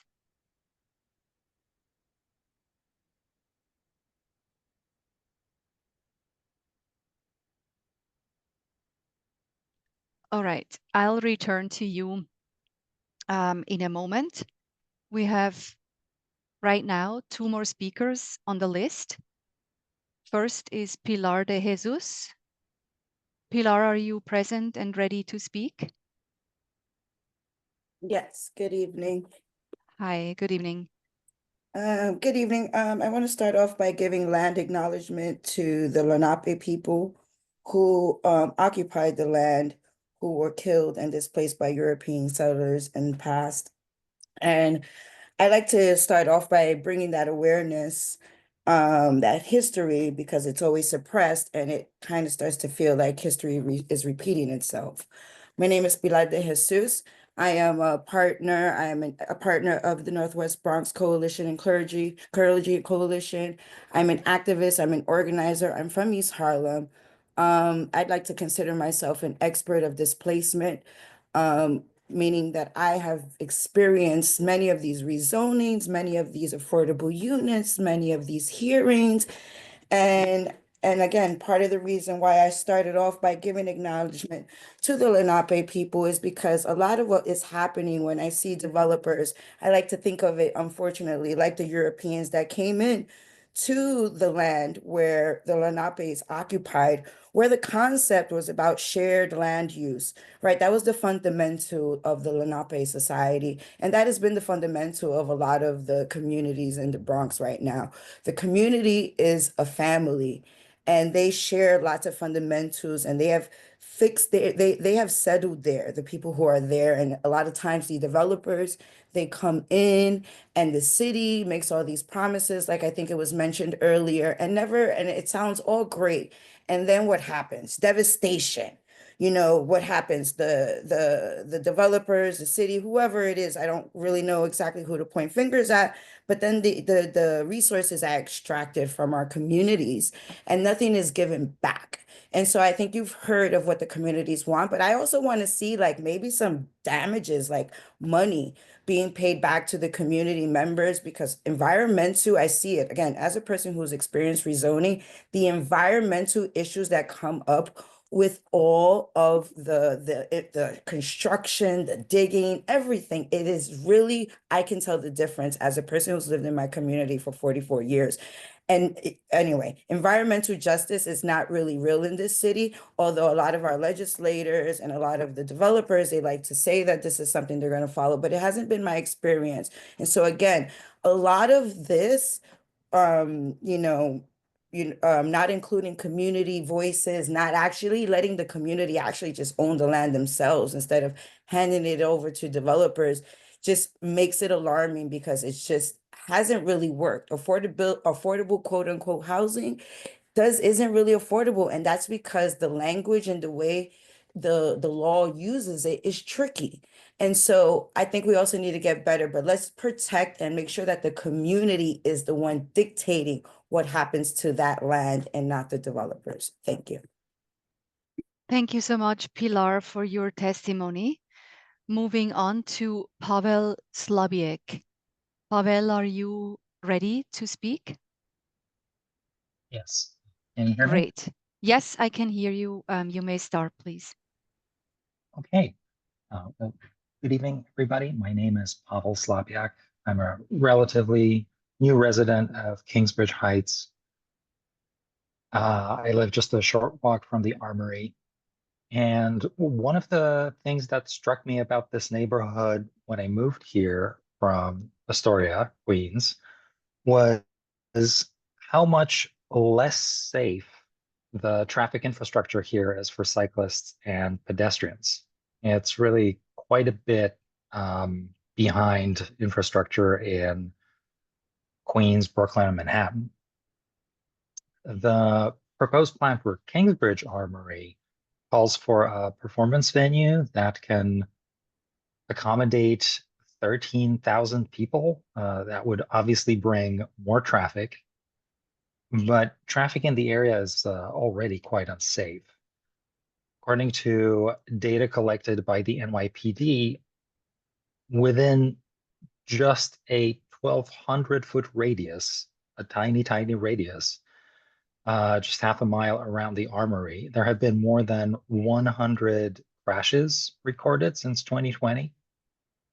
And according to the same data, several collision hotspots within this, again, tiny area around the Armory are on Kingsbridge Road, essentially right in front and around the Armory. Such traffic environment is risky for drivers, but it's quite dangerous for cyclists and pedestrians. Cyclists in particular have nowhere to shelter from disorderly and often aggressive traffic, as there are virtually no protective bicycle paths in Kingsbridge or Kingsbridge Heights.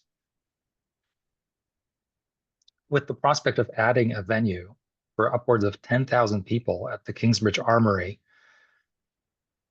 traffic patterns must be made safer.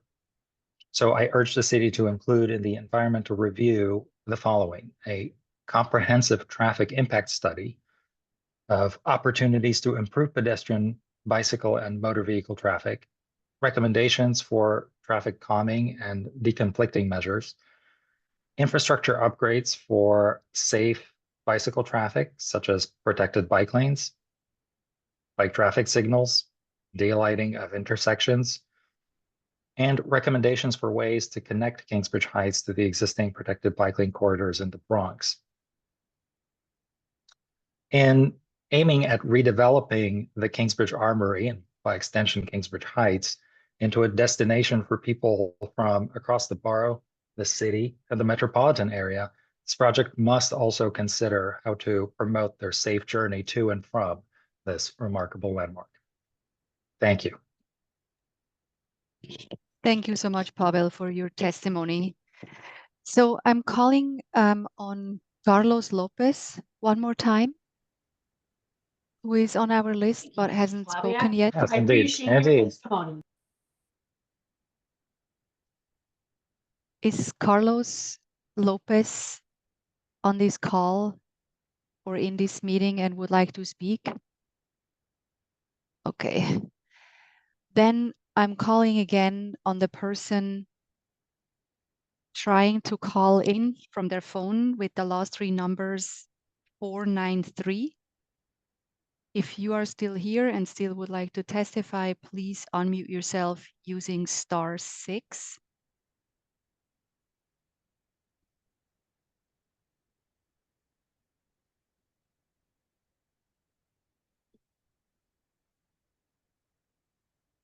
And again, if your last three digits of your phone number are 493, please unmute yourself using *6.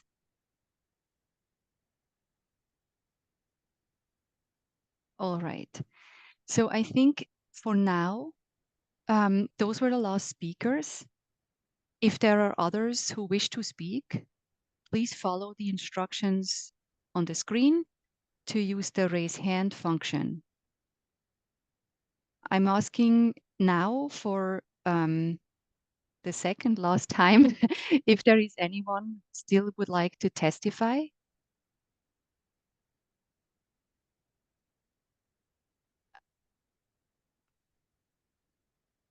Yes, we have somebody raising their hand.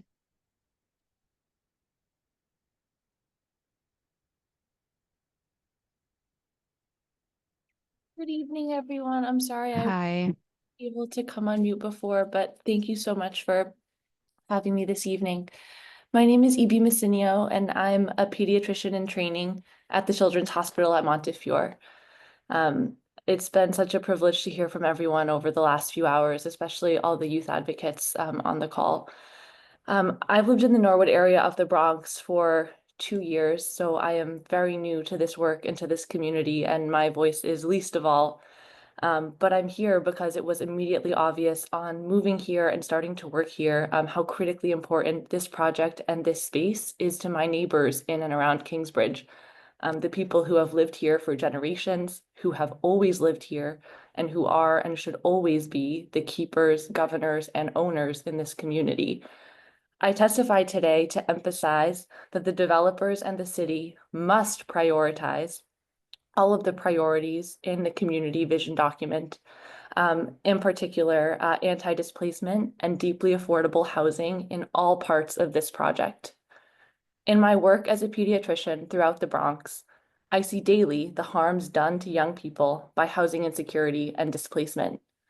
I know that children who experience housing insecurity, children who are displaced from their homes and communities, are more likely to lose the life-sustaining benefits such as SNAP, WIC, and Medicaid that allow them to access food and healthcare, are more likely to experience school disruption, which is detrimental to educational attainment, mental health, and sense of community and safety, and are more likely to experience exacerbations of chronic disease, hospitalization, and adverse health outcomes.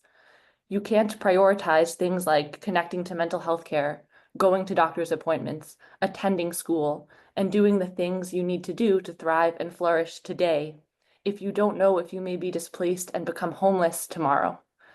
There are over 16,000 families with children at risk of displacement in Kingsbridge alone if this project fails to prioritize deeply affordable housing solutions and does not honor the right of the people who have always lived here to continue living in, governing, keeping, and owning Kingsbridge. I urge the city to ensure the Armory project contributes to anti-displacement measures and deeply affordable housing solutions by the following: studying the development's potential to impact housing affordability and displacement in surrounding neighborhoods, including deeply affordable housing options within the project or nearby, and incorporating protections for existing residents and small businesses through community land trusts and rent stabilization measures. The collective voice on this call is so strong, and we urge and insist that this project reflect the community's vision for good union jobs, anti-displacement, deeply affordable housing, community ownership, and true sustainability. Thank you for the opportunity to speak and be with everyone today. Thank you very much, Ibi, for your testimony. And we also have another speaker Eddie Ramos. Good evening, everyone. Hope everyone's doing well. I think one of the things that were mentioned earlier that's going to be important is for SBS to make their presence known throughout the Kingsbridge corridor. As was mentioned earlier, the building directly across that houses about 6 stores is already up for sale. For many years, the owner of that property did not give the renters long-term leases, hoping that something would happen at the Armory and then they would be able to raise the rents dramatically. Um, Many businesses on that corridor have gone out of business, either because they don't want to make an investment somewhere where they can't keep it or make a long-term lease. Um, and like I said, once again, that's something SBS, I guess, would have to try to address with the landlords and the property owners. Uh, Also across the street, the other way on 196 in Jerome, they've taken out the laundromat and restaurant on that corner, and apparently that's also going to be a new development. You know, there's about 7 or 8 buildings that have been built on Creston Avenue between Kingsbridge and the end of Creston. And some of those locations say affordable housing on the sign when they're building it. This will be affordable housing, but still require a minimum of $100,000 a year in order to apply. They're using the AMI of 130, I think it's $138,000 a year, which isn't a credible AMI for the Bronx. Um, you know, even at 40% AMI, that's still a push considering that a lot of the Bronx is anywhere between 45 to $49,000, not 149. Um, so I think it's going to be very important to look at the buildings that have already been built and are actually going at market rate rather than an affordable rate. Um, just something that people need to be conscious of, because even the building on Fordham Road put up by Stag developers, 100 to $105,000 to get an apartment, which is incredibly affordable to the people that live in this neighborhood. So everyone should just keep an eye and ask questions when the developers come and start building these buildings, because they're being built as of right. So the community has almost no voice until you start seeing buildings getting torn down. Thank you, and everyone have a good night. Thank you very much, Eddie, for your comments. So this, I think, is the end of our speaker list. I'm just asking whether there is anybody still in this meeting who has registered or signed up to speak and has not been called, or if there is anybody who still is in this meeting and would actually like to speak. This is the last call for speakers. So if you would like to share and testify, please speak up now.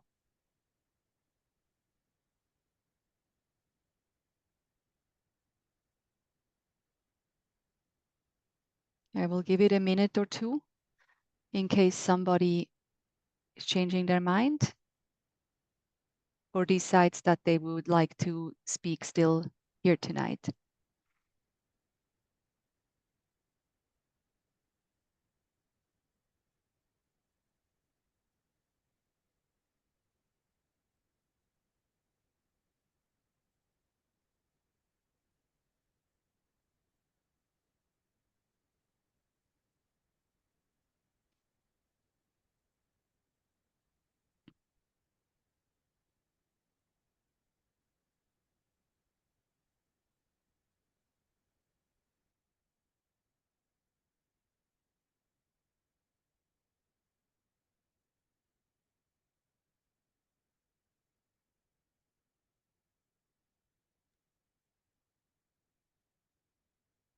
All right.